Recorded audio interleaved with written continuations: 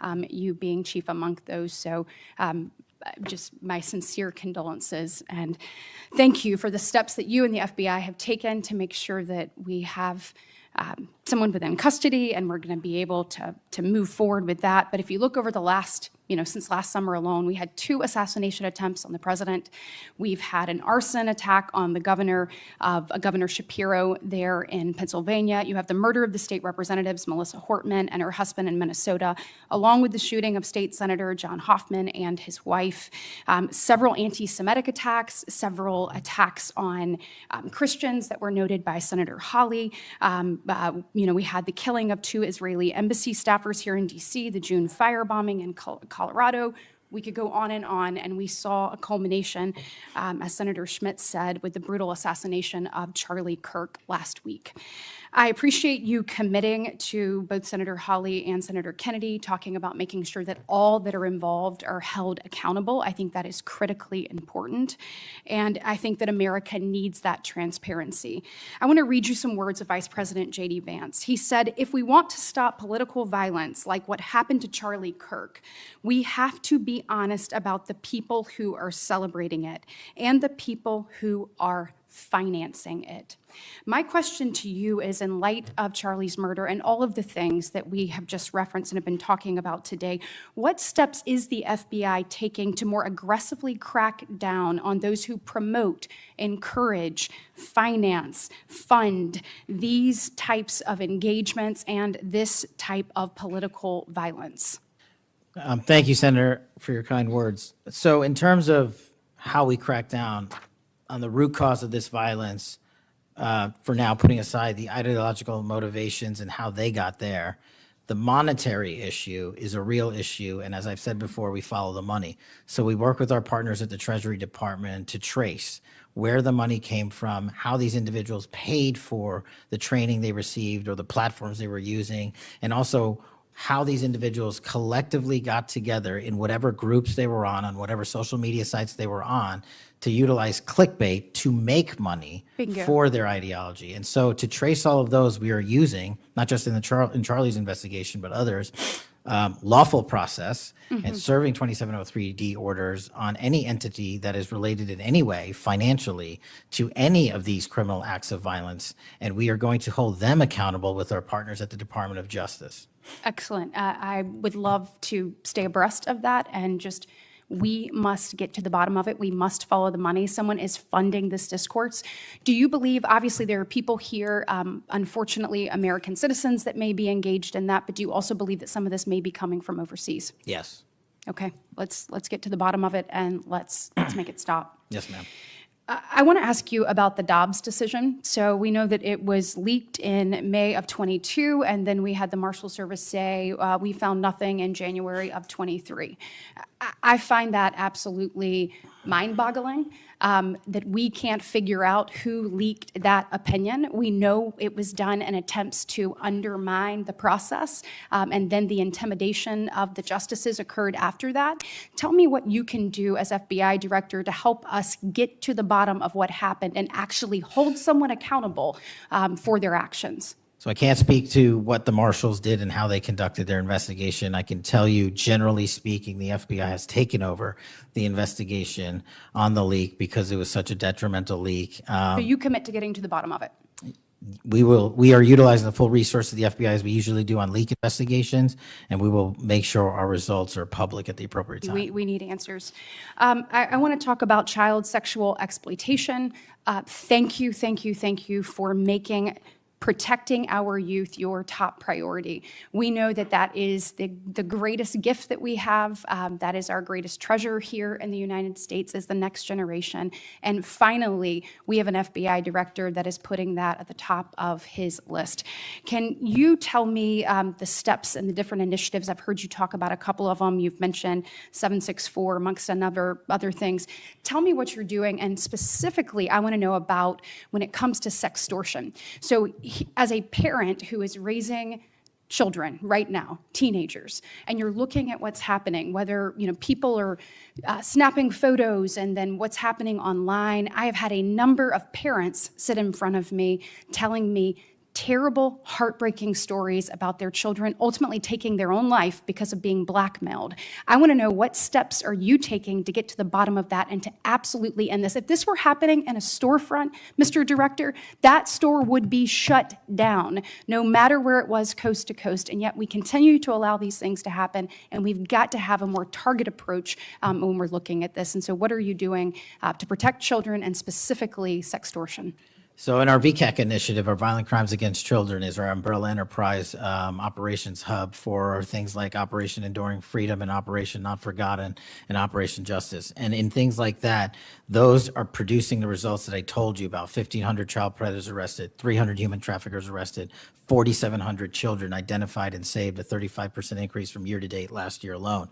But specifically on your sextortion question, Senator, that is a problem that we are seeing explode on generative AI in private sector and social media companies. And what we're doing is engaging with NCMEC, the National Center for Missing and Exploiting Children, because this one stat alone should probably cause great pause. They have seen a 1,325% increase in generative AI leading to sextortion and child sexual abuse. That cannot be countermanded by the FBI alone. We have embedded people at NCMEC and have a great partnership with them. But what we need to do is what we did in the month of May, and we're doing it over and over again. We arrested 400 individuals in 1 month in 1 month search. Wow, These individuals have prioritized. The agents and intel analysts have never left that mission. They're doing multiple missions at the same time. That's what the FBI is called upon to do day in and day out, and we won't stop doing two things at once. But we need help from social media companies. We need help from the private sector and the internet service providers that allow this generative AI to be hosted on their platforms. We have got to get a resolution on that with our partners in Congress and the private sector. Well, we are definitely committed to working on that. I know the people up here. So you let us know what tools you need, and I know we've got several ideas that we look forward to pushing forward. In my remaining 2 minutes, I want to talk to you about your historic results when it comes to crime. In particular, we've seen here in DC just a total transformation. You mentioned earlier 60% down in gun crime, 70% down in carjackings. You said 50% down in homicides, to name a few. We have a success story, and we appreciate President Trump's leadership on all of this. We have a success story in Alabama, where the Alabama Law Enforcement Agency, so ALEA, they just marked their 1-year anniversary of the Metro Area Crime Suppression Unit. There in Montgomery, it is a coordinated effort with ALEA, with our Attorney General, with Montgomery PD, and our sheriff, Montgomery County sheriffs. They've seen a 30% drop in violent crime and a 19% drop in overall crime. So it is actually producing results. It's this type of interagency connectivity that I think ultimately is going to lead us to safer cities and safer streets. I know that you are committed to that, committed to working with your partners. You said earlier you've elevated sheriffs and police officers there to the 7th floor. Thank you for doing that.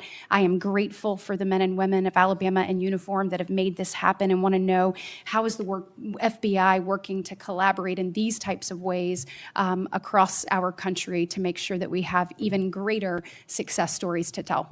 Well, the collaboration's happening at our Redstone Arsenal in Alabama. We bring 4,000 students through our Redstone Arsenal for training every year. In terms of our future plans, in the next few years, we will bring 13,000 students a year through Alabama's Redstone Arsenal. And by students, I mean FBI employees, I mean sheriffs, I mean police chiefs, I mean cops, I mean intel analysts, because that is their future gem of how we are going to train local law enforcement. And we're so thankful for the dedication of resources to that facility. And I encourage everyone to go down there and take a look, because if you want to see where the FBI is going and how we're going to train the future, it's happening at Quantico and Redstone. We are very proud of it, and thank you so much for your leadership. Senator Booker. Thank you, Mr. Chairman. Mr. Patel, I want to start off where we left off last time. I asked you whether you had any knowledge or discussions about removing FBI officials and installing political personnel before you were confirmed to that position. And I wonder, did you then understand or have conversations with the White House about the intentions to do so? Before I was confirmed, Yes, sir. did I have discussions with the White House to remove FBI personnel? Yes. No. So you're saying that you had no discussions with the White House before you were in the position about the removal of any personnel from the agency? As I was preparing for my confirmation hearing, I had numerous discussions involving the type of people that would be employed, and that those that were failing to meet the mark at the FBI would no longer be employed if I were And I'm confirmed. assuming that mark had to do with loyalty to the Trump administration. No, you're wrong. Okay.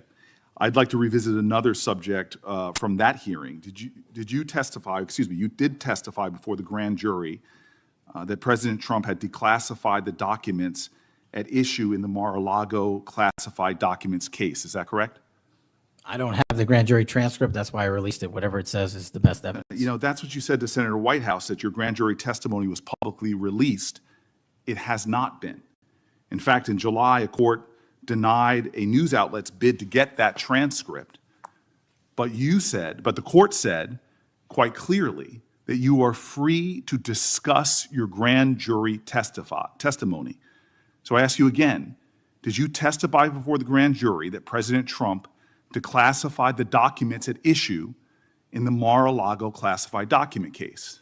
And that is why I took your invitation to work with the department and the court to have that transcript released. And the transcript is the best evidence of what I said then.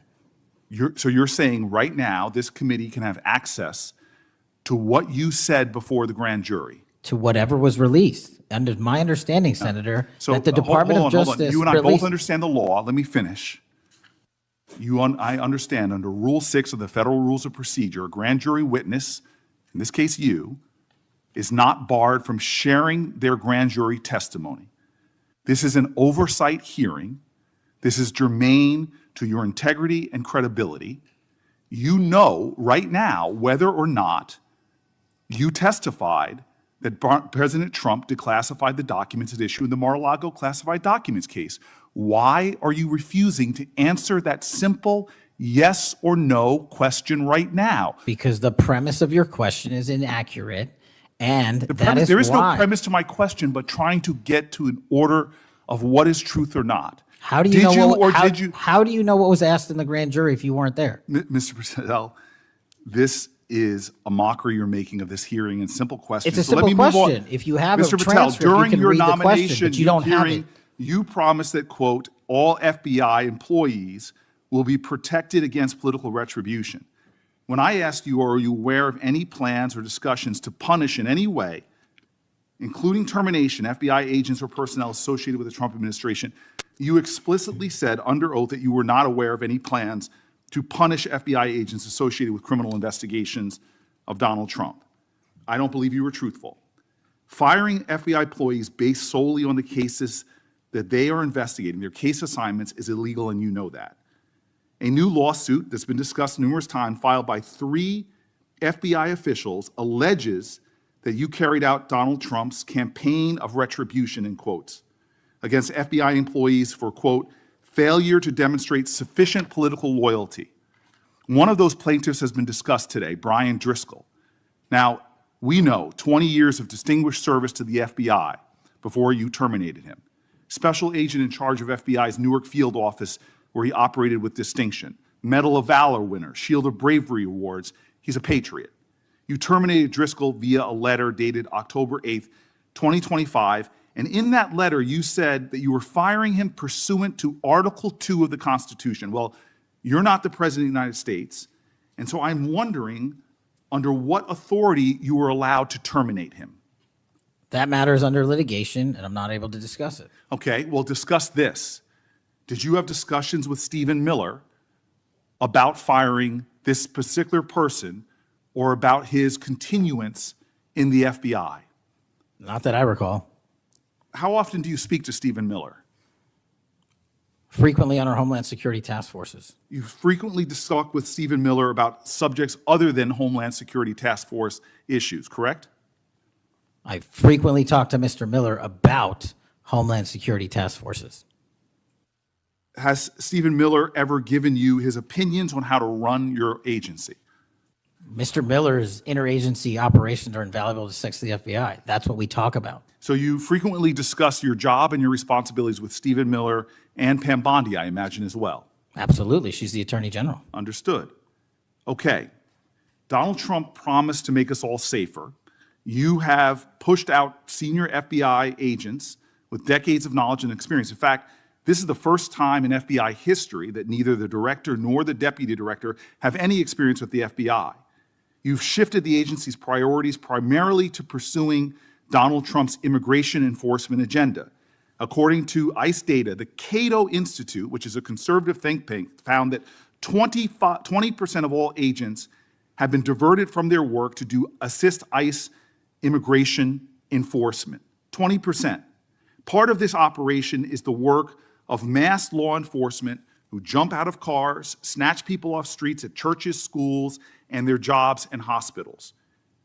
Have there been any FBI agents who investigate crimes against children that have been assigned to immigration enforcement, yes or no?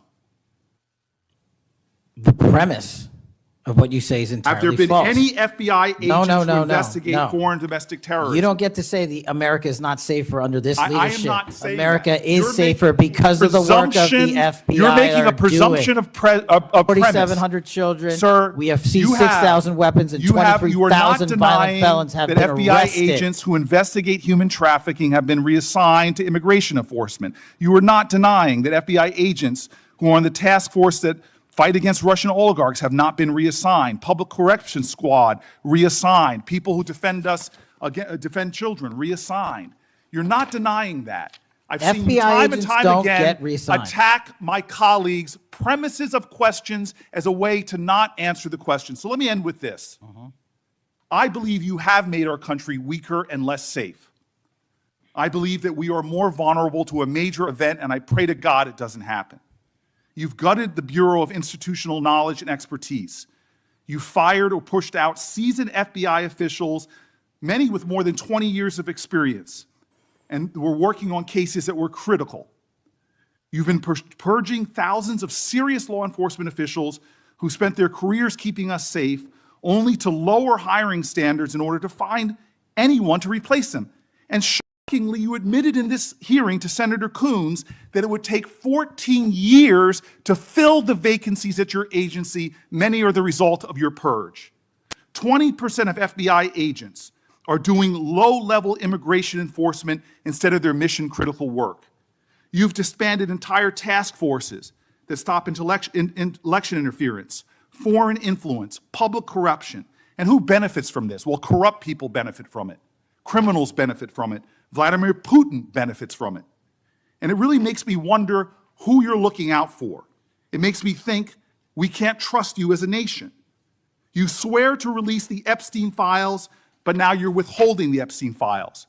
You claim that you have a suspect in a serious assassination. Whoops, then you don't have a suspect. You know nothing about plans to remove FBI agents, yet you're directly involved in those plans. In the words of an ex-FBI official, you are overseeing, and I quote, generational destruction of the nation's premier law enforcement agency. Mr. Patel, in just 8 months, you have assaulted the institutional integrity of the FBI. But I know FBI field agents. I've worked with them in Newark.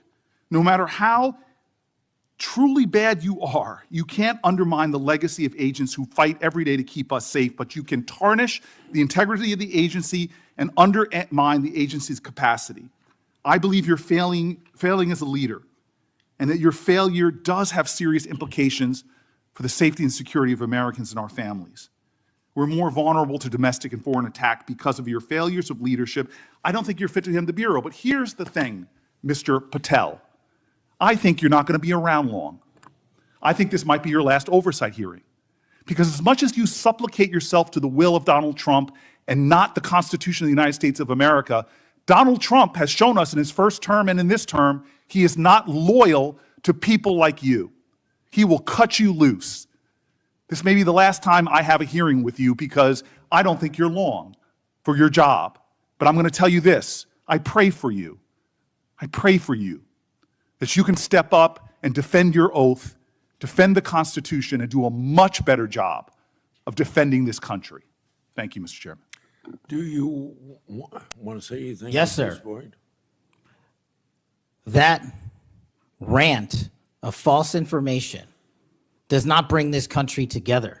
If you want to work on bringing this country, it's my time, not yours. My God. If You're you gonna want to lecture talk me about dividing this country, it is I my follow time. you on your social media posts, that It is tears my this country time apart. to There address should be a your unifying- falsehoods. Oh, You are an you can try embarrassment all to the you division want in this to country. not take Senator, it is my responsibility time. for what You you had have your said. time. Sir, you're Your making time a is mockery of this over. committee. Sir, you don't tell me my time is over. You The know how people far of New we've Jersey come tell me since what you my tell- time is. Senator- You can't lecture me. You can tell me Sir, my you time's have- over? You may be the charge of the I'm not FBI, going anywhere. but I am not afraid of you, sir. Mr. Chairman, Not afraid of you. Mr. Chairman, point of order. Senator Booker, I announced at the beginning of this meeting that this back and forth, talking over each other doesn't work. And I said, if that happened, I asked Patel not to respond, and I was going to give him some time after the senator's time was up to respond.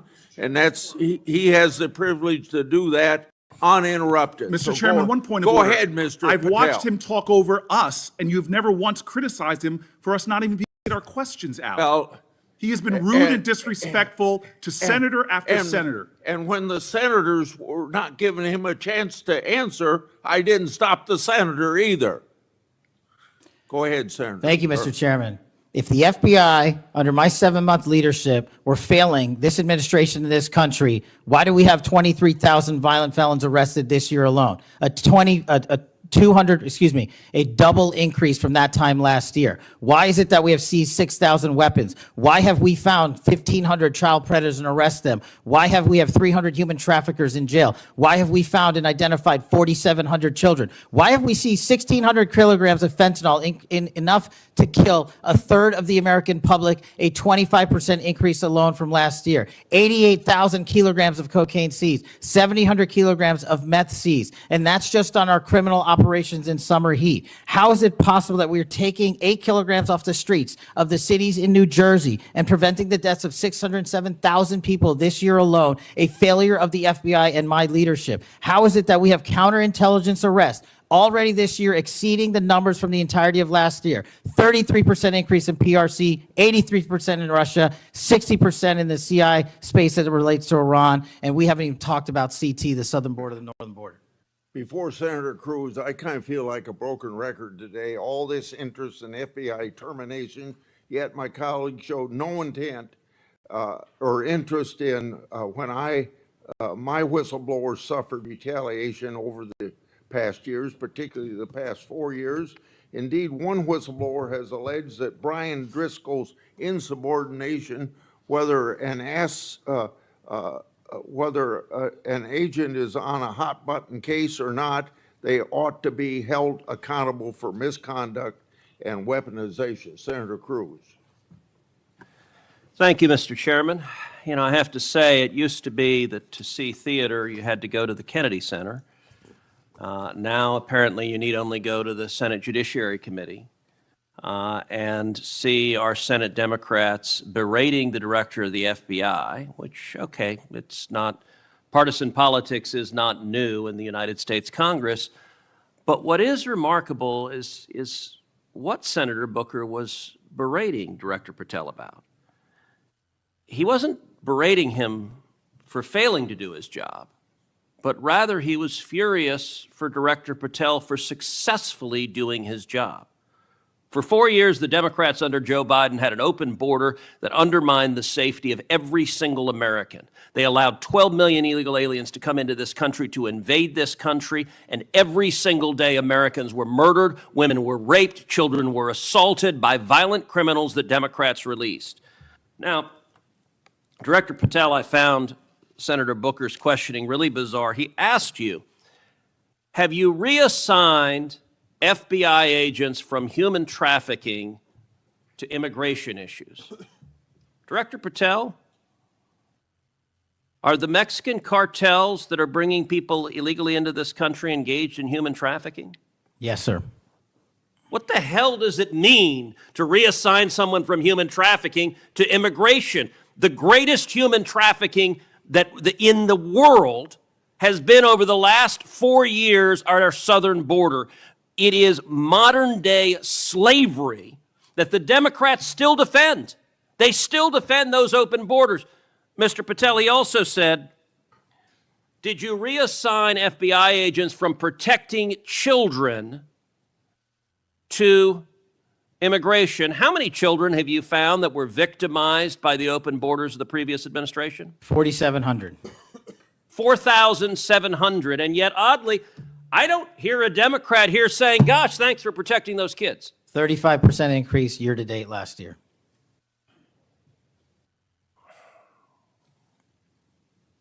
All right, I want to shift topics. And I want to shift topics to what happened last week. Charlie Kirk was assassinated. He was assassinated because of his political views. We're living in a time of enormous division and tragically hatred, and hatred that manifested in evil that we saw last week. Now, the FBI, working in concert with state and local law enforcement, apprehended what appears to be, in all likelihood, the murderer. And you did so in just 33 hours. So I want to start by just congratulating you and the FBI agents and state and local law enforcement for successfully apprehending the murderer in less than a day and a half.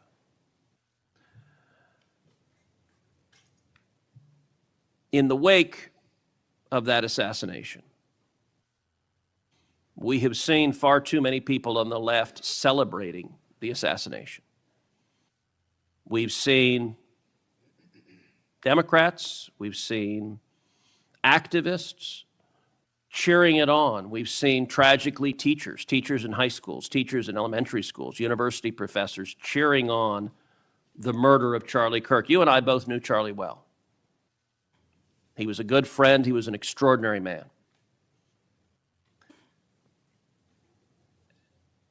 And I will say there's a great deal of discussion about what to do about it. Under our Constitution, under the Bill of Rights, the First Amendment, speech is protected. And that's true even for vile speech. Someone can stand up and say the most hateful thing, and it's protected by the First Amendment. Nazis and Klansmen can march in the streets, and even though their speech is bigoted and horrible and racist, the First Amendment protects it. Conduct, however, is not protected by the First Amendment, particularly conduct that is violent. Violent conduct that is threatening others, that is harassing others, that is injuring, or in this case, murdering others, is most assuredly not protected by the First Amendment. And so I would encourage you and the FBI to focus on conduct. Now, speech can guide you to those engaged in conduct. And I will say one question that I have and many have, and I recognize this is an ongoing investigation, so I don't want you to say anything that would compromise the investigation. But what can you tell us at this point about what evidence there exists of other individuals who may have had prior knowledge of this assassin's plans to murder Charlie Kirk on September 10th? Generally speaking, we've interviewed numerous people, family members and friends, including the partner, to provide us with a detailed history of the knowledge he may have had, the suspect may have had prior to. We're still mapping out who, if anyone, was involved as an accomplice. As I said, the investigation is ongoing. We're also speaking to and going to interview numerous individuals online who were part of a chat group that was involved in this heinous assassination.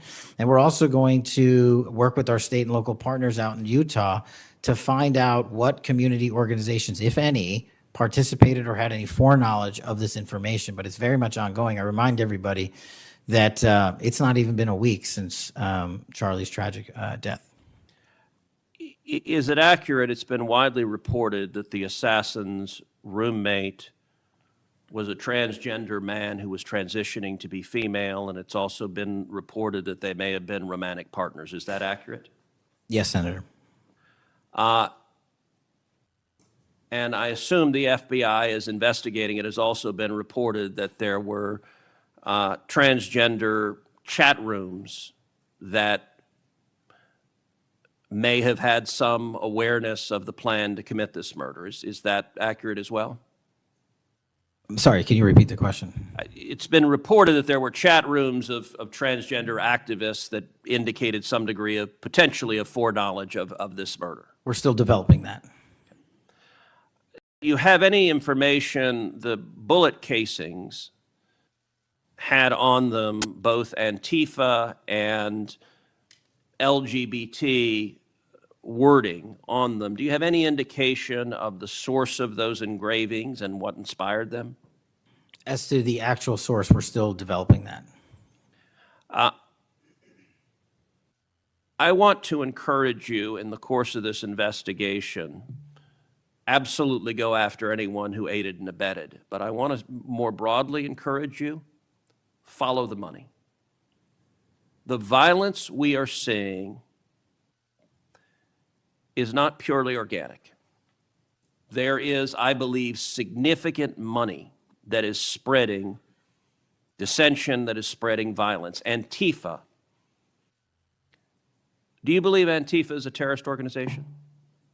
I believe Antifa is associated with a lot of violence in this country. As to its designation, I'll leave that to the appropriate authorities. So I would encourage the administration to designate Antifa as a terrorist organization, to go systematically after Antifa. They've committed acts of violence all over the country.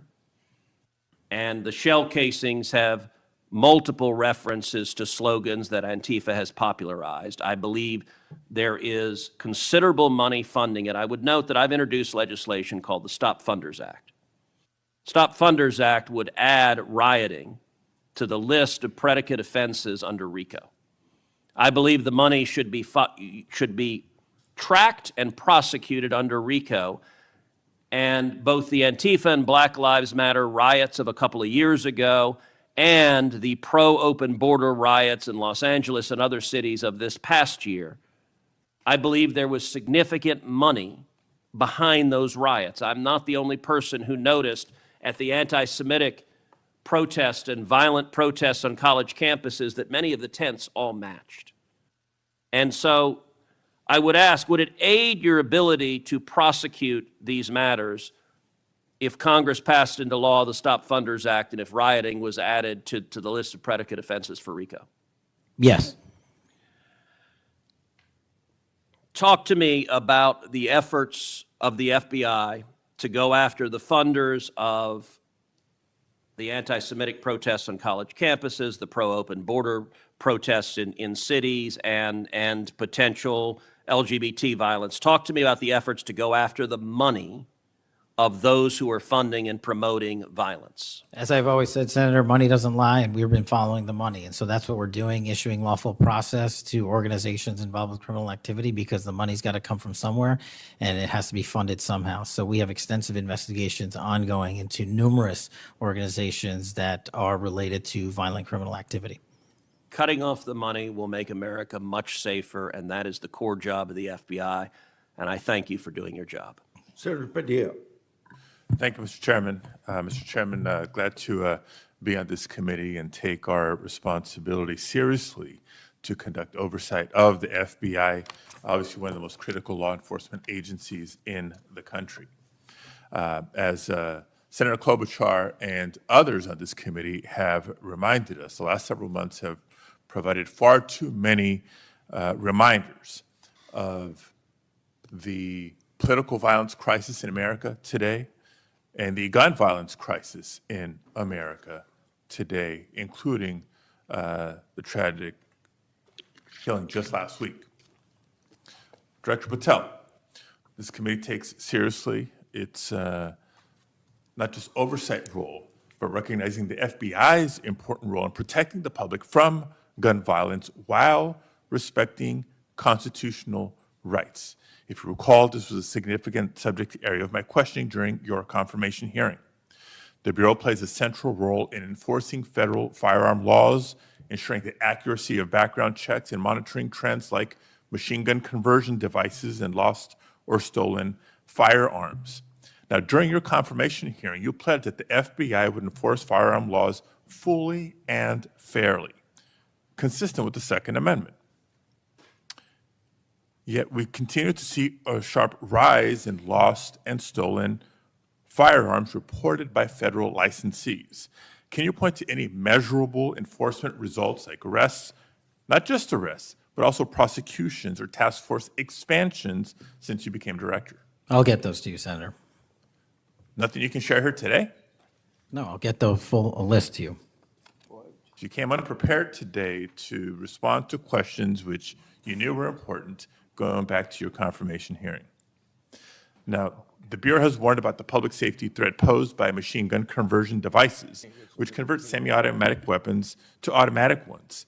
Can you at least reference what resources you're dedicating to this threat? Absolutely, Senator. Part of tracking ghost guns, as you alluded to, is having a sustainable database, which is hubbed out of our CJIS division in West Virginia. And we've allocated more resources so that FFLs can track and trace firearms that are stolen and make sure they don't get into the population.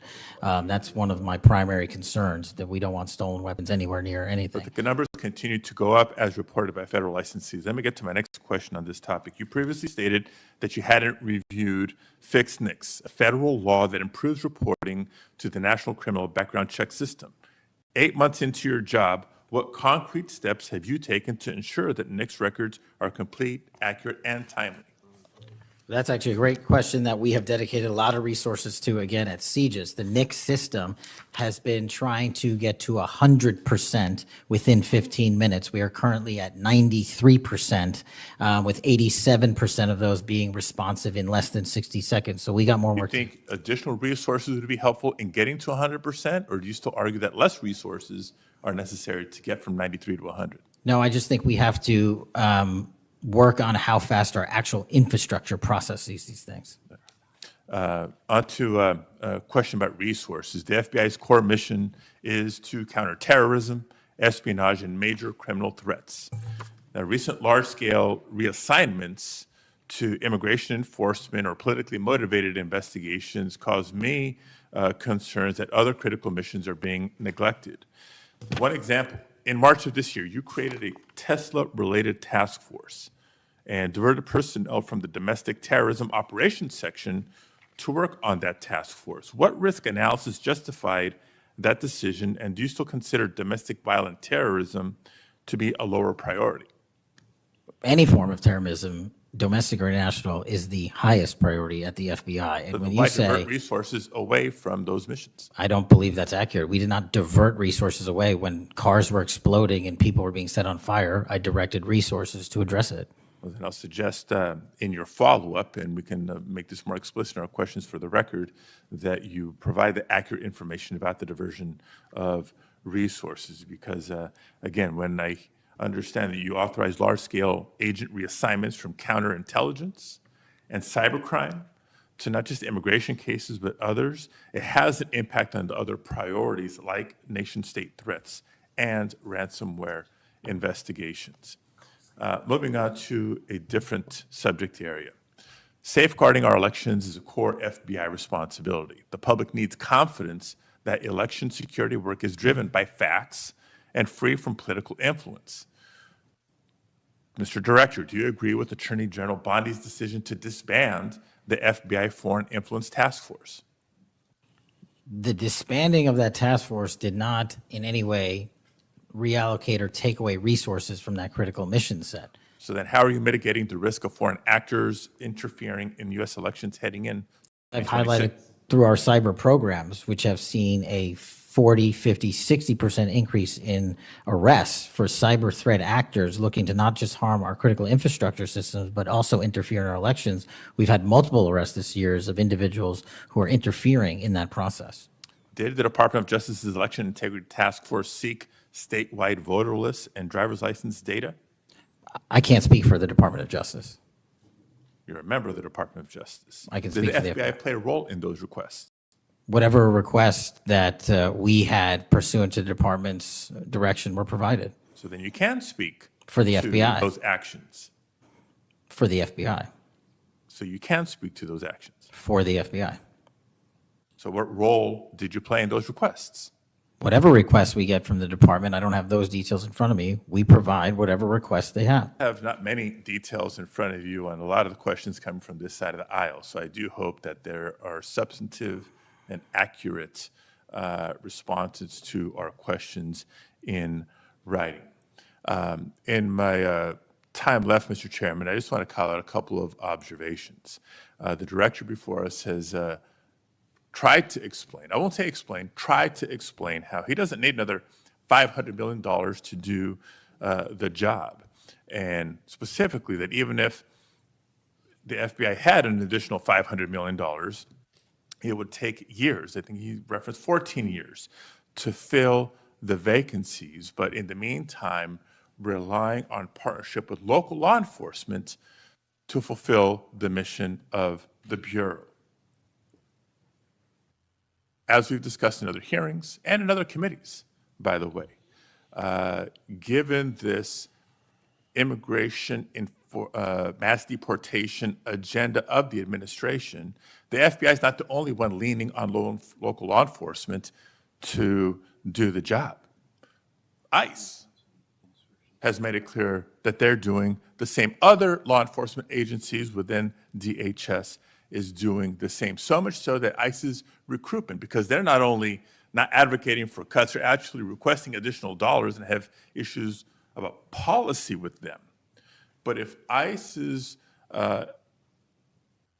plan to do the job is not just hiring up significantly, they don't seem to have that as a concern, but the FBI does. Both ICE and the FBI are citing partnerships with local law enforcement, which, look, partnership and engagement is great. But having come from local law enforcement at the outset of my public service career, I also know that capacity and resources at the local level are strained, particularly in times like this. And when ICE is going on a hiring spree, and you have local law enforcement agencies worried about their ability to recruit and retain local law enforcement officers and not losing them to the federal government, then our reliance on those local law enforcement agencies is a perilous strategy to take and could undermine local law enforcement's ability to address crime at the local level, whether it's white-collar crime, organized retail theft, violent crime, et cetera, et cetera, et cetera. And in my final minute, I will also suggest this. Director Patel has referenced earlier in the hearing that one of the most significant value addeds of partnering with local law enforcement is that they are the best intelligent source. Is that correct? For on the ground. Yet, when local law enforcement is put in a perilous position of being in a role with this mass deportation agenda, which is consistently overreached, has been found to violate the law and the Constitution, and has undermined public confidence in law enforcement, not just by immigrants, by the way, but especially immigrants. When immigrants are victims of crime and are afraid to come forward because they don't know what law enforcement is going to do with their information or not, when immigrants, legal or undocumented, are witnesses to crime and are afraid to come forward with that information because they don't know what's going to happen with their information or not, that undermines the credibility of law enforcement with the community and undermines the intelligence, Director Patel, that you say are the best source of intelligence when it comes to law enforcement. So it's shaky, it's worrisome, and in my opinion, overall, you are failing to live up to the role and responsibility that you have been confirmed to, and I associate with myself with everything Senator Booker said earlier. Thank you, Mr. Chairman. Okay, before we go to Senator Blackburn, without objection, I want to introduce into the record a recently declassified document thanks to Director Patel. The document is a Director Wray FBI analysis of Nellie Ohr's false statements to the Congress. Ohr never suffered consequences for advancing the phony Trump-Russia narrative and attempting to cover up her involvement in the hoax with false statements. Yet time and again, the American justice system has been weaponized against President Trump and his associates, such as Peter Navarro, with reckless abandon.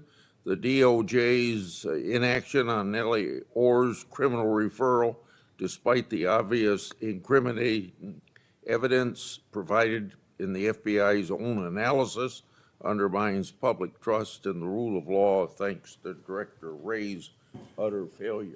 Senator Blackburn. Thank you, Mr. Chairman. And Director Patel, thank you ever so much for being with us today. And I want to thank you for your commitment to fight violent crime in Memphis. And when you first came to meet with me before your hearing here, I gave you the stats on Memphis, Tennessee, and their crime rates. And then you committed then and again at your confirmation to help us. You have been true to your word, and we are very, very grateful. Operation Viper has been such a success. The 500 arrests are important. These are gang members and gang leaders out of Memphis, Tennessee. There are over 100 gangs in Memphis. So the impact of these arrests, the impact of 100 indictments of these gang members.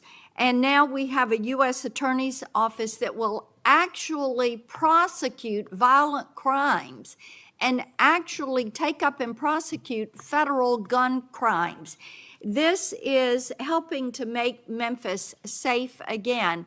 And yesterday at the White House, to have the president announce the second phase of this with bringing in the Guard, and we've got ATF and DEA and the U.S. Marshals and Homeland Security, and the work that you and General Bondi and the President have done is so appreciated by the people of Memphis, Shelby County, West Tennessee, and I am ever so grateful for the work you've done. You know, one of the things as we talk about Memphis and what a vibrant and wonderful historic city it is, it's important to realize Memphis is one of the logistics hubs in our country.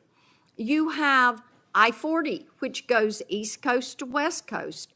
You have the Port of Memphis. You have FedEx. You have all 5 Class A railroads that are there, as well as so many companies that are important to Memphis. And I have found it so interesting that some of my colleagues want to complain about agents being taken out of the DC office and actually put to work in the field because they've been needed in the field. And you can look at the stats from Operation Viper and see the difference that they have made. And we so appreciate that.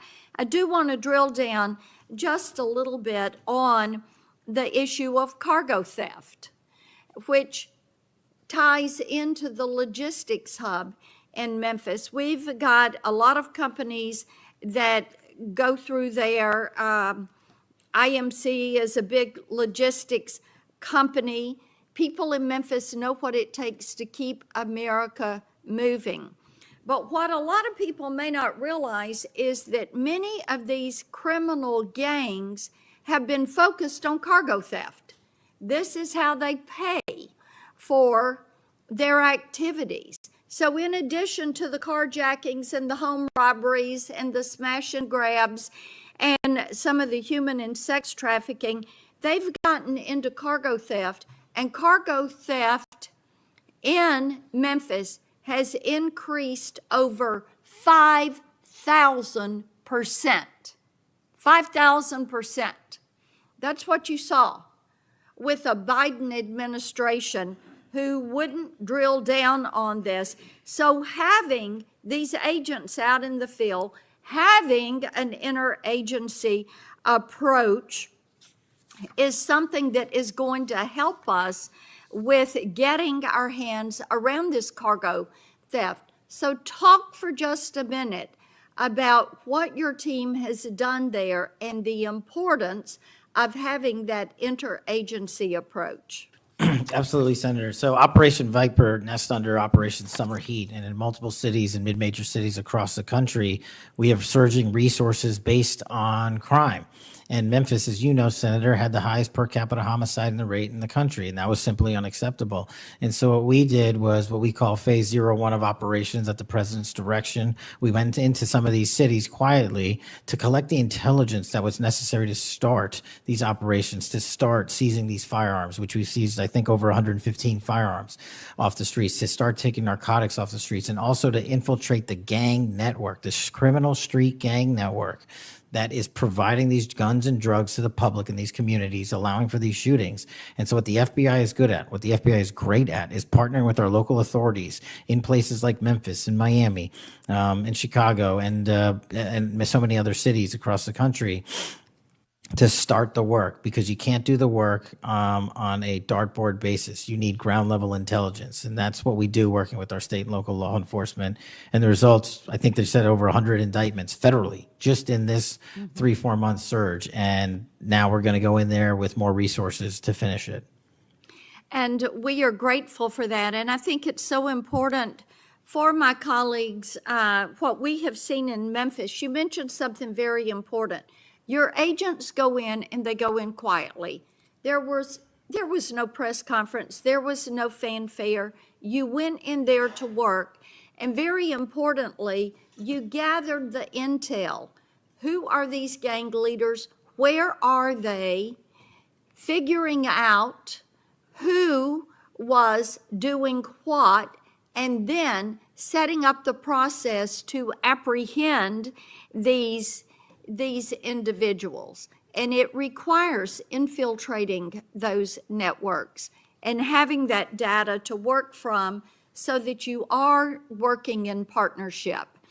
And as I have talked with elected leaders in Shelby County and Memphis, as we have talked with those in law enforcement, they have been so grateful to have this support and this additional education that comes, because local police are learning from your agents when they are learning how to track these gangs and infiltrate these networks. We know that phase 2 of this operation is going to kick off. The Guard is going to be there to support the Memphis Police Department to help them kind of catch up, because they still have a lot of people on their board. They know who they are, where they are, what they're doing. They want to apprehend them and bring them forward.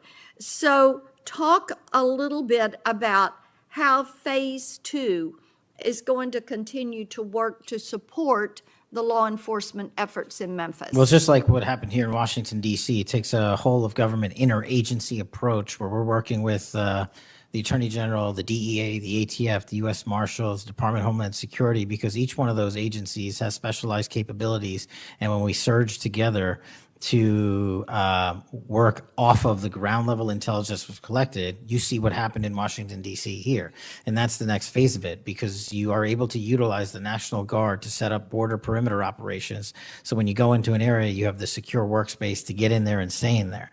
The key here, Senator, is sustained criminal investigations and sustained prosecutions that clear Memphis, like we did Washington, permanently, and leave behind a blueprint for what local law enforcement can do with our federal partners to sustain that. We don't want to go backwards, and that's critical, but we're in the next step. Sustaining it will be the last one.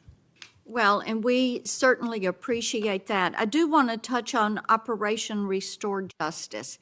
And Senator Britt mentioned some of this very briefly, and I know that you and A.G. Bondi have done a tremendous amount of work in protecting children. I appreciate that. And we passed my Report Act last year, and President Biden signed it, and this does require social media to report to NCMEC so that we can have these perpetrators followed up with and apprehended. That's a good start. We're still trying to get the Kids Online Safety Act passed. That has been a bipartisan effort. We have looked with disdain at what has happened with Discord and Charlie Kirk's killer, alleged killer. Talk for a moment about what else Congress ought to do in order to give you all the toolbox you need to apprehend these predators and pedophiles? Well, I think we need to go after the monetary backbone of this infrastructure, like we discussed earlier. I think we also need to make parents across the country aware of how invasive some of these social media sites are and how much criminal enterprise is going on and how easily these kids can be sucked into it. And also, the only way, in my opinion, to do that, as Senator Klobuchar and I believe Senator Graham had stated, was, we need to work on Section 230. It's been too long since we've addressed it. Nobody's being held accountable. They're making money, and our youth is dying. And Yes. that's just unacceptable. Well, we have that reform bill. Thank you, Mr. Chairman. Thank you. Senator Welch. Thank you very much, Mr. Chairman. And just at the outset, I just want to say what I think all of us believe, and that is that the political violence that is so afflicting our country, it doesn't matter whether it's from the right or the left. I mean, all of us have an obligation to fiercely advocate for our point of view. All of us have an obligation to respect people with whom we disagree. The folks we disagree with are our opponents, but they're not our enemies. And I hope all of us keep that in mind and do the best we can to set that example. I want to congratulate the FBI. I want to congratulate the Utah state and local law enforcement for the very good work that it did in apprehending the violent assailant of Charlie Kirk, and that is a terrible, terrible tragedy. Director Patel, at one point you made an announcement that the suspect was in custody. We got our man. It turned out that was not true. In fact, I think that was about 27 hours before the person now in custody was apprehended. Why did you make that statement? Thank you, Senator. Appreciate you letting me address this. What the FBI does is not just locate and find suspects, but we also participate in eliminating subjects. And what we had at the time was a subject in custody in relation to this investigation. So in my commitment to work with the public to help identify subjects and suspects, I put that information out. And then when we interviewed him, I put out the results of that.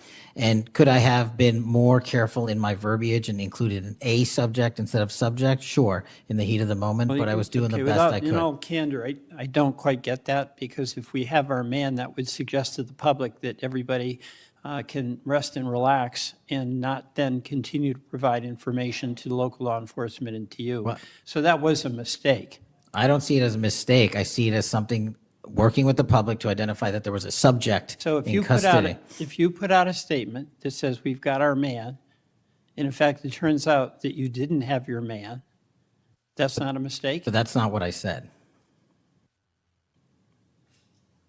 Well, I'll go on. That's my understanding. A second thing that is really important in the FBI, but it's important in every agency, is that the folks who are doing good work get supported for the work they're doing. And a number of highly successful FBI agents have been let go. And I want to just ask you a little bit about that. You know who Brian Driscoll is, right? Yes. Yeah, okay. And my understanding is he served at the FBI for over 18 years. You agree? I believe that's accurate. Special agent in charge of the Newark office. He was commander of the FBI's hostage rescue team. That's a very prestigious and responsible position, correct? It is. Section chief of the Critical Incident Response Group's tactical section. You've got to be pretty good to get that high responsibility. You agree with that? Yes, sir. He oversaw 55 SWAT teams, and they're like the elite of the elite, right? They go in to the dangerous situations, right? He got a Medal of Valor for his participation in a raid on ISIS terrorist Abu Sayyaf, who had kidnapped American citizens Kyla Mueller, right? Mueller? Is that Yeah, right? I know. You're in agreement, right? I know Kayla Mueller's family. Yes, I know this. Okay, and he got Kurt Meyer, somebody who had barricaded himself in a bar after he killed 4 people and wounded 2. And Driscoll was part of the team that went in there and took that guy out. right? I don't have all the details, but I'll take your word for it, Senator. And he got into trouble when when Emil Bove demanded a list of FBI agents who investigated January 6th and was apprehensive that what did happen ultimately would happen, and that is those folks would get fired. I mean, do you agree with me that a boss who stands up for his subordinates when they did the job that was asked of them is a stand-up person and somebody to be admired? Generally speaking, yes, sir. Pardon me? Generally speaking, yes, sir. But Driscoll got fired, right? Again, that matter is under litigation, and the matter you referenced occurred before I was Okay, but director. let's just keep it fairly narrow here. He's fired, right? Yes, he was terminated. And he has to be, there's somebody communicates to him that he's terminated, correct? That's my job. That's your job. So you communicated to him that he was fired. I did. So, you know, I have a hard time with this because that record suggests to me that this person is like worthy of consideration for the Presidential Medal of Freedom, and he got fired. But there's also a record of other information that was available, and now that this matter is pending litigation, we will get that out in due course. But as Okay, you so you can the agree. so-called, so you've got, quote, other information that you see as a valid basis to fire somebody who, from what I can tell, had an absolutely outstanding record and who crossed the threshold of getting in trouble because he was standing up for agents serving under him who did work that was assigned to them that happened to be related to the January 6th uprising. Again, you're correlating based on your information the reasons for his termination, and I'm telling No, you. that's there's- right. Let me ask you another question. You know, when you were here, you were rightly critical, not here actually, I guess it was on Cash's corner. You were rightly critical of the way that the previous FBI director used the FBI jet. And you said you wanted to ground Chris Wray's private jet travel that he pays for with taxpayer dollars to hop around the country. Let me ask you this. You know, on the weekend of, according to flight tracker data, on the weekend of March 7th, an FBI plane flew round trip from D.C. to Las Vegas, and you attended a UFC fight with Mel Gibson, and I'll show you that. Is that you, and is that true? Yeah, you want to know the difference? I live in Las Vegas. I'm allowed to go home. I didn't leave a congressional hearing early on an FBI jet to dodge questions. All right, then on April 5th, you attended a hockey game in New York City. You don't live there, right? No, I don't. By the way, everyday FBI agents who are assigned in Washington don't get to fly home on a private jet. Well, this is a great point. Do you know why I have to use a private jet? Because Congress made it mandatory. Okay, in April 5th, well, we didn't make it mandatory that you go to UFC games with Mel Gibson. Are you telling me I can't go home? You know, you got to use some judgment here. So when I'm at After home, you I would- can't do what I'm doing when I go home. Everybody else is allowed to go home, Let just not me me. keep going. No, I'm glad you go home. I Okay. love to go home, but I don't go home on a private jet.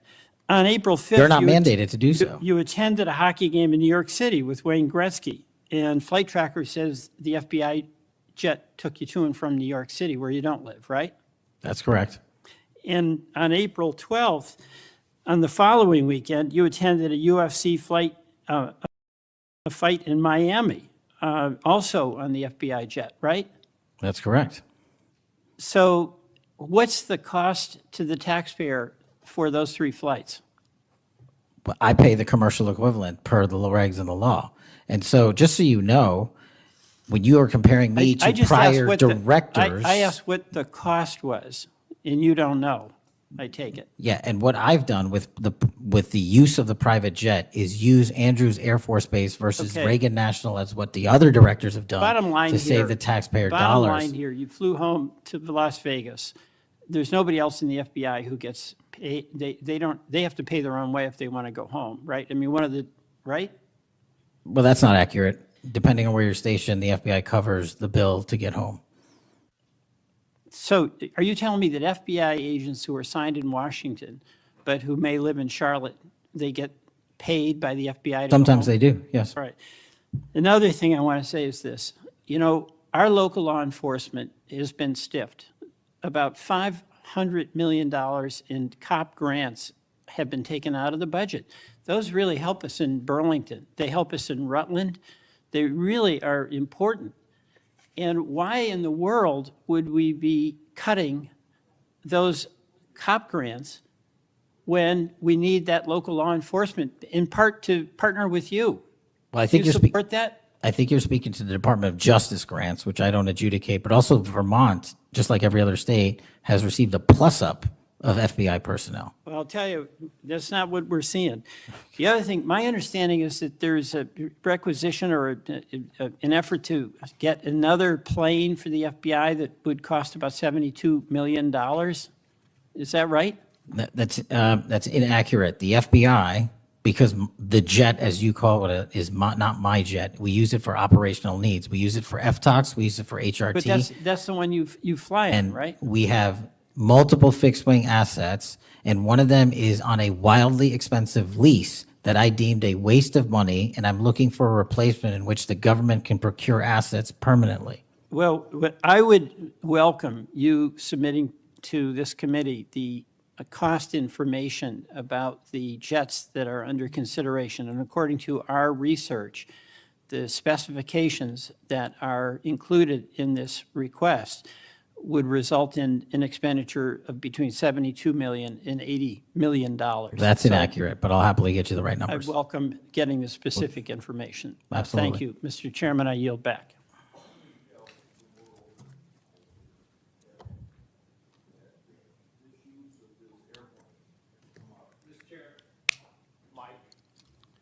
It's on, but I can get closer. Comey became FBI director 2013, and then something like when I became ranking member in the middle of a Congress, or I was ranking member, Comey needed an excuse to come to Des Moines, Iowa, or someplace in Iowa for a family reunion. He wanted to meet with me in Waterloo, Iowa. I think nothing more than an excuse to say he did something official on that trip. Now, I can't accuse him of that because I don't know, but I can't recall that we discussed anything very serious that had to be meet him in Waterloo or Cedar Rapids at the airport before he went to the reunion. And then 2 or 3 years ago, Ray was sitting where you were, and we had 2 Republicans wanted to have second round of questioning, and it would have taken about 10 minutes, and he refused to because he got on this airplane that you're talking about going to the Adirondacks.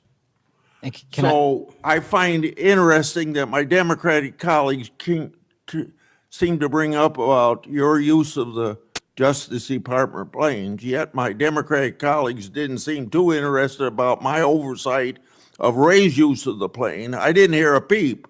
So my Democratic colleagues need to be consistent. Can I just add, Mr. Chairman, that when you compare the flight logs and the percentage of work travel to personal travel for the prior 2 FBI directors, over a third of their travel was personal on those same jets that I'm being accused of improperly utilizing. My mark is far less than that. Also, both of those directors use Reagan National Airport, which has landing fees of $5,000 to $10,000 because they didn't want to drive 25 minutes to Andrews. We take off and land in Andrews every single time because it's cheaper, and we do so because it saves the taxpayer dollars. Those are the things we are doing to make sure that we are good stewards of taxpayer dollars. And also, any new acquisition of an airline or a fixed-wing asset for the FBI will specifically meet the needs of the demands of the foreign FTOC operations and hostage rescue operations in our critical infrastructure programs. Senator Moody, Thank you, Chairman. Appreciate it. you're very patient. I am very patient. You're very patient. I'm new here to the Senate, and I watch what you have to go through as chairman, and we thank you. A lot of what we're talking about today, and you've been questioned about, was uncovered because of our chairman and his service to this committee, and I want to thank him because he's uncovered a lot, especially during the last administration, where many of our federal agencies went far off their mission. And I believe we wouldn't have as much information as we do if it wasn't for our esteemed chairman. So I wanted to publicly thank him.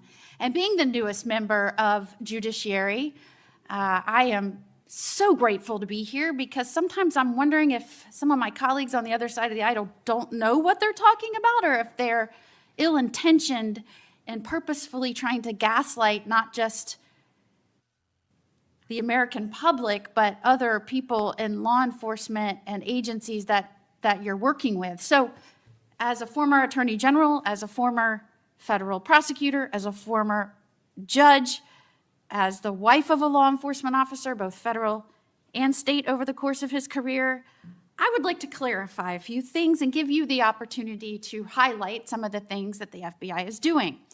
And two of the things I heard thrown out there, and by the way, it was when some of my colleagues would breeze in just in time to rail on you and spout out misinformation and narratives that have no grounding in reality to criminal justice, and then breezed right out as soon as they were done. And I think that it does the American public more good when the oversight function of Congress allows for you to comment in a way that makes sense and is grounded in reality.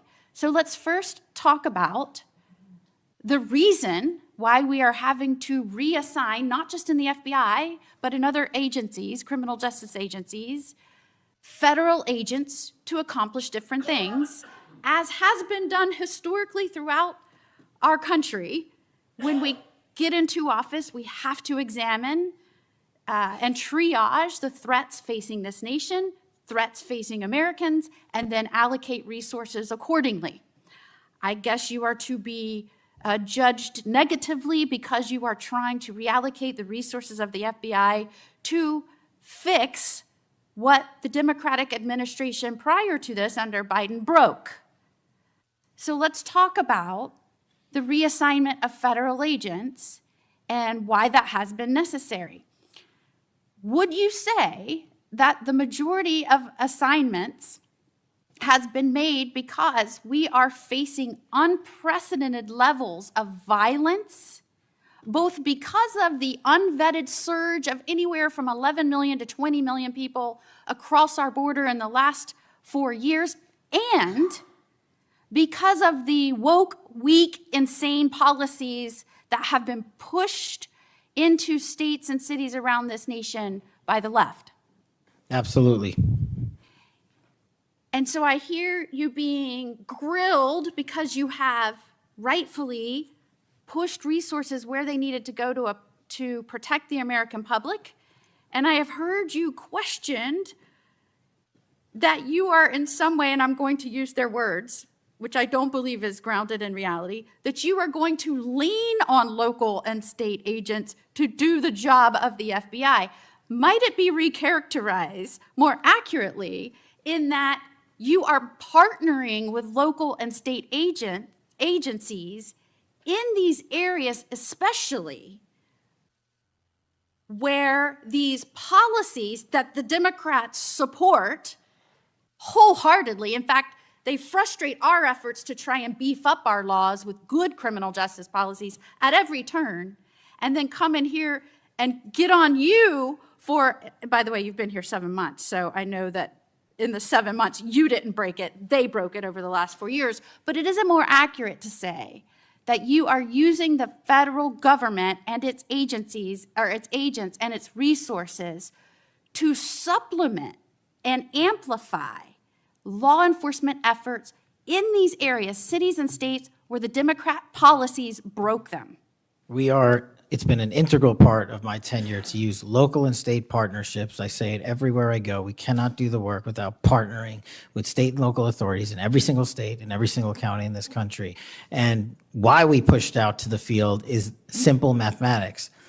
While the FBI had a bloated bureaucracy in Washington, D.C., nearly 1/3 of the FBI's workforce lived and worked in the national capital region. 1/3 of the crime doesn't happen here. So I made the simple decision to move them out.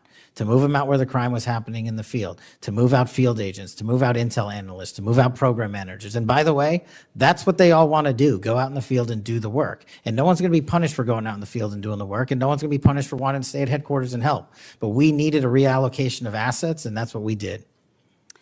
And from your experience, both before and now in office, have you found that many of these nonprofits have done work to undermine the stability and security of cities? Those matters are very much ongoing, and hopefully we can report the results soon. And I don't mean just those that may have aided and abetted or supported criminal acts. Those absolutely should be investigated and pursued to the fullest extent of the law. And I hope that we follow the money trail, as some of my colleagues have suggested. I also want to get your opinion about the nonprofits that are working to get elected and then push criminal justice policies that have made our cities and states less safe. Specifically, I'm going to push out all of the things that they espouse make the city stronger. No cash bail. Try not to charge crimes. Don't call people offenders or felons or rapists or drug traffickers.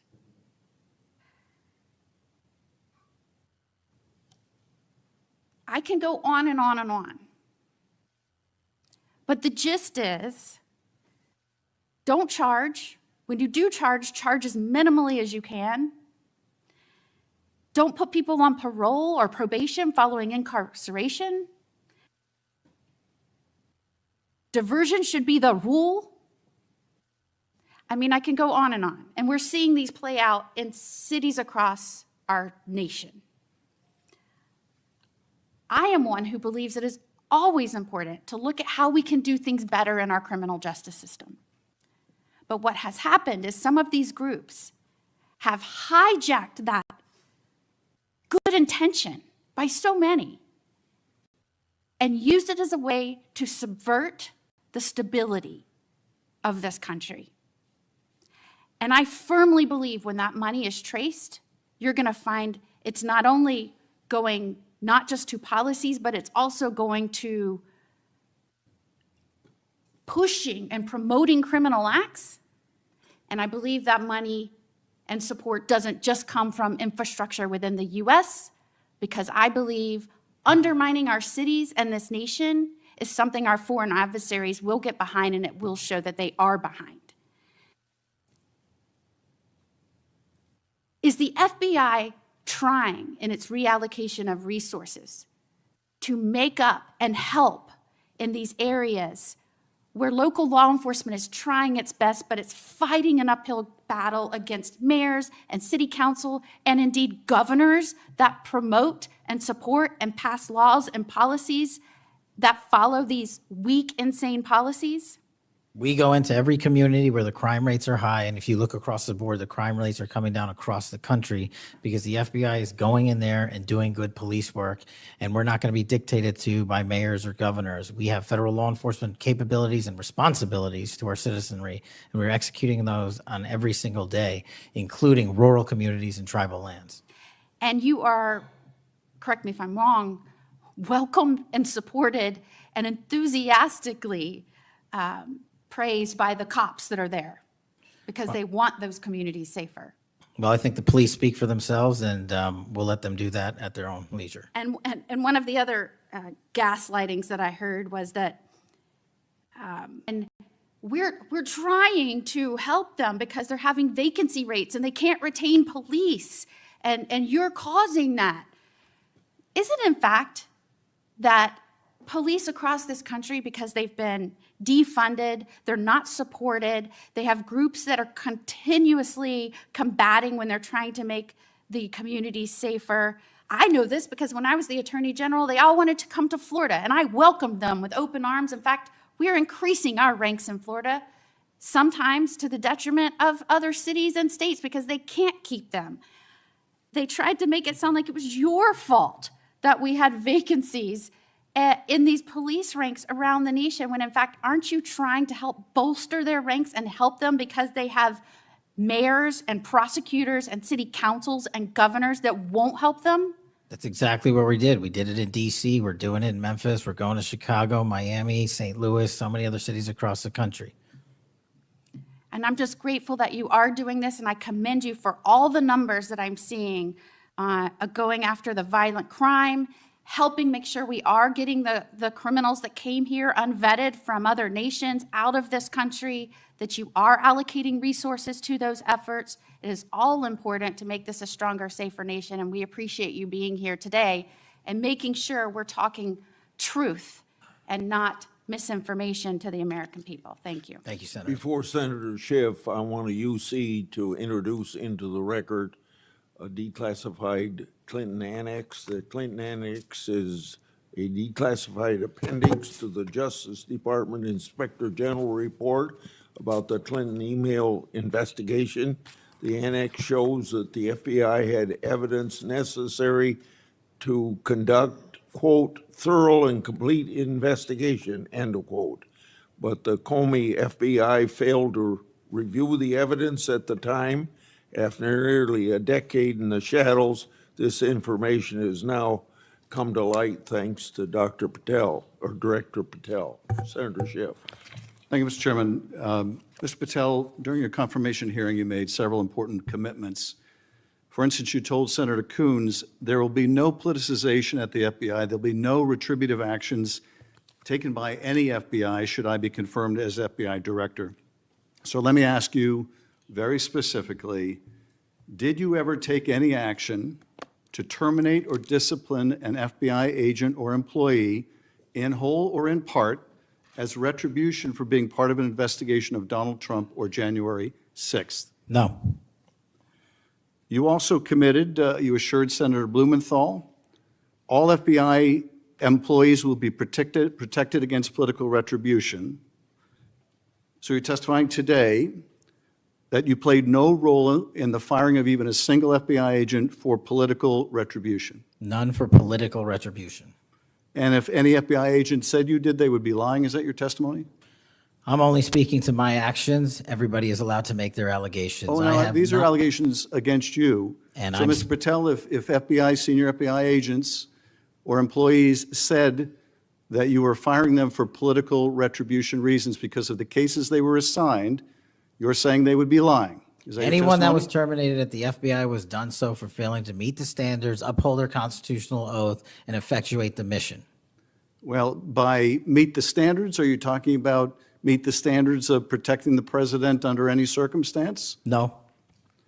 You also guaranteed Senator Blumenthal that every FBI employee will be held to the same, absolute same standard. No one will be terminated for case assignments. Are you testifying today that you never terminated anyone at the FBI in whole or in part because of a prior case assignment? No one at the FBI is terminated for case assignments alone. Well, I'm asking about you, Mr. Patel. Did you, in whole or in part, terminate anyone at the FBI because they worked on the Trump investigation or because they worked on January 6th? No one at the FBI has been terminated for case assignments alone. Okay, you're saying alone. Does that mean they were terminated in part because they were assigned to a January 6th case or assigned to the Mar-a-Lago case? You're being very precise here, Mr. Patel. You're saying alone. That means they were fired in part because they were assigned those cases. Is that your testimony? Absolutely not. But if you want to keep putting words well, in my mouth, then go let me ahead. ask you, let's strip away the word alone. Did you terminate or participate in any discipline of any FBI employee in whole or in part because of their work on an investigation of Donald Trump or January 6th? Yes or no? Any terminations at the FBI by employees. No, I'm since asking you a very specific And I'm question. going to answer the question, but you don't like the answer because it's the No, truth I and it guts want your an answer to my narrative. question. I don't want an answer to someone else's question. So let me just be precise, and I ask for a yes or no answer. Did you ever terminate or discipline an FBI employee in whole or in part because they had been assigned or worked on an investigation of Donald Trump or January 6th? Yes or FBI no? employees are only terminated Yes if or they no, fail Mr. to Patel? uphold their oaths of Yes or office no? and duty. You're not at the answering my FBI question. I You're don't not have to answering my answer your question. question yes or no because you're setting up a trap so you can have a No, media I'm narrative. not setting up a trap. And I'm not giving it to you. Unless it's true that you fired people. People in have whole been or in part terminated at because the they- FBI who failed to uphold they were the assigned standards to. that the FBI requires them Did you to tell? uphold. Did you tell anyone at the FBI that all FBI employees who they identified who had worked on cases against President Trump would be removed from their jobs? Did you tell that to someone at the FBI? Say that I would remove people for case assignments? That people that were identified as having worked on cases against President Trump would be removed from their jobs. Did you tell that to someone at the FBI? People are not removed But for just case answer my question. assignments. Just answer my question. Did you tell that to People someone? are not removed for case No, assignments. you're not answering my question. And I would Mr. never Patel, tell anyone. Did you tell someone at the FBI that FBI employees identified as having worked on cases against President Trump would be removed from their jobs? Yes or no, did you tell someone that? I would never tell anyone at the FBI that they're being removed for basically their case assignments.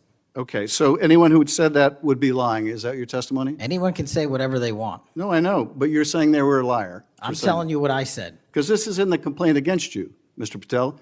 So you're saying Mr. Driscoll and others are liars? I'm not going to address the complaint in the ongoing Okay, well then let me ask you, have you ever told anyone at the FBI that the FBI tried to put the president in jail and he hasn't forgotten it, and that your job depended on the removal of agents who worked on cases against the president? No. Did you ever tell anyone that? No. Okay. Did you ever tell anyone that you knew these summary firings you were undertaking were illegal, likely illegal, and that you would be sued and later deposed? Did you ever tell anyone that? No firings at the FBI or terminations were done for anything other than justified Did you ever cause. tell anyone that, Mr. No, Patel? Why don't you no answer my question? terminations at the FBI were ever done in my tenure for anything other than failing Did you to ever tell uphold anyone their that, oath of Mr. Patel? You willing to office answer or the their- question? The FBI. I guess I you're have not willing to answered answer the it. question. So let me move on. Let me Repeatedly. move on to the Epstein files. You said you're the most transparent FBI director in history, so I'm going to put you to the test. In 2024, you were asked by Glenn Beck about Epstein's Black Book. And you said, he asked, who has Jeffrey Epstein's Black Book? And you said, Black Book, FBI. And he said, but who?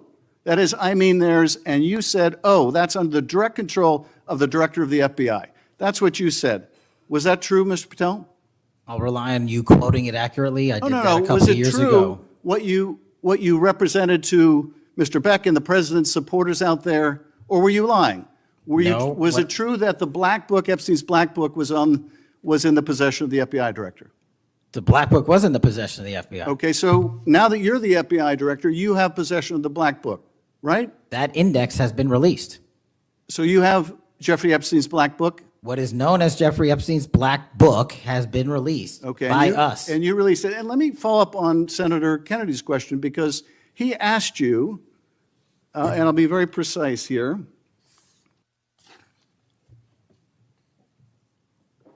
You've seen most of the files. Who, if anyone, did Epstein traffic these young women to besides himself? And you said, himself, there's no credible information, none. If there were, I would bring the case yesterday that he trafficked to other individuals. And Kennedy, the information we have, again, is limited. And Senator Kennedy said, the answer is no one. And you said, for the information we have. So is it your testimony today that in all the Epstein files, that Jeffrey Epstein trafficked no one to anyone but himself? Is that your testimony, Mr. I never Patel? said Jeffrey Epstein didn't traffic anyone else. Did he traffic any young woman to someone other than himself? That was Mr. Kennedy's question, And I Senator Kennedy's said question. the information that 3 administrations have had access to I'm have asking made you- determinations that there are no investigative leads that were credible to prosecute and investigate any others. I'm Well, specifically I'm asking stating you whether we it's were your working on. testimony today. You just read that it, and I said it 10 minutes ago, so let the record reflect my testimony. I just want to make sure there's no misunderstanding, because there are victims like Virginia Guifer who have testified otherwise, who have said otherwise, and you're telling the American people today that the Epstein list is a single name and it's Jeffrey Epstein. That's what we're to believe? That's not what I'm saying. That's what you're saying. And Well, you can say whatever you Let me want. ask you this. When Todd Blanche went to interview Ghislaine Maxwell, she said, but did I think these guys were coming for that? I really don't. If you met Epstein, there's no way that this cast of characters, of which it's extraordinary, and some are in your cabinet, who you value as your co-workers, and you know would be with him if he was a creep or because they wanted sexual favors. A man wants sexual favors, he will find that. They didn't have to come to Epstein for that. And the next question Todd Blanche, the president's former criminal defense lawyer, asked is not who in the cabinet, who are you referring to? His question is, so when's the last time you think you were with Mr. Epstein when he got a massage? So let me ask you, who are those cabinet members that Ghislaine Maxwell was referring to that, that were part of this cast of characters associated with Mr. Epstein? Who are they? The Deputy Attorney General took the aggressive step that no one else did and interviewed Miss Maxwell for I'm 2 asking you, days, who are and we released who are the the cabinet entirety members? of that Who are the cabinet transcript. members? I do not have that transcript in front of me. You're picking it piecemeal. The American And- public can and read the entirety Let me of ask you that. one last question, because you clearly won't tell us the cabinet members associated with Mr. Epstein. Let me ask you one last question. And that is, right after she gives this testimony in front of an FBI agent, among others, she's transferred to a minimum security prison not suitable for a sex offender like herself. Who made that decision and why? The Bureau of Prisons. The Bureau of Decisions made it in Prisons. the Bureau of Prisons decided on their own, without any consultation with Blanche or anyone else, that they were going to suddenly, after this interview, completely unrelated to this interview, completely unrelated to anything she said, move her to a prison not suitable for a sex offender. You want the American people to believe that? Do you think they're stupid? No. I think the American people believe the truth, that I'm not in the weeds on the everyday movements Oh, of you're not in inmates. the weeds? What I am The doing is most- protecting the this most- country, the providing most historic significant reform, witness- and the most combating the significant witness, weaponization of the intelligence Epstein by the files likes of you. cover-up, And we have gets countlessly proven you to from be a your liar in administration, Russiagate, in and you January call that 6th. being You are in the the biggest weeds? fraud to ever sit in the This United States stinks to Senate. high You are a heaven. disgrace to this This stinks to high institution heaven. and an utter And coward. I'm not surprised. I'm not I'm surprised not that you continue surprised to lie that the- from the- your that the- perch and put on a show two of you so you can go have raise you- money Well, for your and for good charade. reason. You are a political buffoon at best. Well, you can take an internet troll. Take and it make- to you the can take bank an that the internet- FBI is you protecting can this make an country internet troll, and the state and the FBI citizens of the director California. will We always are bringing have nothing more historic than an reform. internet Point of troll. order. But all you care about is a child sex predator that was prosecuted by a prior administration, and the Obama Justice Department and the Biden Justice Department did squat. And what did President Trump do? Bring new charges courageously. And what have we done? Chairman, You said take I'm the control most of this transparent situation. FBI director in history. Take control of this 33,000 pages of information to you. I challenge you to say anything credibly to the truth. Go ahead and run to the cameras where you want to go now. Both of you be quiet. Before I go to Senator Tillis, without objection, want to introduce into the record the Durham Annex. The Durham Annex is a declassified appendix to John Durham's report about Crossfire Hurricane. The Durham Annex contains information exposing a reported Clinton campaign plan to falsely tie President Trump to Russia. For years, I've fought to assemble and publicize all the facts heretofore unknown surrounding Durham's investigation, Crossfire Hurricane, and related matters. The Durham Annex was declassified large part because of Director Patel. Senator Tillis. Thank you, Mr. Chairman. And Director Patel, thank you for being here.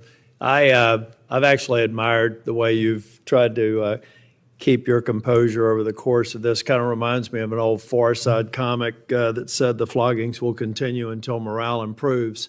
The last one I just coach you on, don't take the bait, because they're going to use that discussion between you and Senator Schiff, as you've suggested before, to raise money.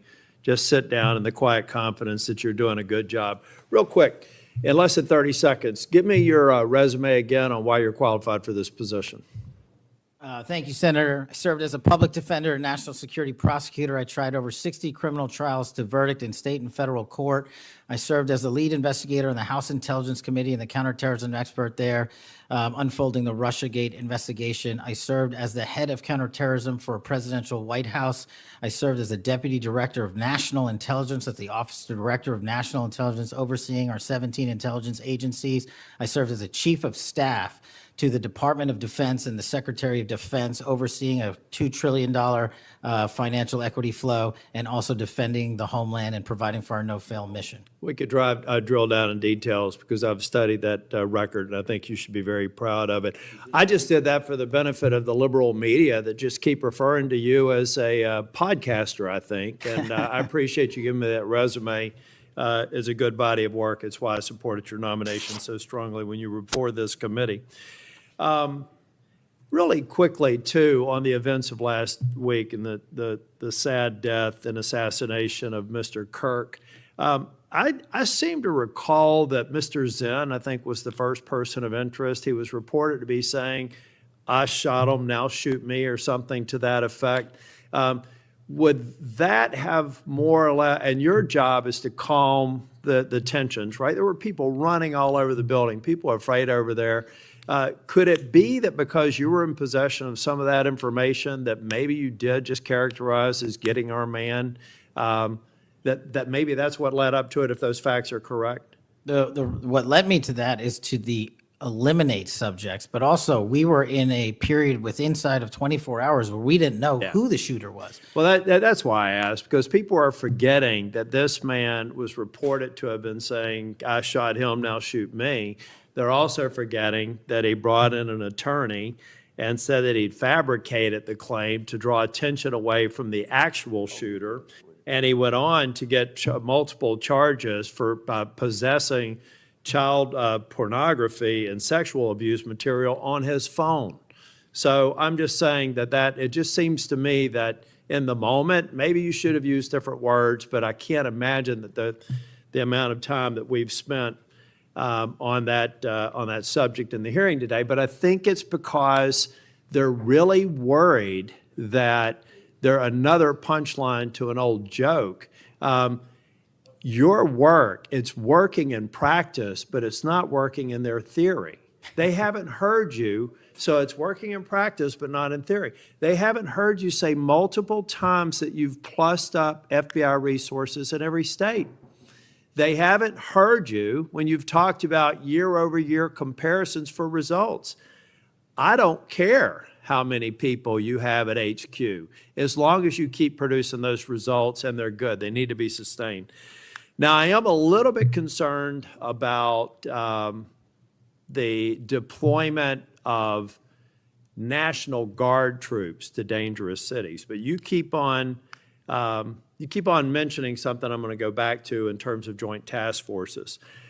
You also did a great job of explaining why you think you should save money and go out and fly out of an airport versus an easy trip across the Potomac to National. I love all of those responses. I'm not going to repeat them here. But I'm worried that if we move in too quickly, let's say to Memphis, I should back up and say I was Speaker of the House in North Carolina. And I would consider it a personal failure on the part of state leadership if they have to call in federal resources to do their job beyond what they do every day. And that's promoting joint task forces. I've seen ATF, DEA, FBI. I've been in the briefing rooms at 3 o'clock in the morning about to go and do a 55 no-knock warrants on bad people. You all do that every day, and thank God that you are. It looks like we should plus it up in a few cities.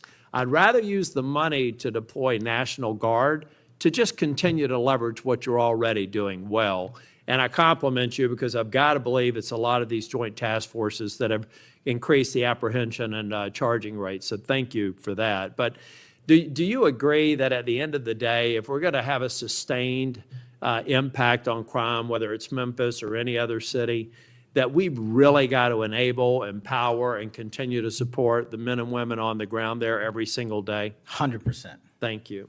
I think that your cost-benefit mind needs to go into, if I'm about to deploy this many National Guardsmen to a city, what does that cost? And what would that look like if we were plowing that cost of deployment into ongoing, I believe, joint task force, which are working very well. They're working well in North Carolina. So I'd like you to look at it. Now I'm going to move on. The Safer Communities Act, can I get your commitment to get an update? Maybe we could even take a trip out to West Virginia to see how we're doing an extraordinary job of NICS background checks. People are getting them in record time, but we are taking a few guns away from people that probably shouldn't be able to buy that day. Would you agree with that characterization? I would love to have you out and anyone else on this day is to West Virginia to see that I'd like to work. bring some of my colleagues to see it's working. We had people on my side of the aisle saying it was going to be awful, it was going to result in mass confiscation of guns. Not true. They were wrong. This bill's making a difference. I also want to talk about the behavioral health and other components in granting. I know in North Carolina things are going well. I want to make sure that that flow is going out there because the tragic events in North Carolina and Charlotte, the stabbing, I spoke with one of the family members yesterday, I think that we have to recognize that we have magistrates that have a revolving door policy, no doubt about that. And they should be held accountable if they're releasing dangerous people. But I also think that some of the problem is that we simply don't have a place to send people, particularly with respect to behavioral health. We have got to continue to, every law enforcement officer I've ever spoken with says, look, I've got law enforcement officers seconded to an emergency room because I've got somebody with no place to send them. I don't have a bed upstairs I can send them to. I don't have a behavioral health facility. We've got to provide more ways to detain people that are a risk to themselves and a risk for the community. And I really do believe the Safer Communities Act is a good framework for doing that. That's only a comment. Section 702 is going to come up in April of next year for renewal. Do you believe it should be eliminated and not reauthorized? No, sir. It needs to be Can I also reauthorized. get your commitment maybe to come back over and review some of the controls that are in place and other things? So hopefully we won't have the drama leading up to April. We can actually come here and get consensus on why you've got the checks and balances in place and why we should do it. Just remove any chance that we're going to run into that cliff narrative next year. Can I get your commitment on doing that? You have Mr. it, sir. Patel? Thank you. I want to talk very briefly on, and the chairman's given me a gavel, but I promise not to go over more than 2 minutes. But that's why I chose to be last, so I could have this discussion and actually get to some facts versus agendas and clickbait that we'll almost certainly see going forward. Tell me a little bit about the rationale behind the change in stance in recruiting. I also understand there may be a reduction in the academy timeline. Just give me some thinking about where you are on recruiting, retention, training, et cetera. Simple. So recruitment is through the roof. We've doubled up month over month. Our applicants to be 1811s are federal agents, intel analysts.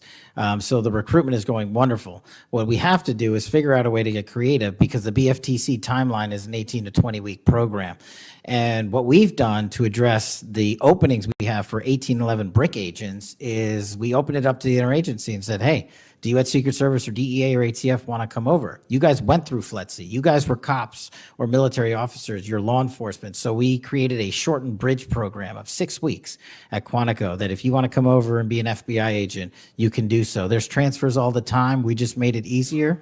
And we're also recruiting police officers who might not have a college degree. But in my opinion, that does not disqualify them from serving our community. So we're welcoming them. It's a rigorous application process. It's just one item. But we are changing the timelines based on the needs of the country, but not jeopardizing quality. I'm glad you mentioned that. I heard someone almost a throwaway line that you were hiring people without a college degree. Most of them have had basic law enforcement training, all the kinds of certifications. You're talking to somebody who didn't achieve my 4-year degree until I was 37. I'd like to think that I brought some things to the table, and I think that those people, the mere comment, I think, is inappropriate for somebody considering this to think that they're a lesser person because they don't have a piece of paper. I wanted to get back to the last thing that I will talk about. I'll follow up with some questions for the record. Thank you, incidentally, for consistently being responsive to any inquiries I've made to you. But on the Kirk shooting, I do believe that that Senator Schmitt's numbers are right. There seems to be a disproportionate number of voices on the left that are celebrating the assassination of a CEO or celebrating the assassination of someone, in Mr. Kirk's case, that I disagreed with probably about half of his positions. But I felt like he was a good voice in engaging young people, and that's a start, as long as we can do it civilly. And then I also just went back online because I've hammered on this committee multiple times. I just went online and I found in Pinterest that even today you could order a T-shirt that says ACAB 13.12, which translates to all cops are bastards. Or if you don't like that shirt, you can go get an F the Cop shirt at the same website, on a location on Pinterest. There is clearly a problem with some of the voices of the left, and I'm not necessarily saying any members of Congress, that need to tamp it down.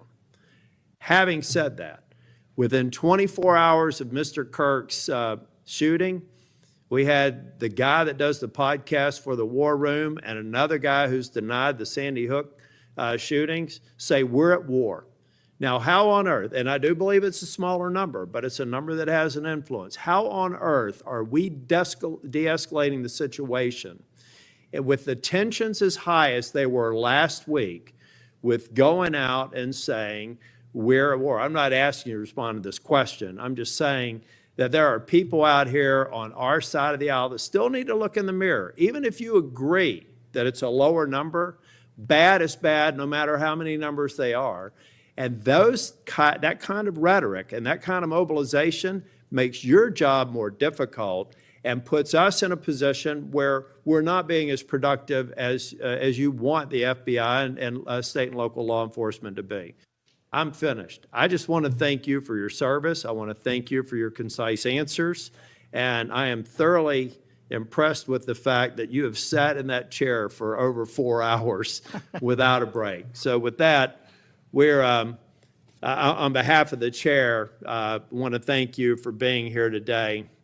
And also, I assume, are we leaving the record open for any period of time for 1 week? The record will be open, left open for 1 week so that you may have questions for the record. Mr. Patel, thank you for being here Thank today. you, Mr. Chairman. Meeting's adjourned. Under your leadership, the FBI has apprehended several most wanted fugitives and secured the extradition of senior leaders of the Central American gangs like MS-13.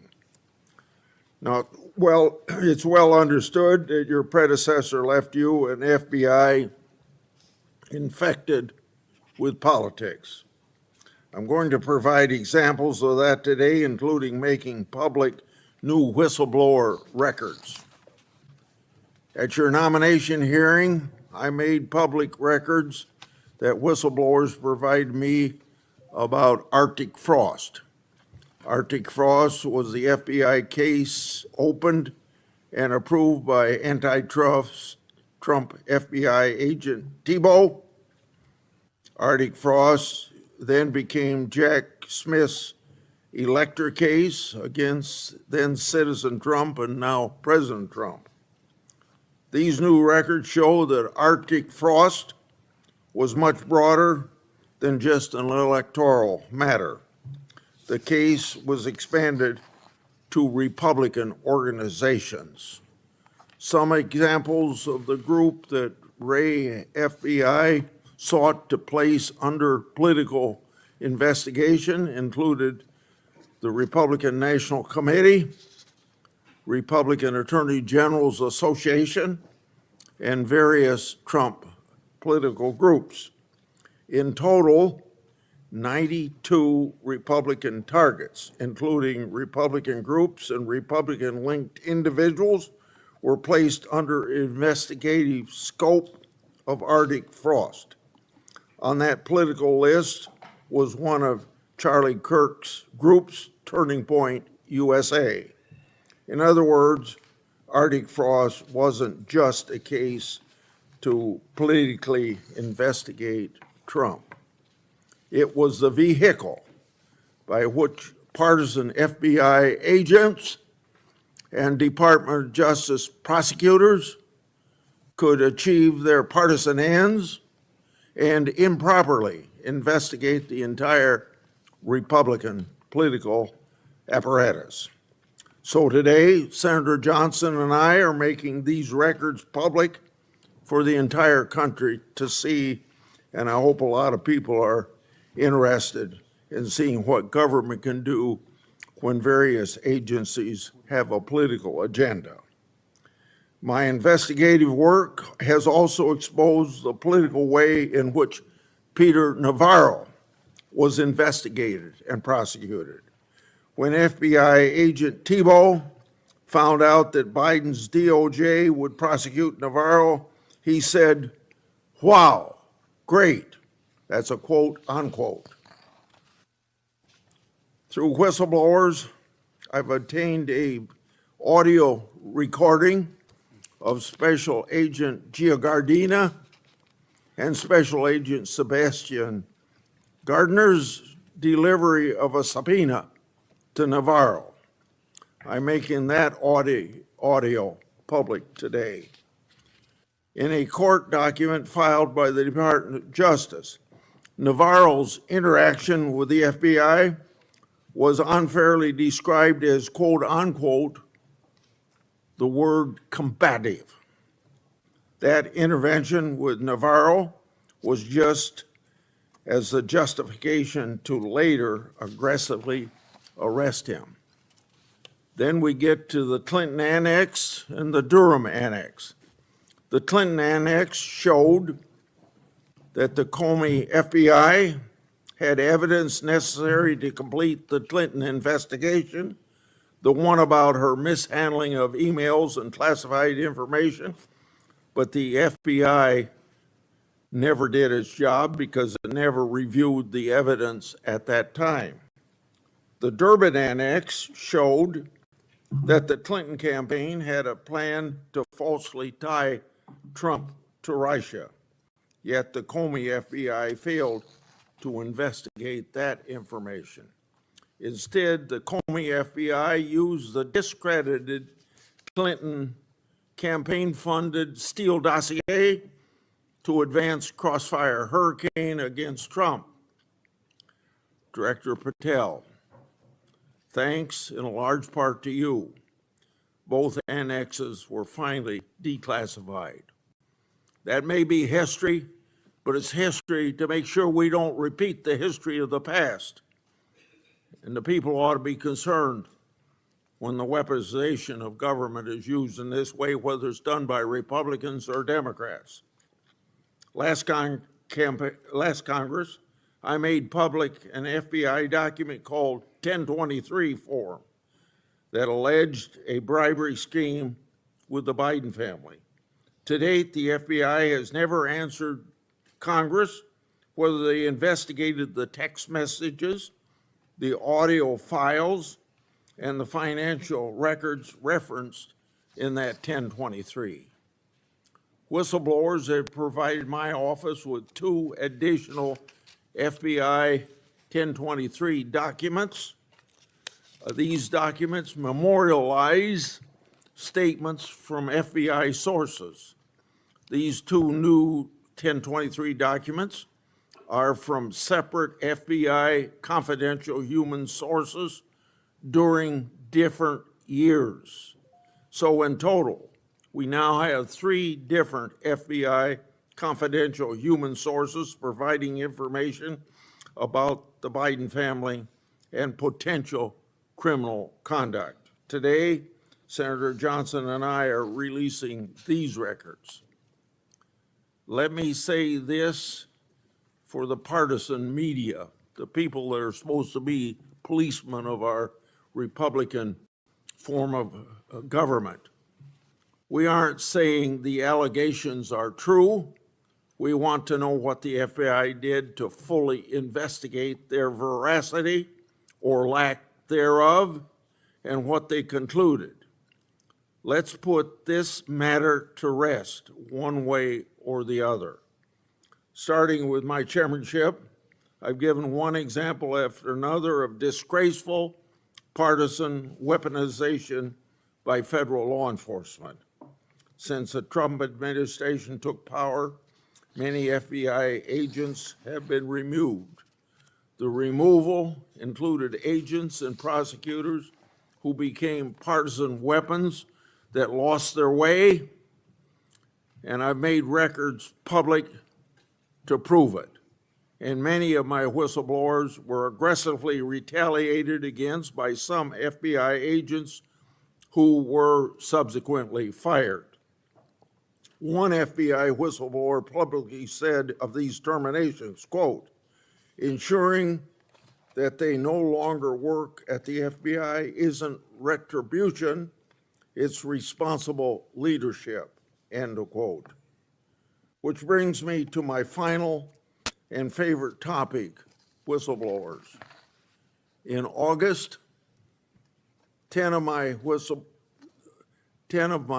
FBI whistleblowers secured compensation agreement because of your leadership, Director Patel. It included a mix of reinstatement to the FBI, reinstatement of security clearances, and monetary compensation. At the beginning of this month, another of my FBI whistleblowers got their job back. All told, across government agencies, almost 20 whistleblowers have received fixes to their retaliation. Today, you'll get a lot of grief from some members of this committee, but in the short amount of time you've been director, you've corrected whistleblower retaliation, increased transparency more than any other FBI director I've seen, whether that FBI director was appointed by Republicans or Democrats. And I've been around here more than anybody else on this committee. I yield to Senator Durbin. Thanks, Chairman Grassley, for holding this oversight hearing during a critical period in the history of the Federal Bureau of Investigation. During my 4 years as chair, I held 4 hearings with then FBI Director Wray. As a reminder to Republicans who claim the Biden administration weaponized the FBI, President Biden retained Director Wray, a lifelong Republican who was President Trump's nominee for the office. After his second election, in an unprecedented move, President Trump forced out Director Wray and nominated Kash Patel, arguably the most partisan FBI director ever. Director Patel came to the FBI with a political mission, and he spelled it out in writing in detail. He wrote government gangsters, quote, "The rot at the core of the FBI is not just scandalous, it's an existential threat to our Republican form of government," end quote. And with the power of his office and the blessings of the president, he attacked the FBI with a vengeance. Mr. Patel had falsely claimed the FBI, quote, "was planning January 6th for a year," end quote. He even went so far as to produce a song by the January 6 rioters who violently assaulted police officers in the Capitol. He compiled an enemies list of public servants he called government gangsters, like former FBI Director Mueller, whom Patel called, quote, "an utter swamp creature." Former Trump officials who served with Mr. Patel warned us he would weaponize the FBI to protect the president's allies and target his critics. And indeed, Director Patel has already inflicted untold damage on the FBI, putting our national security and public safety at risk. Since January 20th, the Trump administration has engaged in an unprecedented purge of FBI officials.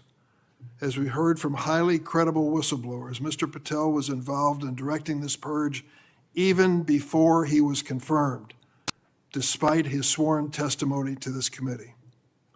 It began with terminations and forced retirements of all 6 nonpartisan career officials who run all 6 branches of the FBI, assistant directors.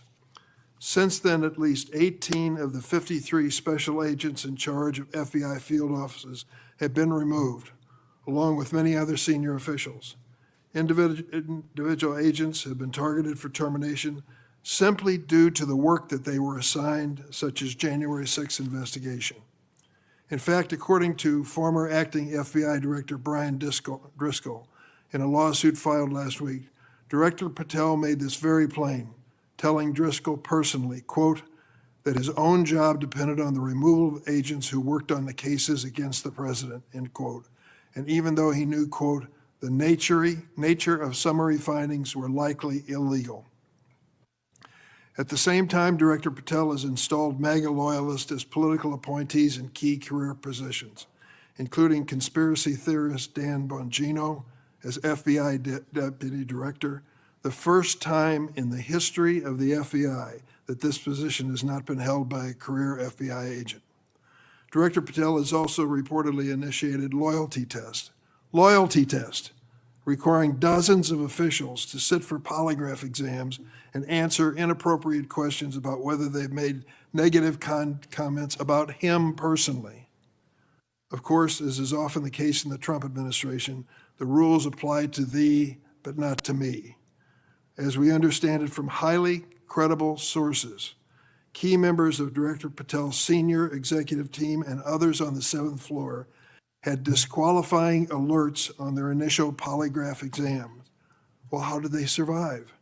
They survived because of a personal waiver by either the director or the attorney general to remain employed by the Bureau. Understand the context here. Political operatives in key positions, given the routine FBI polygraph exam, failed and had to receive waivers to continue their positions. They were lucky to keep their political appointments. They were, but the 5,000 career civil servants the director has so far forced out of the Bureau's ranks were not offered that same courtesy. 5,000.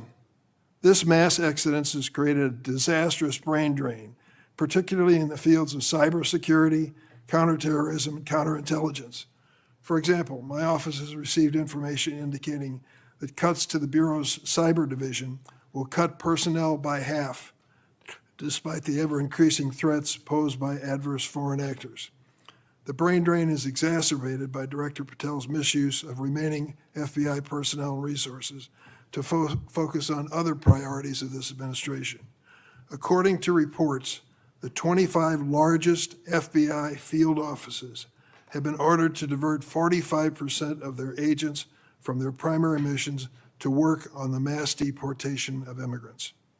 Just as concerning is Director Patel's plan to hire fewer qualified agents by removing the college degree requirement and reducing new agent training at Quantico from 18 weeks to just 8.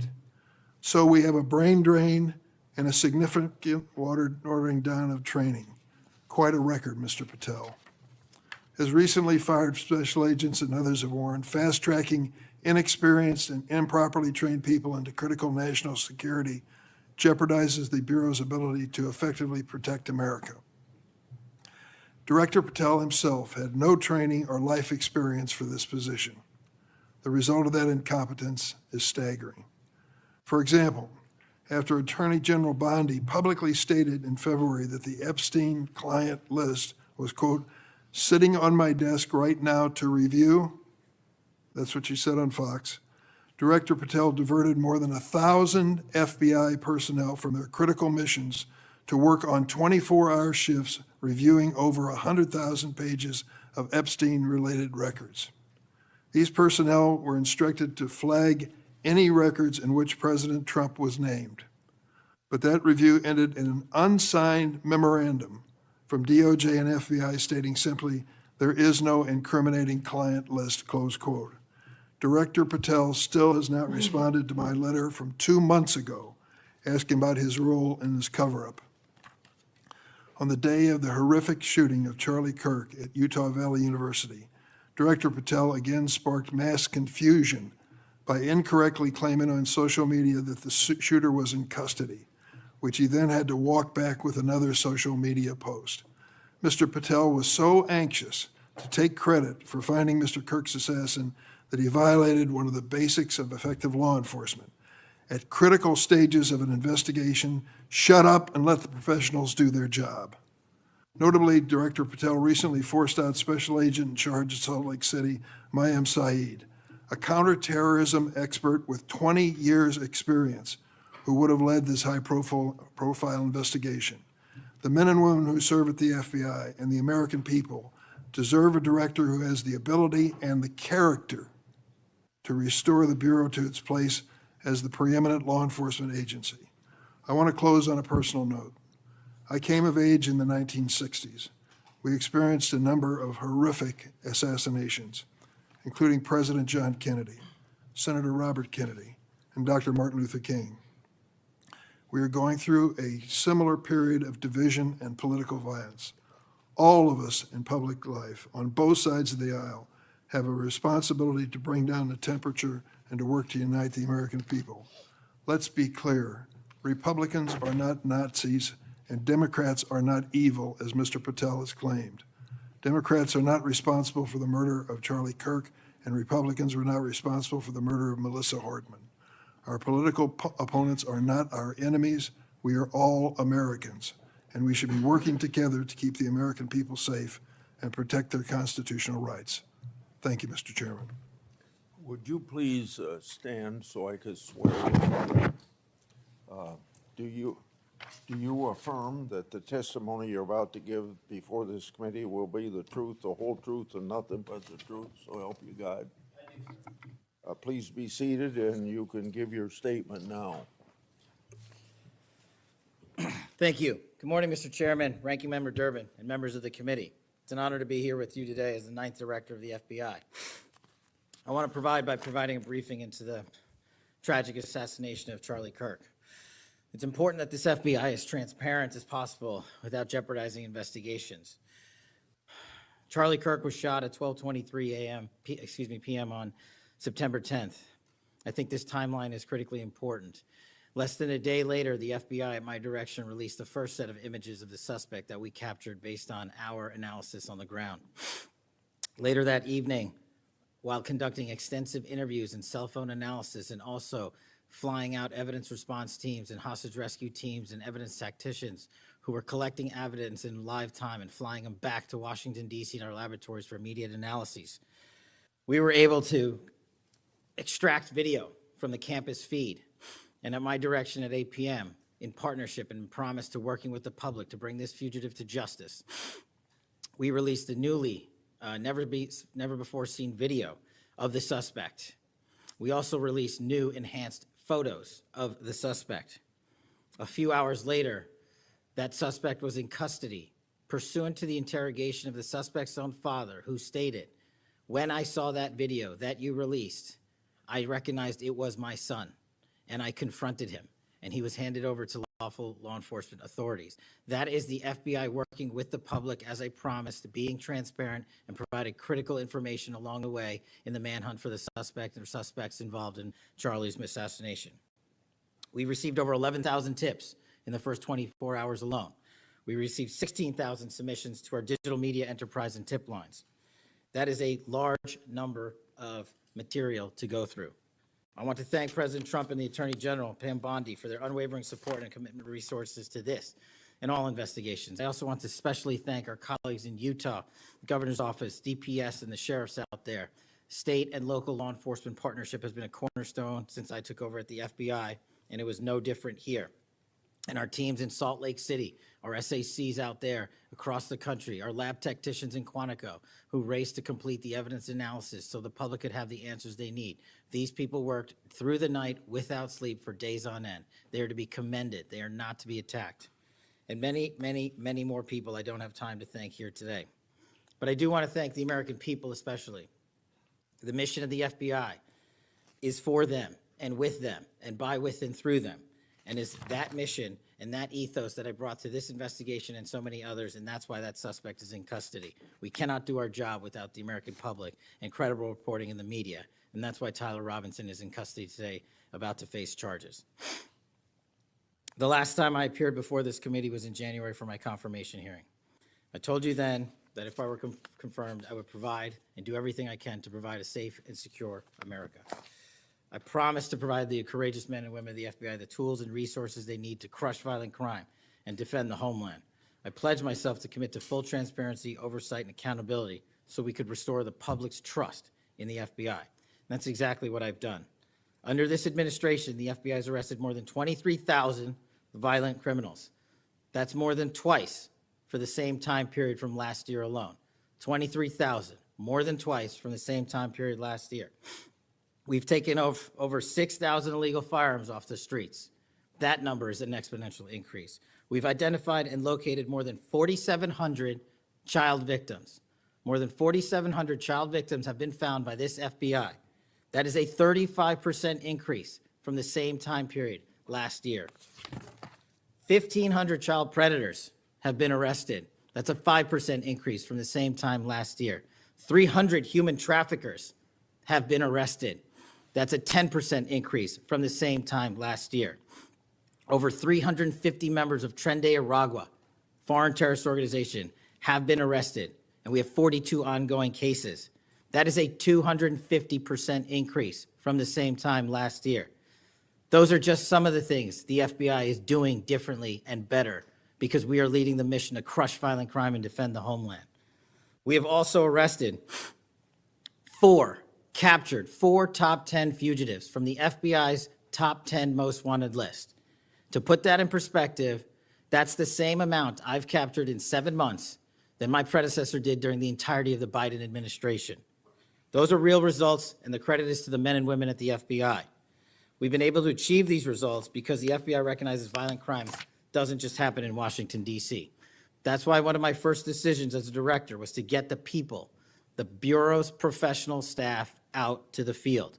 And we've done that with great speed. And every single one of your districts and states has received a plus-up of FBI personnel, agents, and special operators to the tune of almost 1,000. We did that because crime had unexpectedly and unacceptably exploded across the country. In fact, one of the stats that the American people should thank the FBI the most for is we are on track to have the lowest murder rate in modern American history. The lowest murder rate by double-digit percentages. A major factor in the drop of this violent crime is the FBI's flagship Operation Summer Heat. We use this initiative at the direction of the President and the Attorney General, surging resources to our major and mid-major cities across America, conducting intelligence-based operations to target the worst of the worst, to target the gangs, to target the transnational organizations, to target the TCOs, and to target the drug trafficking cartels. And we have taken them out city by city. There's a lot of work left to be done, but we're off to a great start. Just ask the citizens of Seattle, Miami, Memphis, Charlotte, Chicago, and so many more places. Specifically in New Orleans and Nashville alone, there has been an increase in the number of violent crime arrests by an average of 250% for each of those cities. And there has been a drastic reduction in crime across the board in mid-major cities across this country, thanks to the men and women of the FBI. How are we doing that? We are attacking the drug epidemic. We've seized nearly 1,000 kilograms of meth and cocaine off the streets of America. We've taken over 1,600 kilograms of fentanyl off the streets. Maybe one of the greatest achievements we have this year, 1,600 kilograms of fentanyl. That's a 25% increase from the same time last year. To put things in perspective, that's enough fentanyl to kill a third of the American populace, 115 million Americans. We're also going after the companies that manufacture these precursors overseas in places like mainland China and their cutting agents. In fact, this month in Cincinnati, we announced groundbreaking charges aimed at the individuals and businesses responsible for flooding these opioids and their precursors and cutting agents into the streets of America. And for the first time that I can remember, we are charging these businesses and enterprises, not just in America, but in mainland China, and seizing their operational necessity to have money by seizing their cryptocurrency wallets. We're also equally important to protecting the homeland. We know we have a no-fail mission. We're committed to keeping our nation safe from terrorism, cyber attacks, and foreign adversaries. Whether stopping threats inspired by foreign terrorist organizations or lone wolf actors or sponsored by hostile nation states. This year, we've already made nearly 60 counterintelligence arrests. 60 counterintelligence arrests this year alone is a 30% increase from the same time period last year for the CI work at the FBI. I'm proud when we can share our successes, such as when an espionage charge was brought against an active duty U.S. Navy sailor caught spying for the People's Republic of China. But I want the American people to know the FBI is protecting the homeland from foreign adversaries in a way that will never make the news, and a lot of the good work that they do will never be able to discuss in this setting. We're working on cyber threats. We're attacking malware infrastructure, going after ransomware attackers, delivering a new partnership with the private public sector engagements we've taken with the companies who are attacked by these foreign adversaries and nation-state actors and individual enterprise rings from around the world. We're combating Salt Typhoon, Vault Typhoon, Flax Typhoon, and so many other ransomware and cyber threats this nation faces. We're also arresting people such as Tajik national in Brooklyn, who is suspected of sending tens of thousands of dollars to support ISIS. We're going after the new form of what I refer to as modern-day terrorism in America, 764 crimes that involve harming our children by going after them online, causing self-mutilation, suicide, sexual abuse, and steering them in the wrong direction. Currently, we have 3,500 international terrorism investigations. Specifically, we have in this country 1,700 domestic terrorism investigations, a large chunk of which are nihilistic violent extremism, NVE. Those who engage in violent acts motivated by a deep hatred of society, whatever that justification they seem is. The FBI has seen a 300% increase in cases opened this year alone versus the same time last year. In the last couple of months, the FBI secured a guilty plea for a man in Tennessee who attacked an energy facility with drones and explosives. We secured the indictment of a violent Sinaloa cartel faction leader in Chicago on narco-terrorism charges. Our folks in Sacramento collaborated with domestic and international partners to secure a guilty plea for a leader of a transnational terrorist organization who solicited the murder of federal officials. But the Bureau's job is not done. I'm committed to this transparency. Mr. Chairman, you alluded to our work with Congress. To date, in the 7 months that I've been FBI director, we have produced 33,000 pages to the United States Congress, 33,000 pages. Just to put that in perspective, my predecessor in his 7-year term issued 13,000 pages to Congress, and his predecessor in his 4-year term issued 3,000 pages to Congress. I've issued 33,000 pages in 7 months, and we're going to keep going. I'm dedicated to restoring the trust that the public has and needs in the integrity at the FBI, and it's being done every day by the men and women of the FBI. Now, I know that there's a lot of talk about Epstein, and I'm here to testify that the original sin in the Epstein case was the way it was initially brought by Mr. Acosta back in 2006. The original case involved a very limited search warrant or set of search warrants and didn't take as much investigatory material it should have seized. If I were the FBI director then, it wouldn't have happened. The search warrants were limited to small time periods to include 2002 to 2005 and 1997 to 2001. Mr. Acosta allowed Epstein to enter in 2008 to a plea and non-prosecution agreement, which then the courts issued mandates and protective orders legally prohibiting anyone from ever seeing that material ever again without the permission of the court. The non-prosecution agreements also barred future prosecutions for those involved at that time of those individuals. Still, this administration, at the direction of President Trump, has done more to turn over all the credible information we are legally able to do so, and we will continue to work with Congress to achieve that end. Under the direction of the President, thank you for your support for our mission to working to jointly deliver transparency and congressional oversight to the United States. Lastly, I want to close with the president's initiative here in Washington, D.C., as an example of what we're doing around the country. And I think our next city is Memphis. 21,000 arrests in D.C. with our federal partners, a huge decrease in violent crime. 60% decrease in gun crimes in Washington, D.C. in the last month. 74% decrease in carjackings in Washington, D.C. in the last month. 53% decrease in homicides in Washington, D.C. in the last month. The drugs are disappearing, people are freely walking around the states, and we're restoring the nation's capital to its glory. That work is through the interagency process that the FBI is proud to be a part of, and the initiative spearheaded by President Trump and the Attorney General. And perhaps most notably for investigations in Washington itself, it was the intelligence that the FBI gathered through our source network here in D.C.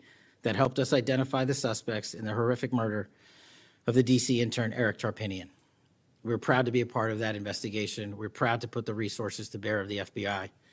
And in closing, Mr. Chairman and members of the committee and Ranking Member Durbin, I'm honored to be the 9th director of the FBI. I'm not going anywhere. If you want to criticize my 16 years of service, please bring it on. Over to you.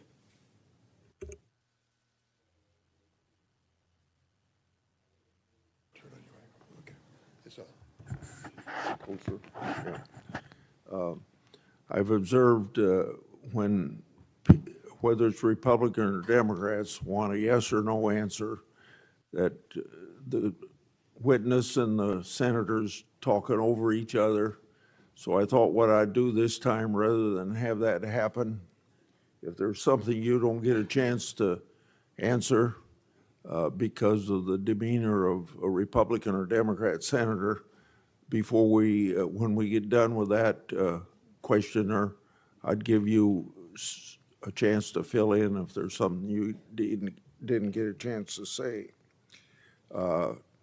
Since 2019, I've sought greater transparency about Jeffrey Epstein and the government handling of the matter.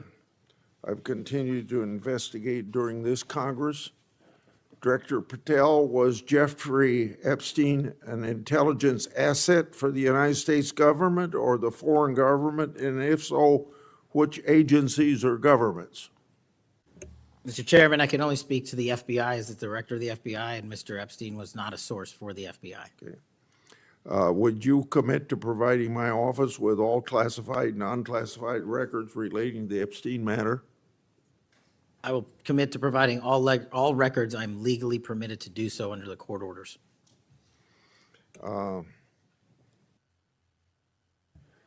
It seems to me that I accept your answer to my question, but the broader intelligence community ought to answer these questions as well. Victims deserve an answer. Regarding the initial FBI 1023 document that I made public last Congress, that document mentioned 1, text messages, 2, audio recordings, and 3, financial records that allegedly proved a bribery scheme with the Biden family and foreign interests. Regarding those records, did the Ray FBI make any effort to determine whether they existed? Did the Ray FBI make any effort to obtain those records? Not to my knowledge, Mr. Chairman. Since this matter hasn't been fully investigated, the FBI has an obligation to the public to do exactly that and figure out why it wasn't investigated. Next question. I've done a lot of oversight relating to sexual misconduct by the FBI agents. In fact, I believe this is something I discussed with Ray, one of his appearances before this committee. According to the FBI Inspection Division, it opened nearly 300 investigations based on sexual misconduct referrals between 2017 and 2024. According to whistleblowers, the Biden-Ray FBI totally dropped the ball on this question. One credible accusation of sexual misconduct is too many, of course. Are you committed to reviewing the Bureau's policies to ensure responsible responses to credible allegations of misconduct, that they're swift and adequately protect victims? Yes, Mr. Chairman. Relating to a similar subject, during child crimes and sexual misconduct related investigations, are any private sector companies less than cooperative with you? What improvements in information sharing need to be made to catch those criminals? Mr. Chairman, we can always do better with their private sector companies. I've reached out to the leaders of most of them, asking them to provide more material so that we can be responsive and take legal action and protect the youth of this country. I'm happy to discuss, possible legislation that we can do to allow for these companies to continue. Yeah. Say, maybe 1 inch up on the microphone. Sorry. I think you're close enough, but I think it's just a little bit lower. When you raise your head, it's difficult to hear. Director Patel, since 2021, I've raised concerns about the Biden administration failure to properly vet Afghan evacuees.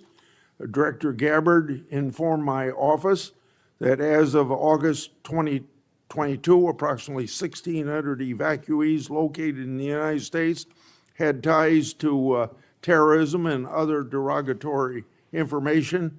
That's why I and many others have opposed bills giving blanket approval. Are you aware of what steps your predecessor took to investigate these evacuees?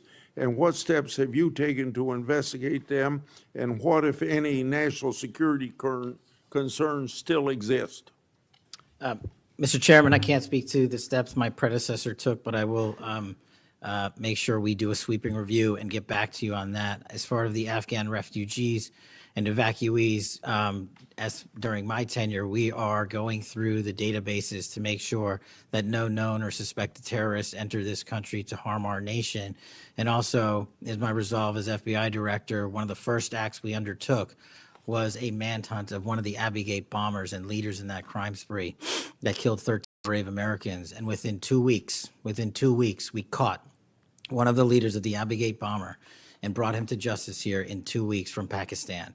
And so my commitment to you on Afghanistan in all matters is complete and without border. Yeah.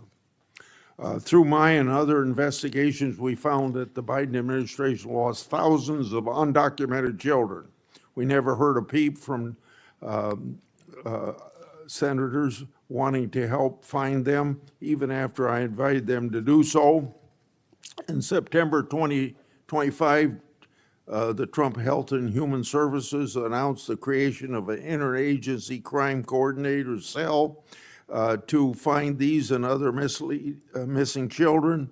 That interagency group reportedly includes your agency. What resources and personnel have the FBI assigned to this new interagency effort, and what steps have the FBI taken to assist in locating missing children that the incompetent Biden administration lost? Protecting our youth is maybe the top priority for the FBI. As it specifically relates to your question, Mr. Chairman, as I stated, we've surged resources not just to this cell, but across the nation to our FBI's field office to locate children who have been trafficked, who have been victims of sexual abuse. And we have located 4,700 children in the 7 months since I've been FBI director. And that is a 35% increase from the same time period last year. And we're not stopping, and we're committed to doing that work on our tribal lands as well. And we are finding victims of child trafficking and child abuse every county and every district, and we're not going to stop. Okay. As I mentioned during my opening, I'm releasing documents with Senator Johnson about Arctic frost. Specifically, the documents show its scope expanded to include 92 Republican organizations. From evidence that I've seen, it looks to me like another political hit job against Republicans. What steps has the FBI taken to make sure improperly predicated investigations and weaponizations like this don't happen again? The simple answer, Mr. Chairman, is the FBI will only bring cases that are based in fact and law and have a legal basis to do so. And anyone that does otherwise will not be employed at the FBI. We are doing a prospective and retrospective analyses of individuals who may have weaponized the department and the agency. And as I've committed to you during my confirmation hearing and my conversations with you, this FBI will not be weaponized anymore in either side of the aisle. In June of this year, I raised concerns about the FBI's use of restricted access and prohibited access systems. According to the FBI, quote, when search teams that exist in a prohibited access status cases are searched in Sentinel, the particular search will receive a false negative Sentinel search response, end of quote. Clearly, this is not only affects FBI agents, it impacts congressional requests and court cases, and the Biden administration used it to thwart oversight. How are you ensuring that restricted access and prohibited access files are produced to Congress during court cases? And have you identified any Biden family records in restricted and prohibited status? As I've committed to you with my transparency initiative, whether it's restrictive or prohibited, every single thing we can legally provide to Congress, we will. We've also restructured how these restrictive and prohibited cases are labeled and provided access to more people in the chain of command so that more people have knowledge of what these restricted and prohibited cases are, including myself and the deputy. Do you commit to providing any records that are available? I do, sir. You publicly said that your team, quote, found a room that Comey and others hid from the world in the Hoover building full of documents and computer hard drives no one had ever seen or heard of. That's a quote from you. I've received a whistleblower disclosure that the room contained some information kept outside the FBI record keeping. I also have been informed via a whistleblower disclosure that the room included materials related to Special Counsel Mueller, former Director James Comey, and other documents maintained outside of the FBI. Has the FBI now reviewed and analyzed those records? Has the FBI properly recorded the documents? And these records are clearly responsive to my, as well as my colleagues' congressional requests. What steps have you taken to ensure all responsive records are produced to Congress? That has to be my last question. What's supposed to happen is leadership at the FBI is supposed to, pursuant to the Records Act, correctly store these records at our Information Management Division, IMD. In this room, we found a plethora of hard drives, computers, hard documents, soft documents that were not so recorded, a voluminous amount of information. So we are continuously processing that information. So A, we subscribe to the Records Act and commit that those records will be kept permanently at the FBI. 2, we are reviewing those materials. A lot of those materials are related to ongoing investigations. And 3, we are on a rolling basis providing Congress the documents that we can, and we will continue to do so. Okay, thank you very much, Senator Durbin. Thank you, Mr. Chairman. Director Patel, in addition to the extensive purge of nonpartisan career FBI official reports indicate that dozens of remaining officials have been subjected to polygraph exams to test their loyalty. My understanding is that approximately 40 officials have been asked to sit for a polygraph during your administration, and several have been asked whether they have ever made negative comments about you. Director Patel, FBI agents pledge their loyalty to the Constitution of the United States, not you personally. What is the basis for requiring polygraph exams of your workforce and asking them if they've made negative comments about you? I don't know what reports you're referring to, Ranking Member, and I reject any reporting that has false information in it, so I'm not going to respond to that. As far as polygraphs go, generally they are always and always have been utilized at the FBI to track down those that leak sensitive information and have unauthorized disclosures to the media, and we will continue to use them to ensure the integrity of the FBI. Did any individual on your senior executive team, the director's advisory team, or who serve in the positions on the 7th floor receive disqualifying alerts on their polygraphs?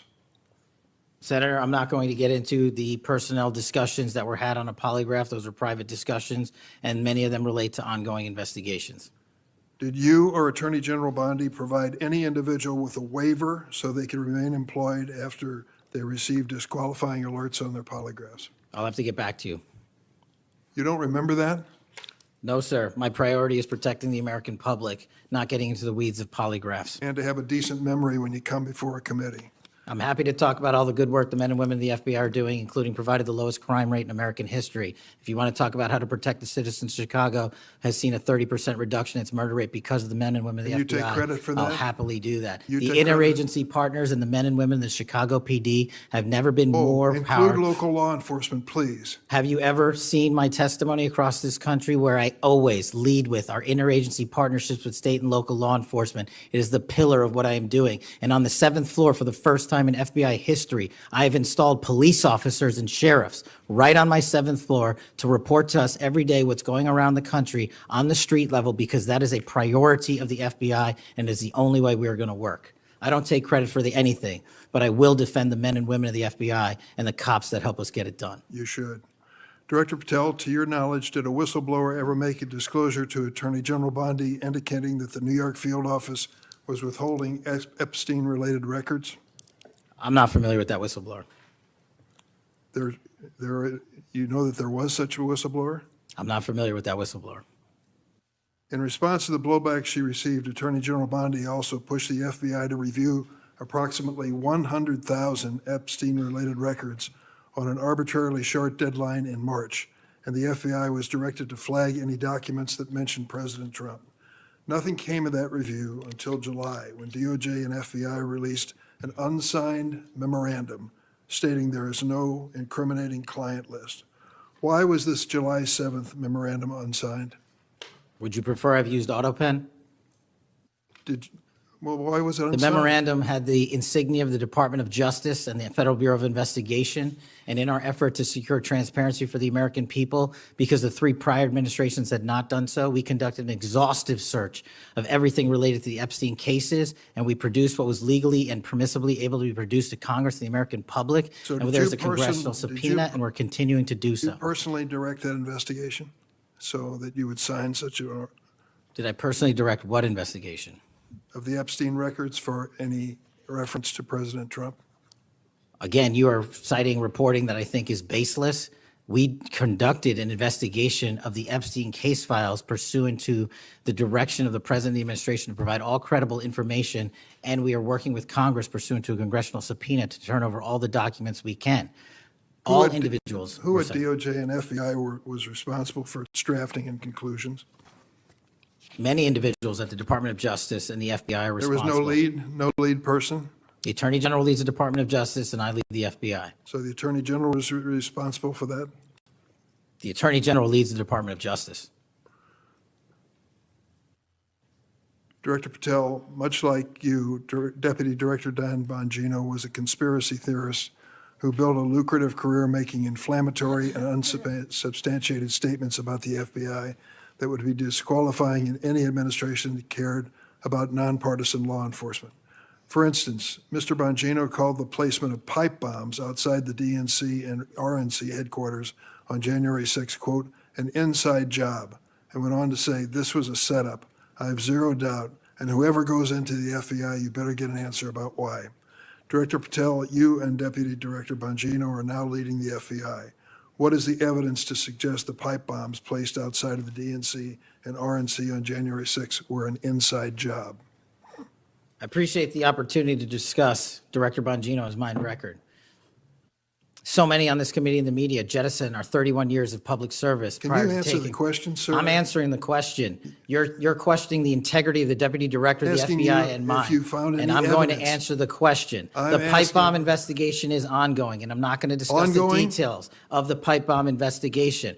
Mr. Bongino was a Secret Service agent for 15 years, a police officer for 5. I served this country in multiple administrations for 16 years. We were also private citizens, and we are now back in government service. And what we have the ability to do is set aside our personal beliefs to deliver the mission of justice for this country, and we're doing it day in and day out. And I find it disgusting that everyone and anyone would jettison our 31 years of combined experience that is now at the helm of the FBI, delivering historic results at historic speeds for the American people.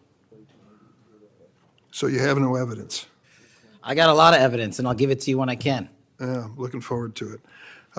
There's a New York Times story this morning about Chris Meyer. As I understand it, he was your personal pilot, at least for some period of time. Mr. Meyer has quite a record himself. Flew over 350 hours as an Air Force pilot on 3 aircraft types in Afghanistan. Mr. Jardina, another former FBI agent, a 1999 graduate of U.S. Naval Academy, commanded 100 Marines in combat during the 2003 invasion of Iraq, participated in several firefights, followed up with 2011 deployment as reservist to Afghanistan, where he interrogated senior Taliban officials. It appears that you terminated these 2 agents. Why? I'm not going to get into personnel decisions that we made.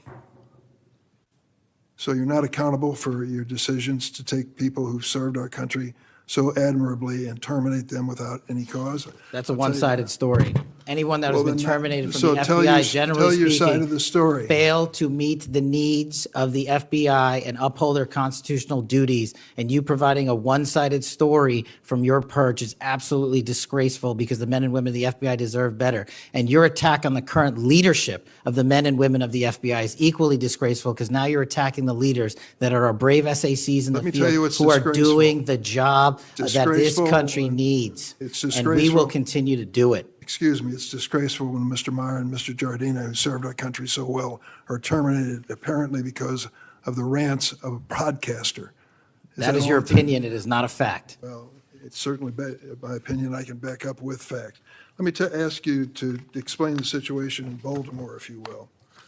Did you read the story about the termination of the project in Baltimore? Which story? 764 Group? Sorry. Which story? 764 Group, the Baltimore agents were investigating. Are you familiar with that? No, sir. Well, I'm not going to go into detail. It would take too long to do it. But apparently that this group, 764, a nihilistic, violent extremist group, seeks to blackmail children to perform vile acts on a camera, under investigation by Baltimore, which was terminated by you. I'd like you to respond in writing, if you will, as to the circumstances of that termination. Sure. Our operations against NVEs, as you're referring to, has been historically high, and we've taken down multiple NVE rings, including 764 rings, who are harming children and causing them to be mutilated and Last commit question, suicide. can you explain why you are eliminating the requirements for a college degree for your agents? I appreciate the opportunity to address that. You said in your opening statement, we are reducing the training requirements at Quantico. We are not. We are expanding them. You are referring to an 1811 crossover program, because I believe the men and women of places like the DEA, the ATF, and the Marshal Service and the Secret Service who want to work at the FBI should deserve that opportunity in a shortened, converged program, which we provided. We are also keeping the 18-week BFTC as is traditionally at the FBI. So we're not reducing any requirements. We are increasing those that we bring into the FBI. Did you change any of the requirements on college degrees? We are allowing police officers who have served for a number of years to come into the FBI who did not obtain the requisite college degree to apply to be federal agents, because we feel they have the street level experience we need to conduct this mission. I yield, Mr. Chairman. I have to respond to this business about you not treating employees properly, because I served under the previous administration when Democrats willingly turned a blind eye to Biden administration retaliation against my whistleblowers. They didn't get due process when their careers and lives were upended. I'm talking about people like Dina Perkins, Jeffrey Veltri, Timothy Dunnan were removed from their positions. Several whistleblowers were reported that they targeted FBI employees for their political beliefs by suspending and revoking security clearances. One FBI whistleblower said that Perkins, Vetri, Dunnan, and other FBI leaderships were, quote, responsible for what happened to me and my family, ensuring that they no longer work at the FBI isn't retribution, it's responsible leadership. Another whistleblower that is a registered Democrat said they spoke out against abuses in security clearances processes committed by FBI senior leaders, particularly Veltri and Perkins. Then Perkins and Dunnan suspended their security clearances and put them and unpaid leave. I'm going to put some more examples like this in the record so I don't take up a lot of time for my colleagues. Senator Graham. Thanks, Senator Graham. Welcome to the committee. The numbers sort of speak for themselves. You've done a lot in a small period of time. So all those folks out there making this happen, thank them for me. Well, sir. As to how to be an FBI agent, you've made a decision that local law enforcement folks, people who've served in law enforcement without a college degree are able to apply now. Is that correct? Yes, sir. Makes sense to me. So experience out in the field might be as valuable as a college degree, believe it or not. Venezuela. We're blowing boats out of the water in the Caribbean because they're connected to international narco-terrorist groups. Is that correct? Yes, that mission is being led by the Department of Defense, sir. Okay. What legal authority do we have to do that? Sir, I would defer the questions on legal authority to the Attorney General and the department. Fair enough. Do you believe that Maduro runs a narco-terrorism state in Venezuela based on? I believe based on the intelligence and prosecutions and investigations, we are currently running a large portion of the cocaine that exits out of South America. Its origination point is in Venezuela, and using transshipment points through Haiti, they're using the navigable waterways in the Caribbean to the end state delivery, which is the United States of America, and we will hunt down every single one of those narco traffickers with the authorities. There's some actual indictments of Maduro as an individual for being involved in that. Is that correct? Senator, I think you're referring to the DEA indictment on that one. Right. So I guess the point is, would it be fair to say that Venezuela is a good candidate to be labeled as a state sponsor of terrorism under U.S. law? Senator, from my perch, we will provide the intelligence necessary for anyone who meets the threshold to be a state sponsor of terrorism, and this administration has I expanded. think they are, so we'll be going down that road. China, on a scale of 1 to 10, 1 being nothing, 10 being great, how is China helping with the fentanyl problem here in the United States? Under this administration, we have taken, as I highlighted the Cincinnati case, the precursors are the problem. The fentanyl is the end state that kills American citizens. Well, the precursors are made in China, right? They're made in China. And so for the first time in a decade, I had a call with my counterpart in the MPS, the Ministry of Public Services, to attack the precursor chemical companies and have those chemicals Is it labeled. too early to rate the success? We have indicted multiple businesses, and we've also cut off the transshipment points of those precursors. They switched. Once we got on their track about their delivery routes to the Mexican drug cartels directly, they started going to India. We called the Indian authorities, and they shut down those transshipment points. So we're continuing to work with our So partners China overseas. is helping, would you say? They are starting to help, and we are hoping, under this administration's leadership, we can get more of Let their me help. know, in the coming months if that continues, because if they are helping, that's a good thing. Yes, I think sir. we need to celebrate the breakthrough. If they're not, that would be a bad thing. So after the assassination of Charlie Kirk, there seems to be one refrain from everybody, and that's about the effect of social media. Do you believe that social media is one of the instruments radicalizing America and inciting violence? Well, it's not, my belief is based on the data, and the data shows that social media is wildly out of control when it comes to You're radicalizing. dead right. So what did you just say? This guy's the FBI director. He says that social media is wildly out of control. Now, free speech, we all agree with that, but you can't yell fire in the theater, right? Yes, sir. Free speech doesn't allow you to go online and groom a child for sexual. No, it does not. Okay, free speech doesn't allow you to go on the internet and basically incite somebody to kill another person, right? Absolutely not. So if it's illegal offline, it should be illegal online, agreed? Whatever the law is. Yes, sir. We Just had a- because you're online doesn't give you a get out of jail free card. No, sir. So if a parent is worried about a child being bullied on a website, what rights do they have under U.S. law? We have to balance the rights, as you said, Senator, of free speech versus those that encroach Is there upon any violence. law that can shut down one of these sites for bullying children or allow sexual predators on the site? We are able to attack certain sites on the dark web, when it comes to the open internet infrastructure system, we have to reach a threshold to attack a company's position that only subscribes to violence. Can the parents sue that company? They can. They can? They can sue not the social media companies. That's what I'm talking about. They can sue the companies. No, I'm talking about the social media company that gives lives to this behavior. No, you're referring to Section 230, sir. Would you advocate a sunsetting of Section 230 to bring more liability to the companies who send this stuff out? I've advocated for that for years. All right. We need to do this, folks. These companies are taking content that it makes you sick, that could get you killed, get you poisoned, and there's nothing we can do about it under our law. A person can do about it because of Section 230. So if your child is being sexually groomed online or bullied online, and you go to the social media company and ask them to take it down, they refuse, you have like zero rights. How many images of sexually exploited children are purveyed every year on social media sites? The number is astronomical, and Senator, if I can just add one step to that analysis. Please. It's not just what's on social media that is quote-unquote real. It's the introduction of artificial intelligence and Right. generative AI that is creating even more child sexually abused material and even more sexually violent acts online and mimicking people.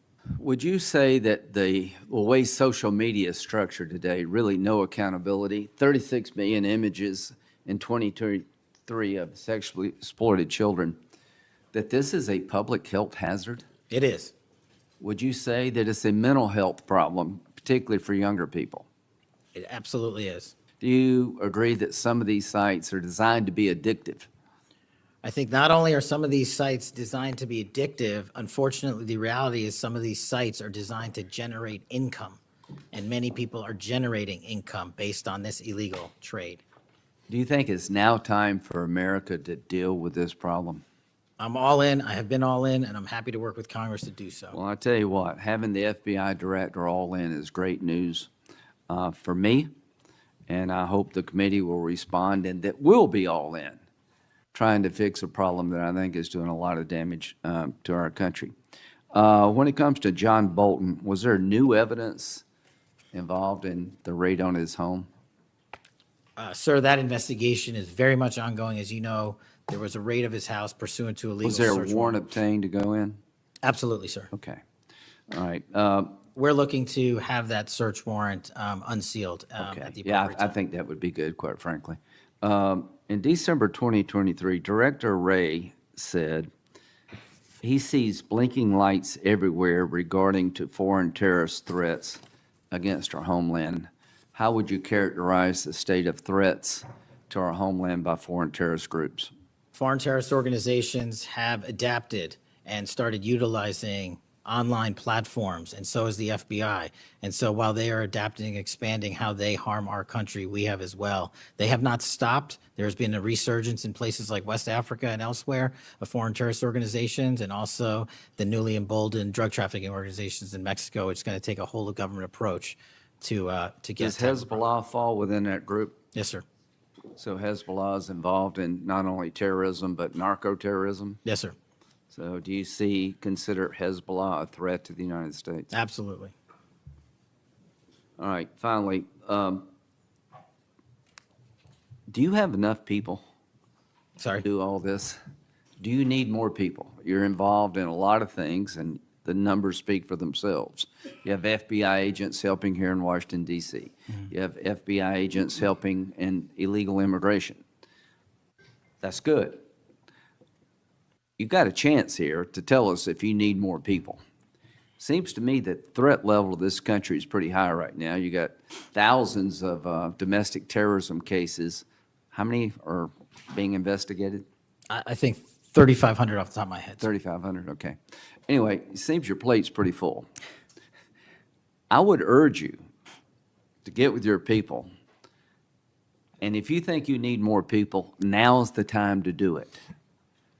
It would be a shame to miss an opportunity to plus up the FBI if the threats justified it. will you look? I will look, sir. Okay, but are you comfortable you have enough people right now? Right now, I'm comfortable with the reallocation of agents and personnel outside of Washington, D.C. and plussing up states like South Carolina in double-digit numbers, and I'll get back with my team on this one. Thank you for your service. Senator Whitehouse. Boy, is my timing good. It is very good. Director Patel, welcome. Thank you, sir. When you were here for your confirmation, we talked about your so-called enemies list. It appears to me that there have been adverse actions of various kinds taken against about 20 of the 60 people on your enemies list. You've been in office for 7 months. At that rate, you've got 14 months until you've hit all 60. Can you explain that? Again, that is an entirely inaccurate presupposition. I do not have an enemies list. You can continue to characterize it as you wish. The only actions we take, generally speaking, for personnel at the FBI are ones based on merit and qualification and your ability to uphold your constitutional duty. You fall short, you don't work there anymore.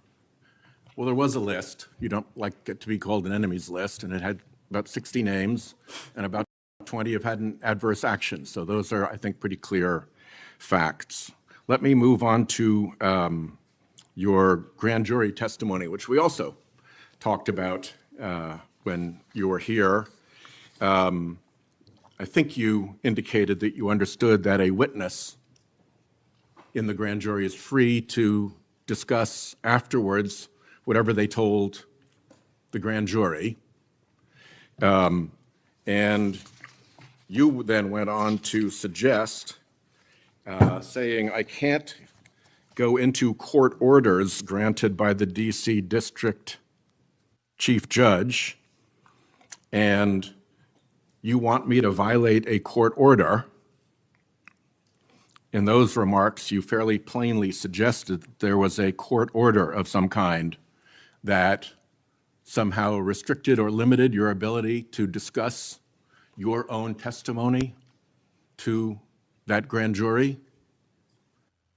Since then, that chief judge that you mentioned, Judge Boasberg, has written, and I'm quoting him here, Federal Rule of Criminal Procedure 6E allows witnesses like Patel to divulge the contents of their testimony, meaning that nothing was preventing him from doing so before the committee. Can we confirm here today that there is no court order of any kind that limits your ability as a witness before the grand jury to discuss your own testimony to that grand jury? We can confirm that pursuant to my action, that grand jury testimony has been released, the transcript.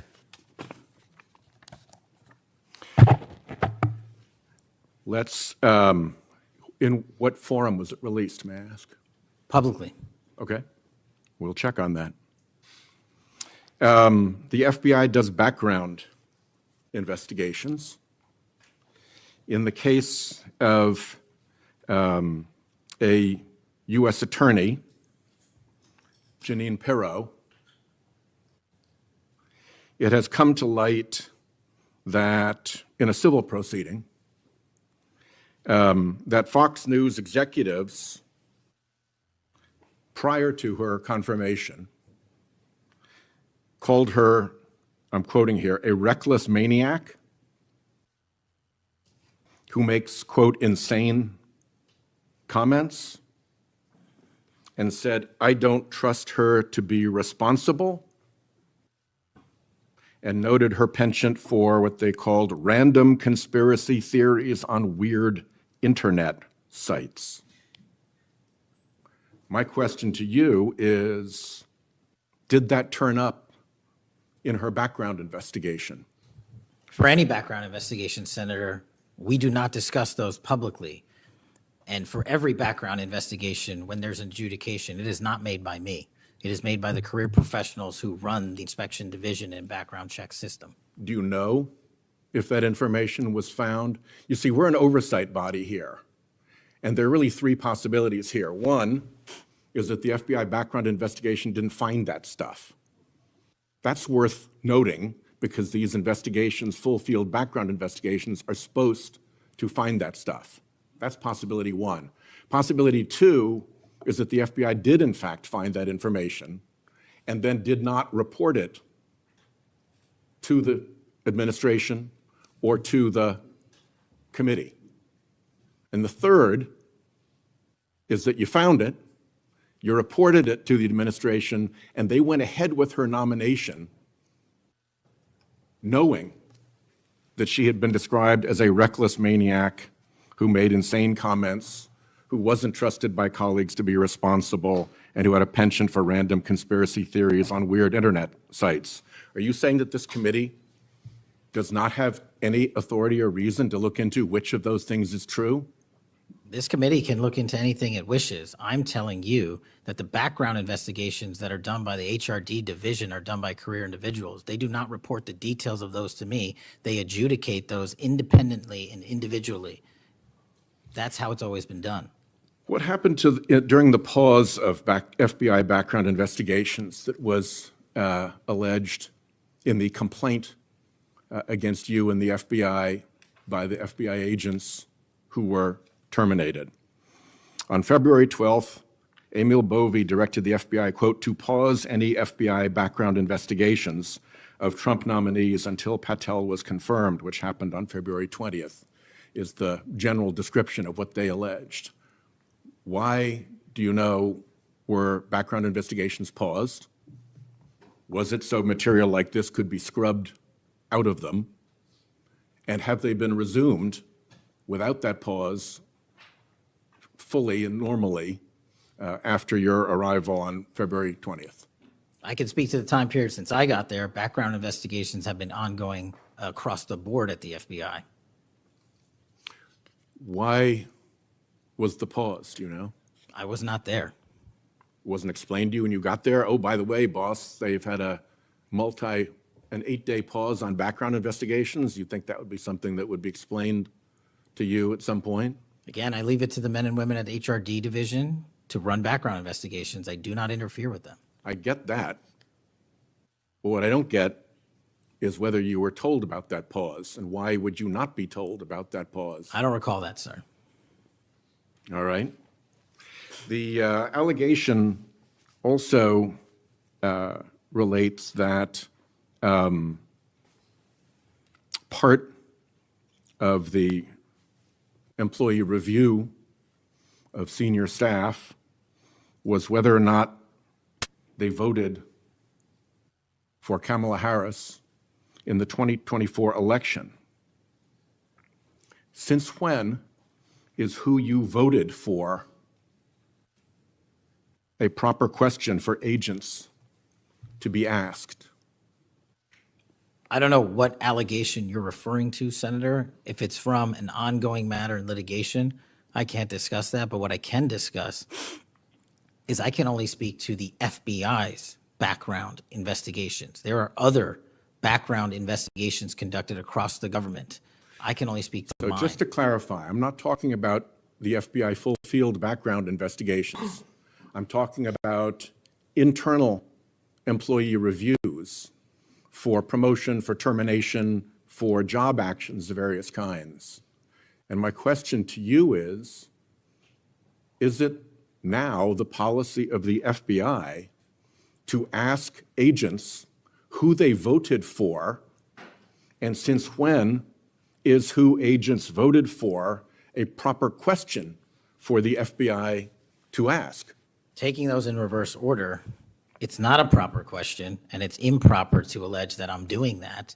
And also at the FBI specifically, under my leadership, we do not ask who you voted for. And just one correction for the record, if I may, Senator, it's Security Division that runs background investigations, not HRD.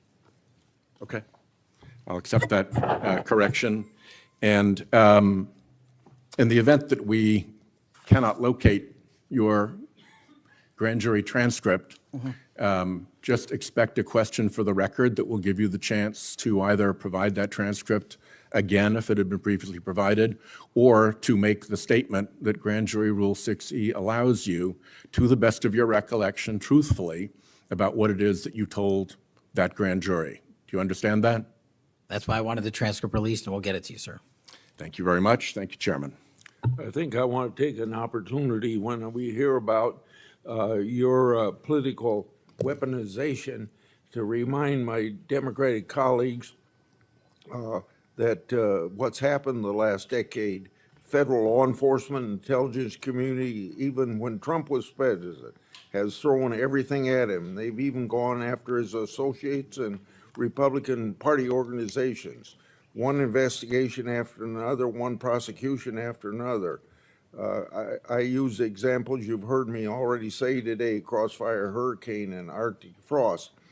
These were all built on defective foundations of political bias. And then we released the Clinton Index and the Durham Index and the FBI's failures to investigate. So I've been acquainted with this because I've been trying to get to the bottom of it, and we had to get a new FBI director to get all this information, Senator Cornyn. Director Patel, welcome. Thank you for your willingness to serve in this very challenging position. How many people work for the FBI today? Approximately 36,500, give or take. I've always wondered whether an organization that big and that diffused all across the nation was actually capable of being managed. Have you experienced any surprises in terms of the, as the director, in terms of your management of the organization? In my experience, Senator, the leaders in the field are supposed to lead. So we have empowered and we've changed the structural operation of the FBI to empower SACs in the 56 field office, 55, 56 come 1 October, to lead the mission. We've also empowered the respective assistant directors and operational directors to lead the mission. That is how you manage 36,500, 37,000 people. No one or two people can do it. And that's been the transition, is the power structure is being pushed out to the field operations. It sounds like a very practical way to approach it. And how is morale? Morale, when I travel around the country, in my experience, has never been higher. The FBI and the police officers that we work hand in glove with across this country are excited to do the work. And the stats that I'm citing are no achievement of mine. The stats that I'm citing in the 7 months that I've been there, such as a 42% increase in cyber arrests alone this year, is because the men and women at the FBI have been empowered in the field. They want to do the work. They're getting the opportunity to do the work. And with our great partners in the respective states like Texas, and where we just returned a top 10 most wanted fugitive in Cindy Singh, are getting the ability to make those prosecutions a reality. By the way, Senator Durbin was asking about polygraphs. Aren't polygraphs a standard part of the standard test given to people with security clearances across the intelligence community? They are. As a condition to maintaining your security clearance? I believe they are. Speaking of intelligence, one of the things that I've wondered about over time is, the FBI is a premier law enforcement agency in the nation, but you also have other important responsibilities in counterintelligence. And there's been different debates or people wondering whether, including me, whether that's an appropriate role for the FBI to play. And I guess the most challenging part of that is, if it's not at the FBI, where would it go?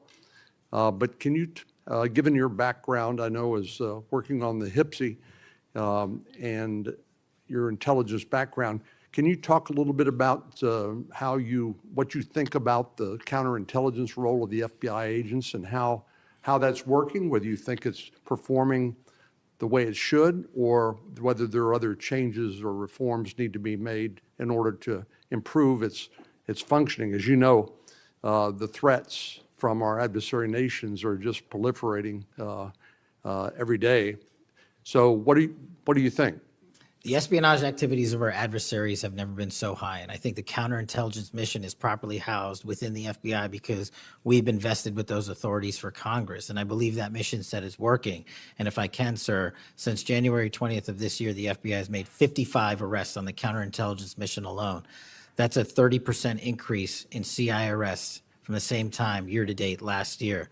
We've arrested 33% increase in PRC counterintelligence arrests, an 83% increase in Russia counterintelligence arrests from the same time last year, then a 60% increase on Iran counterintelligence arrests from the same time period last year. So we are already on total exceeding the entirety of the number of arrests from the previous year on counterintelligence matters across the board. And in my opinion, the FBI is the only agency that can do it. Now, we work with the interagency to do it, and we need them, but we have the mission set.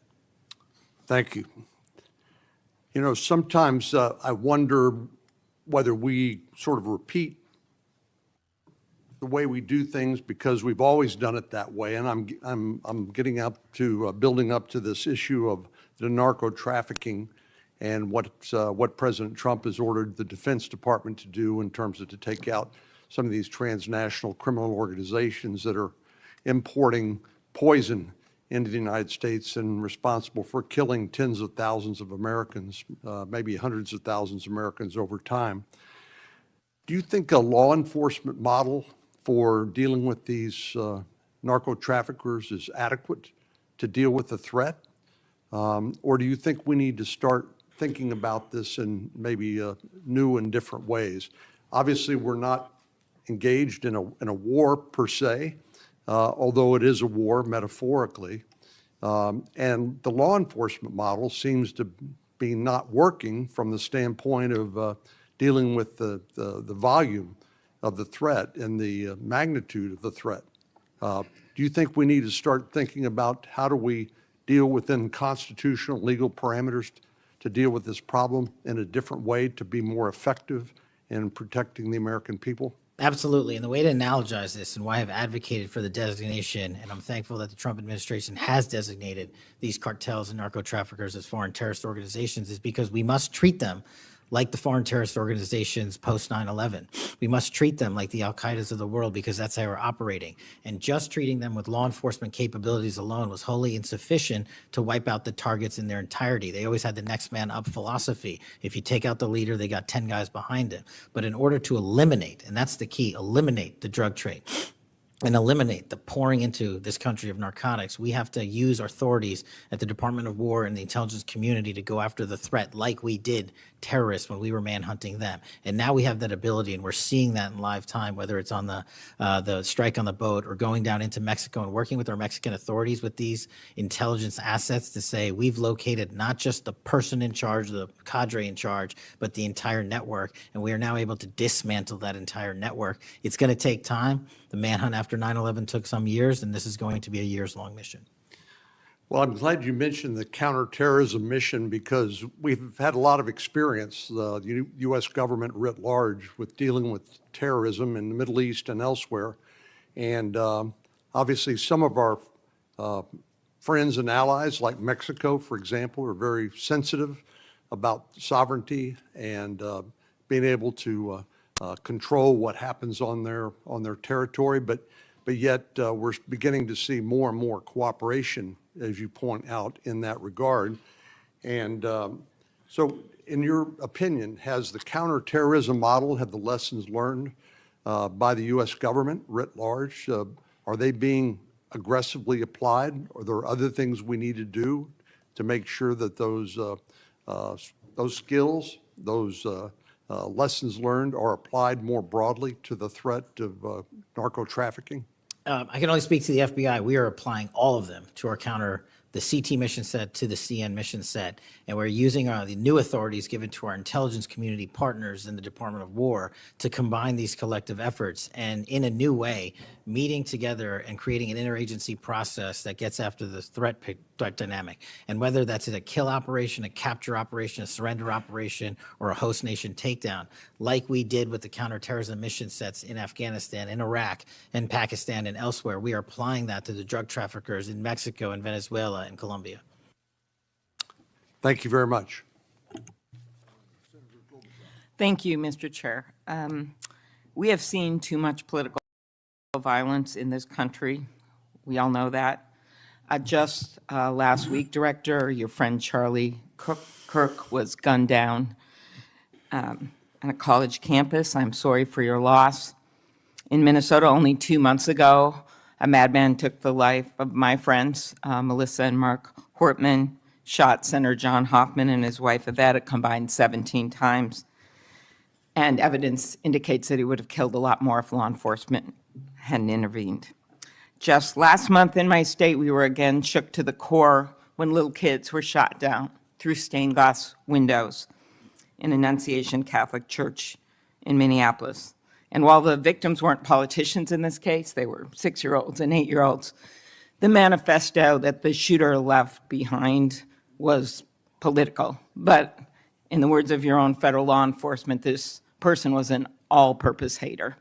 Went after blacks, Hispanics, the president, Muslims, Jews, nearly everyone.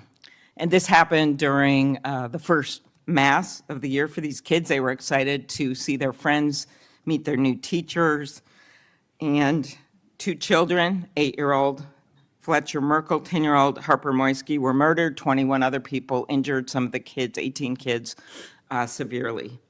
Fletcher was just starting 3rd grade. He loved his family, his friends. He loved fishing and cooking. In his dad's words, any sport he was allowed to play. Harper, the other child, we celebrated her life this Sunday, thousands of people. Her parents described her as bright, joyful, and a deeply loved 10-year-old whose laughter, kindness, and spirit touched everyone that she knew.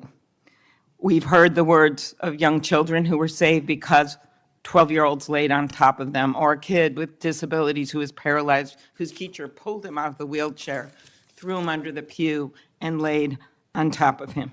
We do thank the local FBI director and the local U.S. Attorney's Office for their work in both of these cases, the Hortman case and this. But I did want to focus on one local law enforcement moment that I'm not sure has made with all the news going on in Minnesota.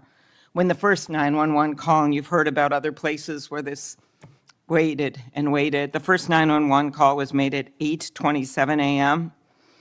The first officer was on the scene just 4 minutes later, local Minneapolis police, at 8:31 a.m. The chief, Chief O'Hara, shared with me the actual numbers. Listen to this. Over 20 people were in ambulances just 14 minutes, all of them, after the police got on the scene. 14 minutes after the first call. Tourniquets, stretchers, and they got them all to Hennepin County Medical Center or Minneapolis Children's Hospital. And I think it is worth looking at what happened there, because one of the dads whose daughter was severely injured, still in the hospital, that I met on Sunday, told me that there is absolutely no way his beautiful daughter would have survived if police hadn't been there. So it is worth looking at for all of us. So my focus on behalf of these parents, because I promised I would do this on Sunday, was just to figure out how we can do anything to stop this from happening again. So expanded background checks, ghost gun bans, every shooting is different. Raising the minimum age to purchase assault weapon, even if we're not going to ban them. I favor banning them, but that's one idea that's out there when so many of these shootings are people who are 18, 19, 20, 21. The one at Annunciation Church was 23. Both shooters in Uvalde and Buffalo had just turned 18 when they purchased the assault weapon bans. I'm not saying any one of these things would prevent every single shooting, but I really ask everyone to look at these. We also need to tackle social media, and I really did appreciate Senator Graham's questions. I think we have to protect free speech and not engage in censorship. But for years, I have supported repealing Section 230, which was made when these companies were little companies starting up in garages. And I think it is one way to get at making this better environment online and preventing violence. So my first question is on the assault weapon ban. Do you think that would be helpful in reducing gun deaths, Director? Senator, if I may, I want to answer the question, but thank you for your remarks, especially it relates to my friend Charlie. And I share and relay my remarks, my sentiments to you. Minnesota has suffered untold tragedy in these last few months. And whatever creativity we can use to eliminate even just one shooting, one horrific death, I am in favor of engaging with Congress fully to do. I don't have the answers. I don't know what will eliminate it in its entirety, but I'm willing to engage and explore new ways with you, Senator. Okay, thank you. And so, assault weapon ban. What do you think? Senator, I think there are instances on this legislation that could prevent future attacks, but I'm not going to weigh into the creation of legislation. Could you also look at, and I favor just assault weapon ban, not getting these guns in the hands of people that shouldn't have them, but could you look at the numbers on the ages? Yes. Because from 18, even going from 18 to 21, which wouldn't have prevented the shooter in Annunciation Church from purchasing that gun. He purchased several the same day. Over 100 rounds were fired from the assault weapon through the stained glass windows. So if you went up to 25, it would have stopped that immediate purchase and probably saved the lives of these kids. But if you go to 21, that is the same age that already applies to purchasing handguns from federally licensed dealers.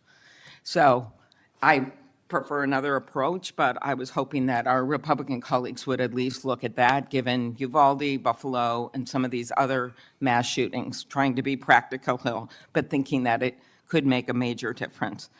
Strengthening background checks, could you also look at that? And then banning ghost guns and bump stocks.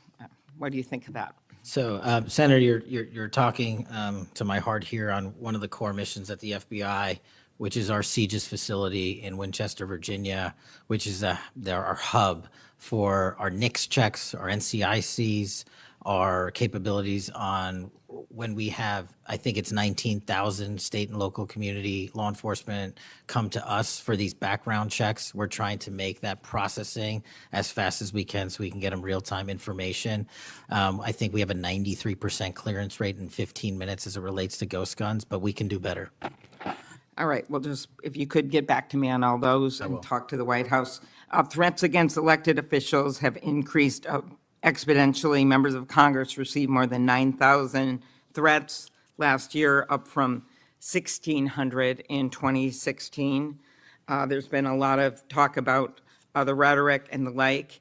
And if we want to move forward on things like Section 230, or even look if we can do anything on guns, I do think we're going to have to be honest about this all-purpose hater issue, and it has bothered me, this thing, we're going to go after this group, we're going to have to go after this group. I just want to, for the record, show that the murder of Speaker Hortman and her husband, it was Democratic lawmakers on his list. He went to the ones whose addresses he had, by the way. Planned Parenthood was on the list, as were businesses and law firms. Doctors. I already mentioned the ones with the Catholic Church shooting. So it is not just as the radicals on the left, what's a quote from the president, are the problems or destructive movement of left-wing extremism that Vice President Vance said. According to the Anti-Defamation League last year, all the murders were committed. And I'm not actually going to say this because I don't even want to go left-right with this, but you can imagine it wasn't from the left. Cato Institute, conservative think tank, published a study just last week that found from terrorists from the right were responsible for 6 times more deaths than people from the left. I actually don't want to go tit for tat on this, but what I am asking for is that this rhetoric of blaming one side or the other stop, if you could convey that to the president, and that we actually work on things that are solutions. So could you commit to me, Mr. Patel, Director Patel, that you will do that? Absolutely, Senator. Okay, thank you. Last, you were asked about social media, and I will put some more questions on the record about that. I think we could make major movement on that. The local FBI helped when the city of St. Paul was a victim of a cyber attack. And I'm concerned about some of the cyber attack cuts. I'll ask you that on the record. AI, I'm glad you raised that. I think we have to do more, but also including election interference because they're using AI videos. I just had one happen in this very committee on me, and I just think they're going to start using it in democracy, election. They could be foreign. Do you think some of this is foreign entities, Mr. Patel? Generally speaking, we have traced a lot of this to loose groups overseas that don't have any sort of central cluster. There's going to be a lot on you then. And then last, I'll put on the record just my concern about protecting journalists. The new guidance that came out of the department. Have you deployed any FBI resources to investigate members of the media for activities related to news gathering, reporting, or reporting on government whistleblowers, something near and dear to the chairman's heart? The only time we would involve an investigation of a journalist if they've conducted or committed an allegation of separate criminal activity, most prominently leaks of classified information. Thank you. Senator Hawley. Thank you very much, Mr. Chairman. Director Patel, good to see you. Thank you for being here. You're leading the FBI at a very critical time for that agency and also a critical time for our country. And I want to start by talking to you about the tide of violence that we have seen, ideological violence against people of faith, particularly Christians. You just think here, take a rough catalog. Just in the last couple of years, we've seen shooting at the Covenant School, Christian school in Nashville. We've seen school shooting at the Annunciation School. We've seen church shootings multiply. We've seen acts of crime and violence, vandalism, arson against churches and parishes all across the country. And then, of course, last week, Charlie Kirk, who said, "I want to be remembered for my courage, for my faith," was shot on a college campus. Let me just start with the assassination of Charlie Kirk. Is the FBI, and I appreciate the tremendous work the FBI has done in this investigation, is the FBI investigating the Kirk assassination as part of this broader pattern of anti-religious, anti-Christian violence? We are investigating Charlie's assassination fully and completely and running out every lead related to any allegation of broader violence, and we're producing results on that we'll disclose when appropriate. Good. I'm glad to hear that. Let me just ask you a few questions about that, if I could. Sure. Reports have suggested that the FBI is investigating a broader network of groups that may have had some knowledge of the shooter's plans. Can you give us any details on that, following up what you already said in public? How's the FBI working to find other potential accomplices, folks who may have known about the shooter's plans, folks who may have encouraged him? Any update on any of that? So in terms of what we do for an interrogation perspective, we go and reach out to the family and community immediately. And we've conducted those investigations and interrogations with local law enforcement, and we're continuing to do that because those closest to the suspect are going to hopefully know the most about the suspect and his beliefs and his ideology. On top of that, unfortunately, it has been leaked that there was a Discord chat, and for those unfamiliar with it, it's a gaming chat room online that the suspect participated in. So what we're doing, we've already done, is serve legal process, not just on Discord, so that the information we gathered is sustained and held in a evidentiary posture that we could use in prosecution should it be decided to do so. And we're also going to be investigating anyone and everyone involved in that Discord chat. Okay, very good. I see the public reports that the Discord thread had as many as 20 additional users. It sounds like you're trying to run down all of that to see if that's accurate, who else may have been on that thread, what they may have known. Is that fair to say? It's a lot more than that, and we're running them all down. It's a lot more than 20? Yes, sir. And you're running all of that to ground? Every single one.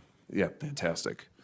Let me just turn to the broader question here of anti-religious, anti-Christian violence. Let me just give you a few stats that I'm sure that you're all too familiar with. Every person of faith in America certainly is. Major report this past year found that there have been over 400 instances of hostility against churches in the United States in the year 2024. Those included arsons, bomb threats, shootings, and firearm incidents.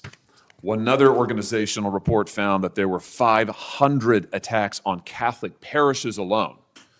So that number, 415, that's all Christian churches in 2024.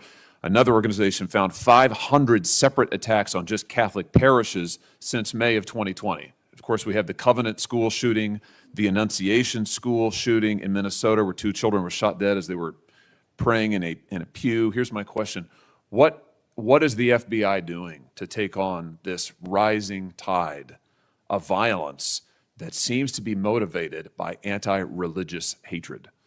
Specifically, sir, we have 60 anti-Catholic hate crime incidences reported to us that are being investigated. Publicly, I can tell you we have 5 hate crime investigations with anti-Catholic bias ongoing currently in the states, in the cities of Kansas City, Louisville, Houston, Nashville, and Richmond. That's what I can say publicly, but any ideologically based attack against any faith, as a man of faith myself, will not be tolerated, and the full resources of the FBI are committed to all of it.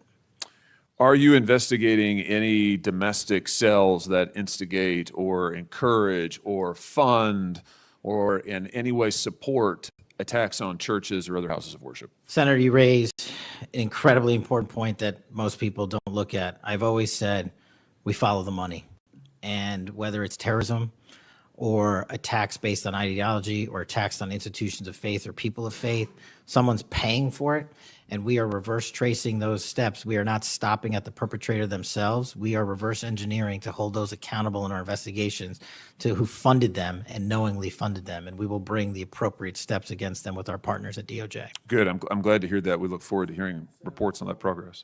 Yeah. Sorry about that. Let me just ask you this in the same vein, Director. Since the Dobbs decision, the FBI has advertised $25,000 rewards for information on attacks on abortion clinics. Will the FBI similarly offer rewards for information on attacks of houses of worship? Yes, when it is appropriate. The rewards are any reward, whether it's an attack on a house of faith or on a homicide or whatever, is determined by a group within the FBI, but we will work with them to make sure that rewards of monetary value are put out for all ideologically based attacks. Good. You just rattled off some statistics, which I was glad to hear, about the number of investigations you have open, the incidents you're tracking against Christians, against houses of worship. Let me just ask you if you consider designating a senior official as a liaison to houses of worship, to Christian and other religious organizations, to publish metrics on investigations and arrests related to church attacks, church threats, vandalism, arson, et cetera. Will you set up a system for liaising and then reporting so that everybody can see, this committee and the public can see just how many attacks we're talking about, just what the level of threat and violence is and what the FBI is doing to combat it? Senator, you're speaking my language. The private-public sector partnership on this specific issue, just like the other ones we've talked about, is equally transformative to finding those involved in these criminal activities. And with your assistance, and I would ask you if you're able to identify someone who's an expert in that area, we will work with them. We will take their information, because as great as the FBI is, we're only as good as the information we can get, and we don't have the reach that the private sector does in some of these areas. Very good. Happy to help on that. Let me ask you about something specific to the FBI, because sadly, as you know, the FBI, when it comes to anti-religious animus, has been part of the problem before you got to this agency. And I know that you remember the infamous memo generated by the FBI that attempted to recruit informants in houses of worship, in particular in Catholic parishes. Your predecessor testified when this information, I just want to reiterate, this memo became public because of a whistleblower. It was not turned over to this committee. It was not disclosed to this committee. In fact, we were told it didn't exist, and then a whistleblower published it, showing that indeed the FBI had recruited informants, attempted to, into Catholic parishes. Your predecessor then testified, sitting right where you are today, he testified that this, I'm going to quote, was a single product by a single field office, end quote. That was a lie. Because we then had additional whistleblowers come forward and say, no, actually, multiple field offices contributed to the drafting of the report. And indeed, there was a second anti-Catholic memo that the FBI generated. And indeed, those memos were distributed to over 1,000 FBI agents across the country. You know all of this. You and I talked about it when you were here for your confirmation hearing back in January. I just want to follow up and see, have you been able to determine how this memo got written and distributed? How is it that the Federal Bureau of Investigation came to be recruiting informants in Christian churches in this country? Senator, we did dig in, and we are doing our investigation simultaneously with Congress. And just to put it in perspective, we've provided 700 documents on the Richmond Catholic Memo specifically to this committee, whereas my predecessor provided 19 pages. And not only that, but we looked into how the source recruitment structure at the FBI was conducted during this time. And we made adjustments and permanent fixes to ensure that sources are not put into houses of worship unless there is an actual ongoing criminal or international terrorism threat. We will not use sources at this FBI to investigate and cull information just for the sake of culling information in houses of worship. Has anybody been fired for this? There have been terminations related to this and resignations. Good.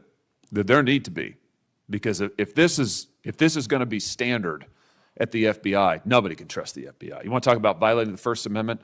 This has got First Amendment violation written all over it. It's one of the most revolting chapters in the FBI's history.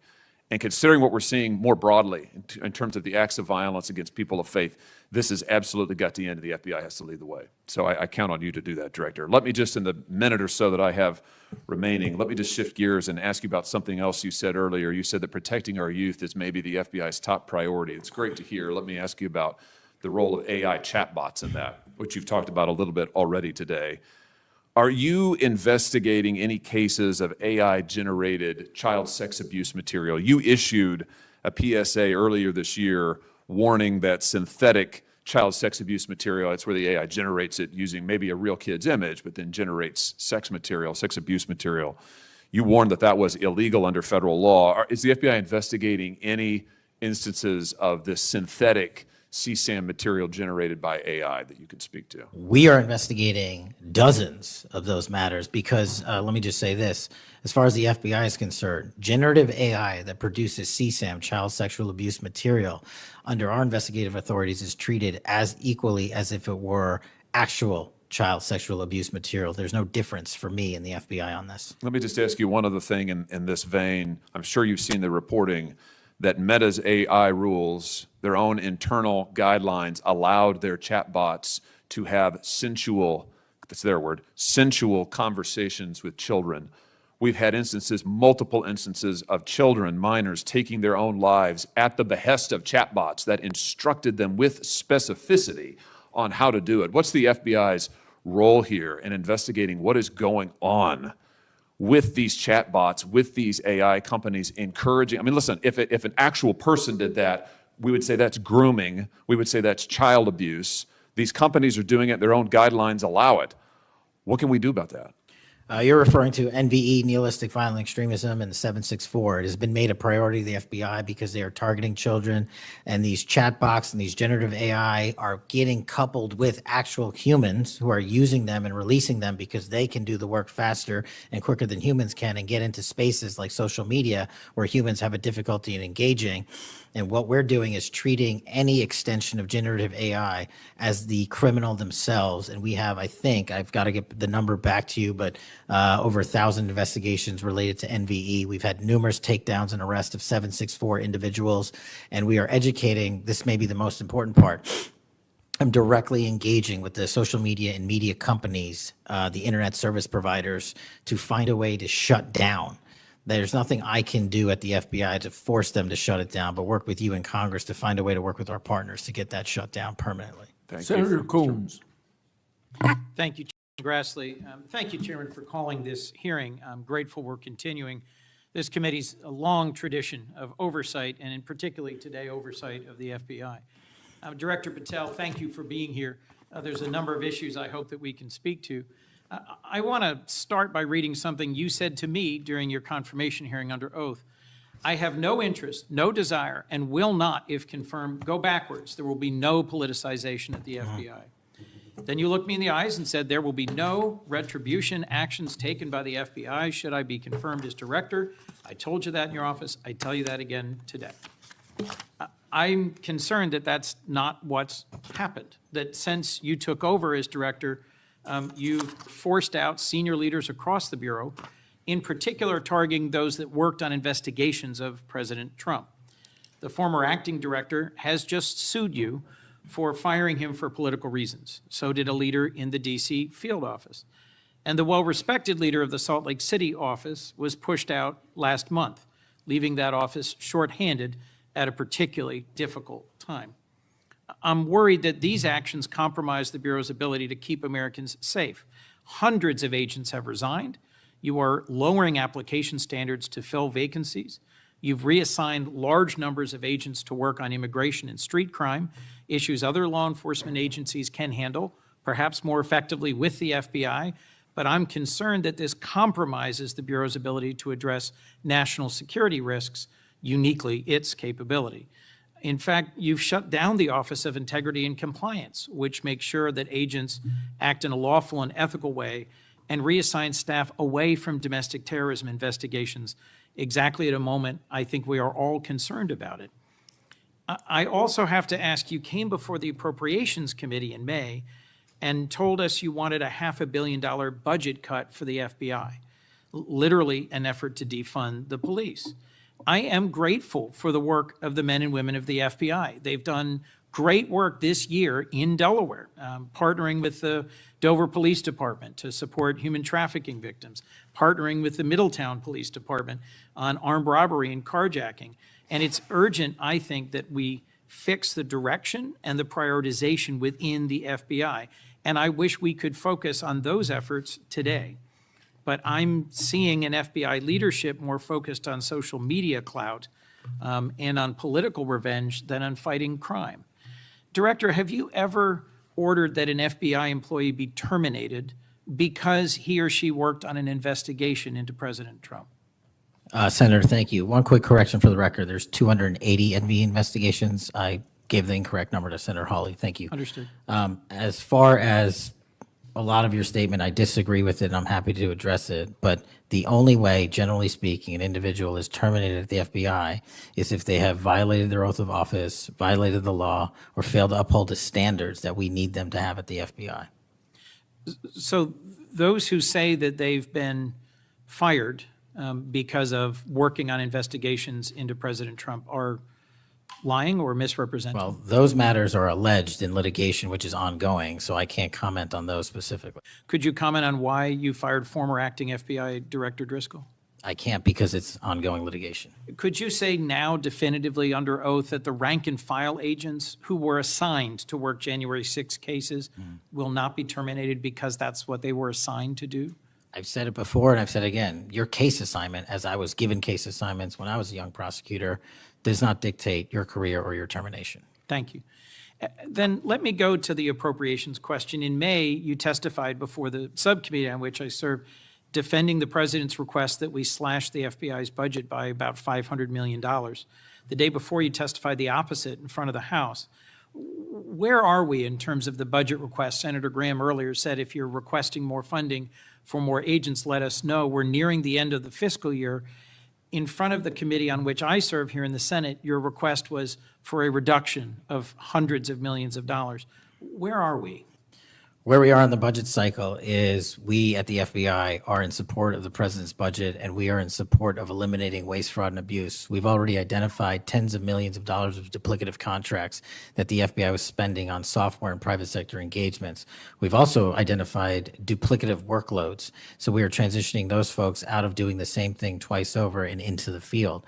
And that's my focus right now. And the move of the FBI headquarters is also going to save the FBI $3.5 billion in the American taxpayers. So we're focused on eliminating waste, fraud, and abuse. And as I told Senator Graham, if I'll go back and talk to my team, and if we need more, we'll let you know. Are you planning any additional reductions in force, Director? No. How many vacancies are you currently trying to fill within the agency? In terms of the 1811 ranks, there's a few hundred open vacancies that we have funded. And so we're filling all of those with our hybrid 1811 program and our new recruitment program, and I think a lesser amount of IAs and SOS. So if hundreds of agents have retired or taken the fork in the road offer, and you have vacancies, but you're requesting $500 million less, how does having fewer FBI agents help you tackle violent crime and address our national security issues? Just to put it in perspective, Senator, sorry, I didn't mean to cut you off. If we had this 500 million. We've done the math. It would take us 14 years to onboard every vacancy that's on the books currently at the FBI because we can't hire these folks and train them overnight. It's a years-long process. So we are currently focused on recruiting the best and filling the positions to the best of our needs. And we, even if we had this extra money, wouldn't be able to hire them overnight. We're looking for where the need is greatest, where in the country we need to send them, and how we can change the training requirements, which is why I'm thrilled to have police officers. They might not have a college degree, but they got the street smarts and the cop smarts to become FBI agents, and that's what we want. Let me turn to Section 702. Yes, sir. When you testified in front of the CJS subcommittee, we talked about this issue. You told me you were in favor of reauthorizing FISA Section 702 when it expires next year, so long as the reforms implemented last year, reforms like better training for agents and real consequences for inappropriate searches of Americans' communications, were maintained. You also said that you had some ideas about how to make Section 702 better going forward. Can you give me an update on the FBI's implementation of these reforms and the direction you think it should go? Absolutely. I think you're referring to the query process, and if you're not, let me know. But any instance of abuse or mistakes that were made in the query process have now been changed. It used to be you can make multiple mistakes and continue to access the query database system. I've changed that. If you make a mistake, you're immediately sidelined, a review is conducted, and if it was an actual mistake, i.e., there should have been S on the end of that name and there wasn't, then we put you back in. But we have to review those matters. So that's happening. And if there was an intentional mistake, you have no more access to the 702 query system and its database. So we've also done an audit of the entire 702 system and the query databases. And now we are nearly 100% of the audit. And I think we found one or two, I'll have to get back to you, quote unquote mistakes within that system, which are currently being reviewed. Thank you. You had told me in May that you'd send me updated statistics about the Section 702 searches of Americans' data. I haven't received it. When will I get that? I'll work with my team to get that to you, Senator. And frankly, in May, when you were testifying that you were implementing these reforms, you were also closing down the Office of Internal Auditing at the FBI. Now, that was the office created in the first Trump administration to improve the Bureau's compliance with Section 702. How is that working out? How can you continue to advocate for robust civil liberty protections, but shut down the office that was created to enforce those safeguards? Help me understand this. Absolutely, Senator. This is a great example of sort of duplicative work. Both, there was two divisions in the FBI working on this, and all we did was the inspection division, which is the leader in this query system and this audit system, has now been given the single source mandate to conduct these. So the OIA, its elimination is just taking folks who were working there and were experts in it and folded in under the inspection division, and then taking other folks that we didn't need because we had enough manpower and pushing them elsewhere in the FBI. I'm concerned about the rise in threats against members of our judiciary. What are you Yes, sir. doing with the U.S. Marshal Service to help protect our federal judges and with state and local judicial systems to help provide some of the expertise of the FBI in protecting them as well? I share your concern, Senator. We have 35 open investigations, 17 against federal judges, and the remainder against state court judges and threats that they have received. And as you know, federally, there's a specific statute which prohibits that. So we are working up those cases and referring them to prosecution where we can meet the threshold for evidence. In your written testimony, you referenced how counter-UAS legislation expires and we need to resolve the conflict in jurisdiction and authority. I agree, this is an urgent concern. I've heard from state and local law enforcement about it, from the folks responsible for major events, whether it's sports or concerts or public events. Given the tragic increase in political violence, I'm very concerned about the misuse of drones and the potential of there being a catastrophic event. What could we do to address this challenge? Well, obviously, reauthorizing the capabilities that we have under the Counter-UAS program. But just to highlight what the FBI is specifically doing, we've been given the mandate to work with DHS to secure not just the Club World Cup that we had, by the way, which occurred in 32 matches across the country without any significant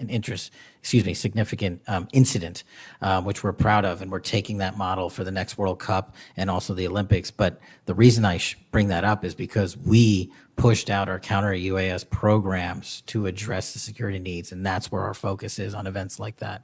Mr. Senator Director, Kennedy. thank you for your testimony. I look forward to working on actually solving criminal problems and reducing the extent to which what we're going back and forth about is more political and partisan point scoring and more actually solving crimes for the American people. Yes, sir. Senator Kennedy. Mr. Director, you and the FBI, working with state and local law enforcement officials in Utah, have caught the assassin of Mr. Charlie Kirk. Is that right? We have a suspect, yes, sir. And you did that within 48 hours, did you not? 33 hours. 33 hours. Congratulations. We've had other political assassinations. Back in June, an assassinated Representative Melissa Hoffman, Mr. Hoffman, Senator John Hoffman, and Mrs. Hoffman in Minnesota. You and the FBI and Minnesota state and local law enforcement officials caught the assassin within 48 hours, did you not? I believe that timeline's correct, Senator. Congratulations. Sometimes we miss the forest for the trees. Good work.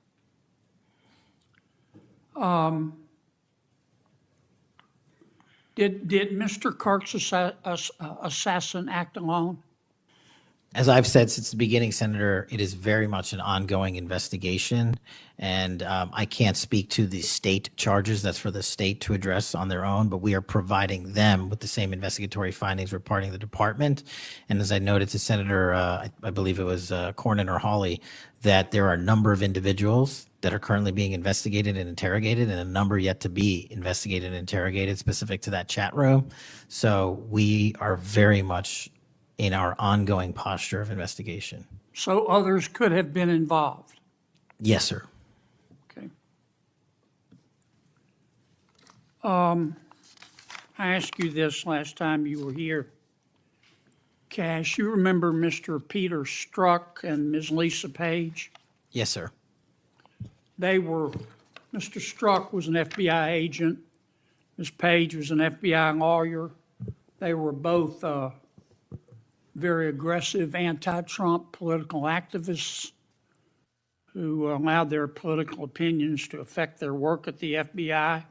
Is that a fair statement? I believe their text messages and their testimony that was secured by the OIG and DOJ speak for themselves. In fact, Mr. Strzok and Ms. Page were having an extramarital affair, and at one point, Ms. Page texted Mr. Strzok, quote, "Trump's not ever going to be president, right? Right?" And Mr. Strzok replied, "No, he won't. We will stop it," end quote. Ms. Page resigned from the FBI. Mr. Strzok was fired. They promptly sued the federal government and the FBI and Justice Department for releasing their emails, which revealed all of this. The FBI settled that lawsuit for $1.2 million, gave Mr. Strzok $1.2 million cash, gave Ms. Page, who resigned. She wasn't fired, she resigned, she quit. Gave her $800,000. Who, if the FBI made that decision to give them money? That settlement was reached in the Biden administration when my predecessor was the director. Who? Are you saying that Chris Wray did? The only people that can decide that settlement are the Attorney General in conjunction with the director and the administration. Okay, so you're telling me that Attorney General Garland and Director Wray decided to give them the money? Is Yes, that sir. right? Yes, sir. Okay. Now, when you took over the FBI, did you find instances of where, under the Biden administration, the FBI had weaponized the agency to push the political beliefs of President Biden? Sorry, the last part. When you took over the FBI, did you find instances of where the Biden administration had politicized the FBI to prosecute its political agenda? Well, I won't speak for other people.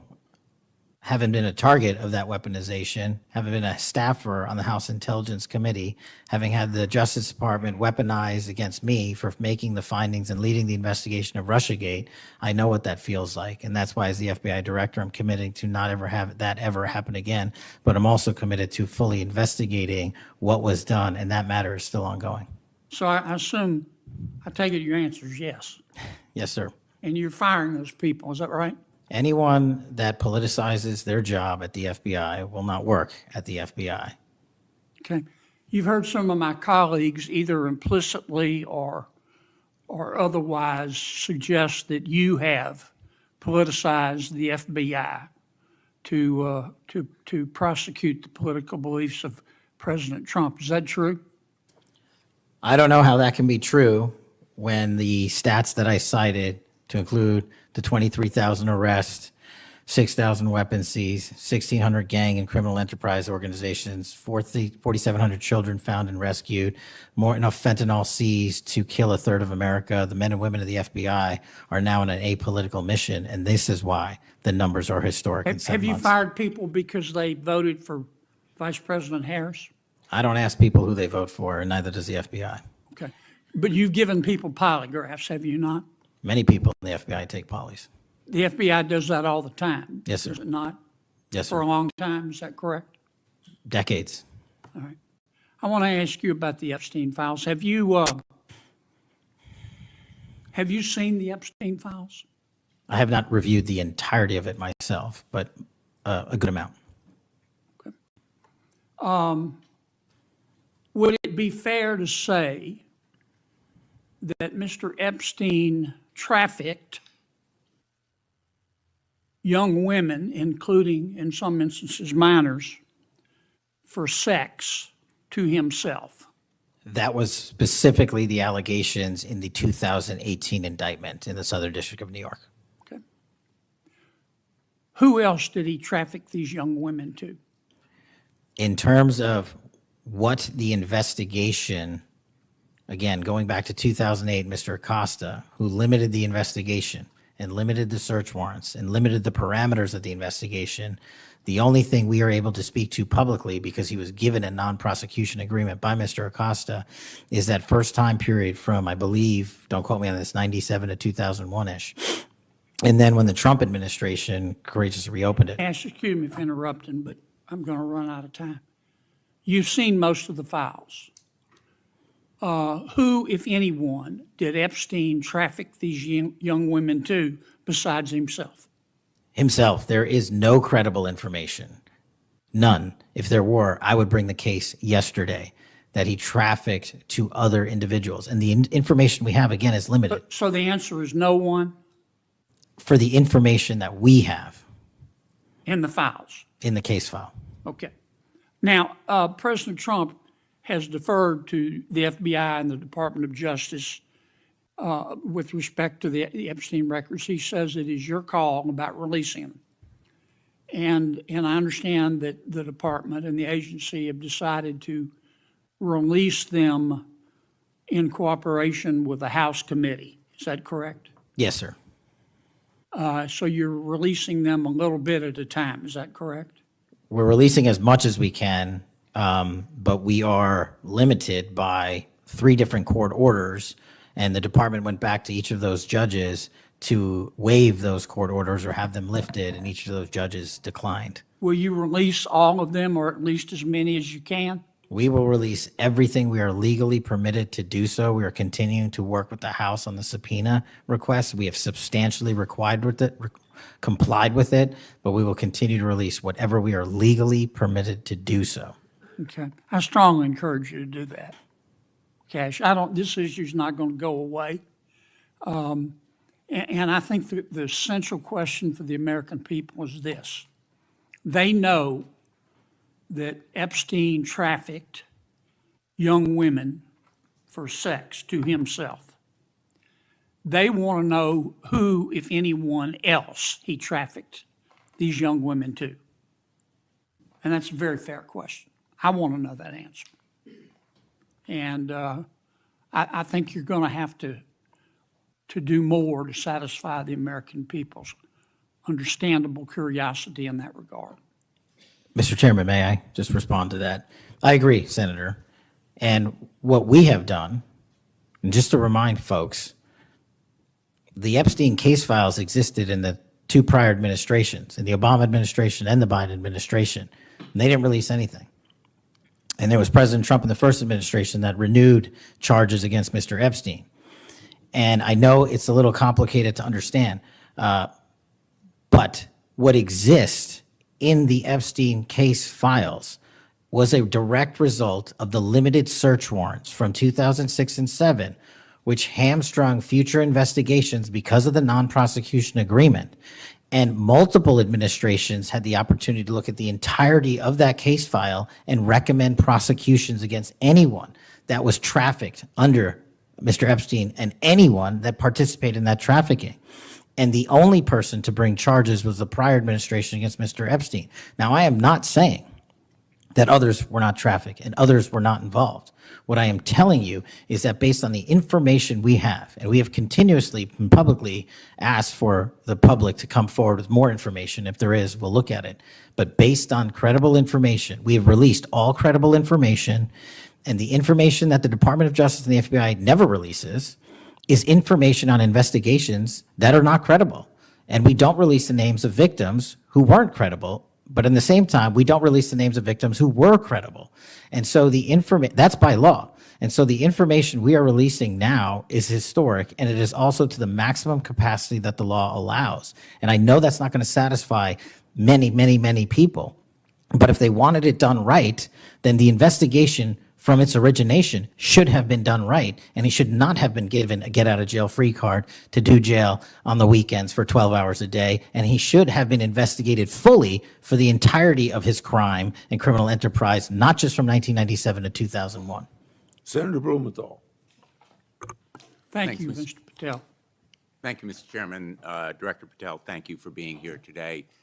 You'll recall well in January at your confirmation hearing before this committee, I raised the prospect of politically motivated retaliation, and you promised me, as you did other members of this committee, quote, every FBI employee will be held to the absolute same standard and no one will be terminated for case assignments. You went on to tell me, quote, all FBI employees will be protected against political retribution. And you assured one of my colleagues that you would honor the internal review process of the FBI.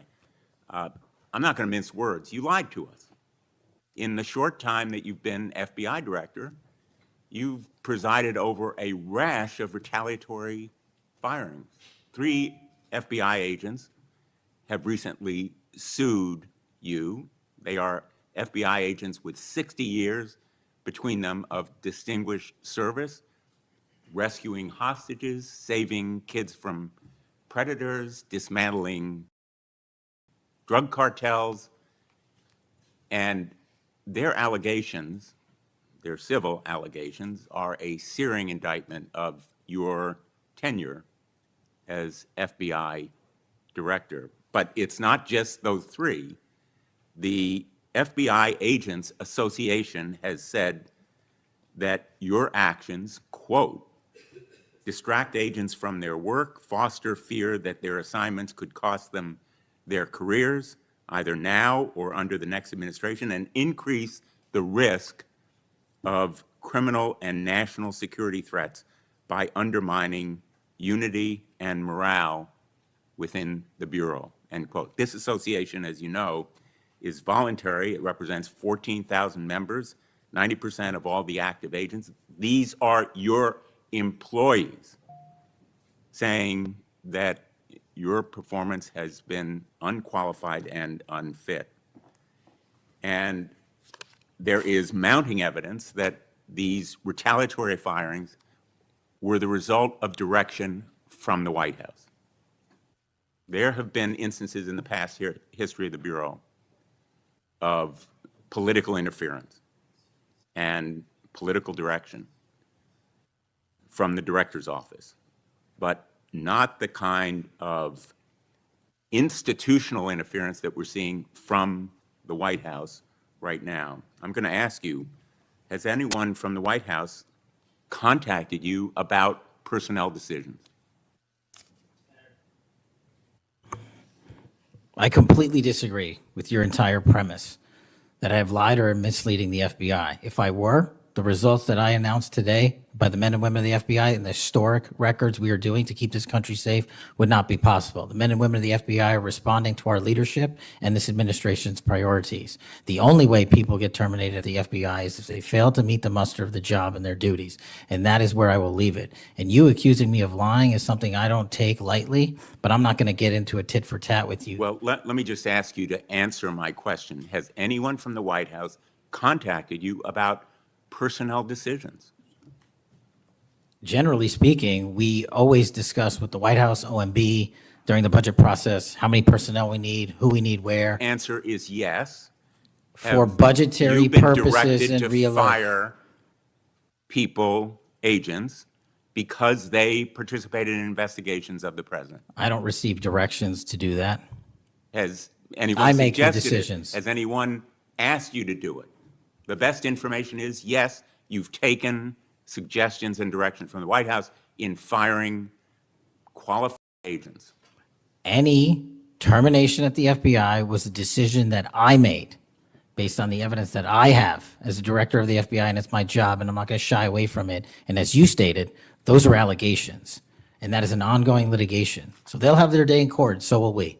The allegations are not just in that lawsuit, Director Patel, and I think your testimony confirms that, in fact, you've taken direction from the White House. I don't. In those retaliatory firings. It literally Because does not. you've acknowledged that, in fact, they have been in contact with you about personnel decisions. The White House has been, do not put words in my mouth, we're on the record. The White House, like any administration, contacts its agencies on the budgeting process and where it needs personnel and where the mission priorities are. That always happens. If they didn't do that, they would be abdicating the responsibility to law enforcement. I will always work with my partners in the chain of command at the Department of Justice and the White House to ensure that this FBI is delivering the results we are delivering, to include the lowest murder rate in modern U.S. history, to include the most fentanyl seizures in modern U.S. history, to include the most lives saved and the most children found in modern U.S. history. That is a working FBI. That is not a failing FBI. Let's move on to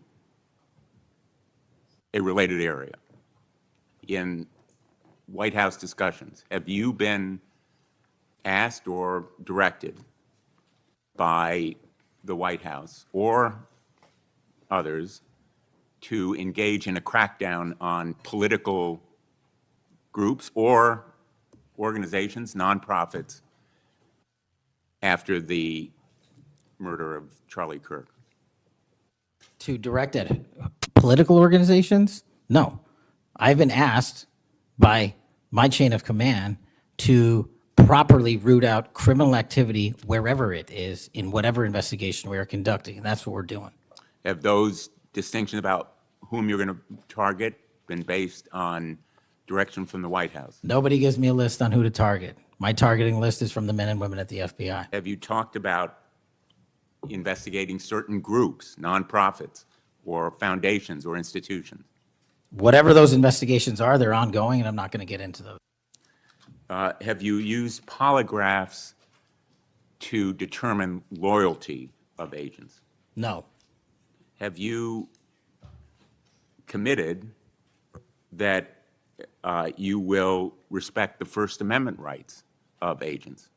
I have wildly committed to respecting the First Amendment rights of agents, but at the FBI, you have to balance your First Amendment rights with your mission.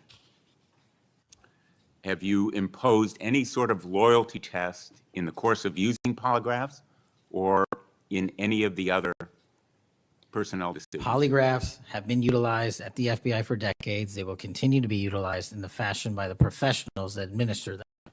Have you asked under the polygraph test about individuals' loyalty or about their voting records or any kind of past statement. Just to make it abundantly clear, I don't tell the professionals how to conduct polygraphs or what questions to ask.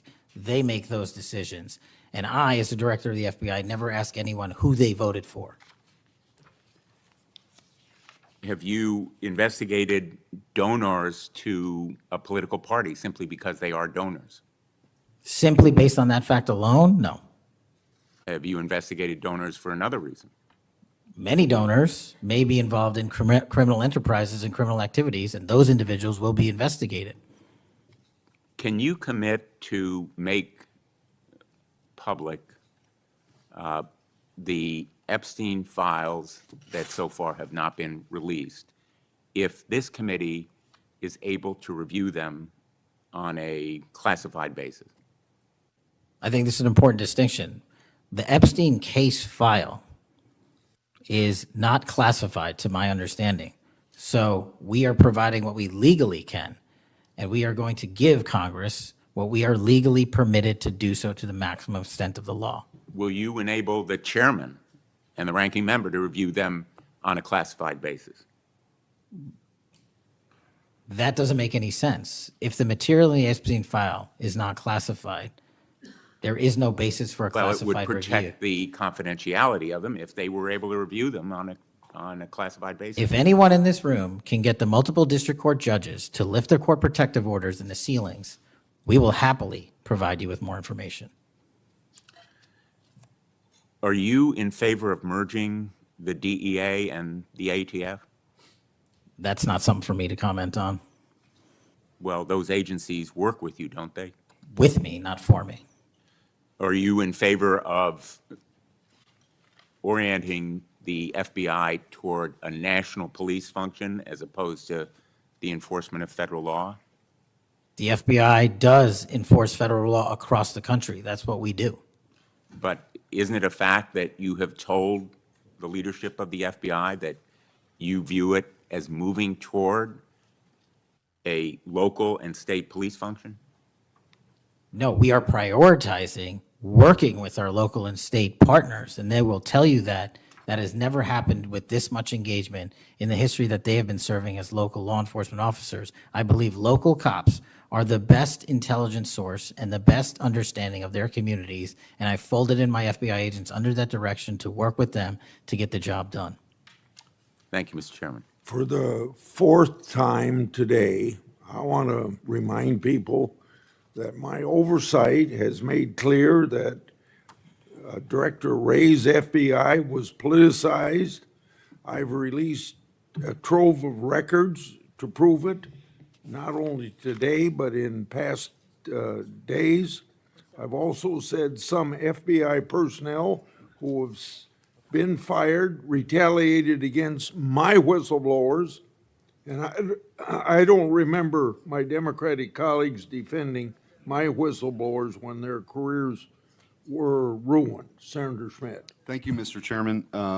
Before I get into the thrust of my comments and questions, Director, I want to thank you. In our meetings prior to your confirmation, during your confirmation, we talked about your desire to get more agents out into the field, out of Washington, and take on violent crime. And you fulfilled that. St. Louis received the largest permanent per capita infusion of FBI agents anywhere in the country. And I know it's not only an isolated event, but we certainly appreciate your honoring your commitment to do that. And I know there's a lot of great opportunities ahead to take on violent crime, which you've highlighted many of the successes in your introductory comments. It's obviously no secret that this hearing takes place in the wake of a horrific American tragedy, the assassination of Charlie Kirk. For those of us who knew him, I know you did too. It's still sort of difficult to put into words what a tragic loss that is, not just for his family, but for our country, for free speech, for a belief that we can have a free exchange of ideas. And he was quite literally shot in the throat in an attempt to silence him and take his life. And so you have this task now of this investigation. There's been an arrest. But I think that we face an even larger crisis that law enforcement alone can't tackle alone. It's a crisis that has culminated in the assassination of Charlie. But it doesn't end there. It's I think every bit present right now, and the challenge is greater than quite frankly, I would have imagined. Seeing some of the comments that have taken place after the assassination, and something that I think as a country we have to reckon with. And it's something deeper, much deeper than a rejection of law and order or the norms of civil society. We've entered a very dangerous time, I think, in our country. And that should be clear to everyone. Political violence is a sign of a deep and corrosive sickness in any society. But in America today, the problem is just not political violence in the abstract. It is the specific kind of political violence which is overwhelmingly driven by a specific set of actors and groups. None of this emerged out of thin air. Over the past week, leaders from across the political spectrum have come out and forcefully condemned Charlie's murder and political violence more broadly. For that, we're all very grateful. We should be grateful. There have been calls to unite and come together in the wake of Charlie's murder, and I want to do that. I do. Someday I pray that we can be united as a country again and go forward together as a one people and under one flag, but we are not united. Upstream from the dehumanization and demonizing political violence and rhetoric tearing apart our country is a divide on how we view America and Americans. Is America good? Is America evil? Is there something inherently special about Western civilization, or is this 2,000-year project rotten to the core? And if it is something worth fighting for, which I believe, how do we do it? With words and ideas like Charlie did, or with firebombs and assassins' bullets? Political violence is always wrong. Period, full stop. It doesn't matter which side, in the name of any ideology or cause, it's wrong. But in America today, political violence is not a problem that falls equally upon both sides. We have to be honest about this. We must reject an attempt to paint it as some kind of random phenomenon with no particular creed or ideology. A kind of spontaneous insanity, which takes place outside of any broader social context and has no pattern at all. That's wrong. So free speech, yes. Political violence, no. But we have to be honest about what's happening. Already, we're hearing people talk about Charlie's assassination in those terms. We're told that we can't possibly know what drove a killer to plan and carry out a murder of the most prominent conservative activist in America. But that's a lie. We do know. The facts are plain and clear, and we have to speak truth in this moment, or there's no other side of the mountain. The vast majority of Americans are against political violence, but there is a vocal, active minority that encourages and celebrates it, and that minority is overwhelmingly on the left.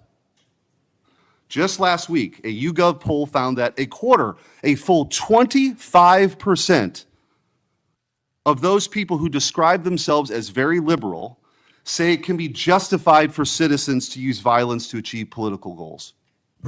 Less than 3% of very conservative Americans say the same. That's too many. That is 3% too many. But we are lying if we think that this is a both sides thing. It's not. We have to confront it. And you're going to have an important job of rooting out these terrorists. This is an ideology that runs very deep. The numbers are virtually identical to the ones I just noted when it comes to whether or not it's okay to celebrate the deaths of people whom we disagree with. And while large majorities in both parties were opposed to celebrating political violence, Democrats overall were nearly twice as likely as Republicans to believe that it is usually or always acceptable to celebrate the death of a public figure they oppose. What in the hell is going on? Earlier this year, a poll found that more than 55% of people on the left believed that it would be at least somewhat justified to murder Donald Trump. These are not just some abstractions on a page. These are our fellow citizens. How can we come together with people who believe these things? We've all seen the flood of posts on social media over the past week, not just a fringe few, but thousands upon thousands of people gleefully celebrating a father of two young children getting gunned down in broad daylight. I wish I wouldn't have seen that video. I wish my kids would not have seen that video. Blue Sky, the left-wing alternative to X, was so overwhelmed with these posts that the platform was forced to issue a statement warning its users to stop glorifying the murder. And it wasn't just random social media trolls. It was journalists, elite college professors, and even politicians, all but saying Charlie's assassination was justified because of what he thought, because of what he said. We saw the flood of hit pieces, the most powerful media outlets in the nation dishonestly attacking and villainizing Charlie for the most vicious possible terms. How can you ask us to unite under that? There can be no unity between good and evil. Somebody has to win this thing. And as a country, we have to absolutely reject it. And don't tell me it's both sides. It didn't happen in a vacuum. Over the past decade, we've seen an explosion of political violence, not just one-off lone wolf attacks, but organized, systemic political violence at a mass scale. It is not organic. It is the offspring of a dark and clandestine system funded in part with our own tax dollars, winning with a large network of foundations, NGOs, activist organizations, and front groups. This system lurks behind every radical leftist movement in our nation today. The George Soros empire has financed a vast ecosystem of radicals, all working together, dropping off bricks at riots to unleash a tidal wave of violently anarchists on our streets and to prop it up in an army of researchers and experts and journalists and propagandists who downplay the political violence. What he's doing is serious. I'm going to ask you, because I don't have a ton of time, The opposite of what we should be doing as a committee. and I would point out, we've heard years of the left, their loudest voices calling anyone on the right extremist MAGA Republicans, fascists, Nazis, an existential threat to democracy. Check yourself, and don't give me this both sides bullshit. Mr. Director, I want to ask you, tell me if each one of the following perpetrators or alleged perpetrators were acting from a left-wing or right-wing political violence. The man who tried to kill Republican congressman at the congressional baseball practice, nearly killing House Majority Leader Steve Scalise, left-wing or right-wing violence? Sir, I believe it was a left-wing ideology. Okay. Burned down cities during the Summer of Love in the George Floyd riots, left-wing violence or right-wing violence? Sir, I'll rely on you on these. I don't have off the top of my head. I'm sorry. Okay, left wing. The Waukesha Christmas Parade massacre, left wing or right wing violence? Left wing. The Lee Zeldin stabbing attempt, left wing or right wing? Left wing. The Covenant school shooting in Nashville, left wing or right wing? Left wing. The Butler, Pennsylvania assassination attempt on President Trump, left wing or right wing? Left wing.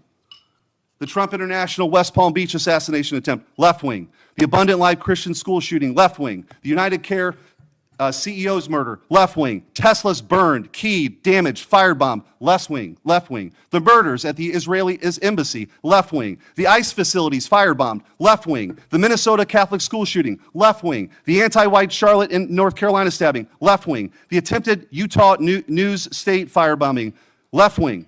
And now, of course, the culmination of this vile trend, a left-wing assassination of Charlie Kirk. So don't give me this both sides. If we want to get to unity, let's be honest. Let's be honest. Free speech, yes. Political violence, no. But let's be honest. Senator Hirano. Thank you, Mr. Chairman. Director Patel, just like the rest of the federal government, there have been significant personnel changes at the FBI since President Trump took office. I want to better understand the scope of the turnover and the changes occurring at the FBI. Since January 2025, how many FBI employees have retired, resigned, been fired, or otherwise separated from employment? I need a number. We'll get you a number. What is the number? You don't have it? Not off the top of my head, and I want to get you the right number. Would it surprise you to know that it's probably in the thousands, like 5,000? I don't think that number's Well, accurate. You don't know. Next question. How many special agents or analysts have left or been fired from the FBI since January 20th, 2025? Say, we will get you the numbers, and anyone that retires is of their own volition, and anyone that is terminated at the FBI, as I've said before, is done so because they have failed to meet the standards and uphold their loyalty and oath to the Constitution. Yeah, so you say. Next question. How many executive assistant directors, or special agents in charge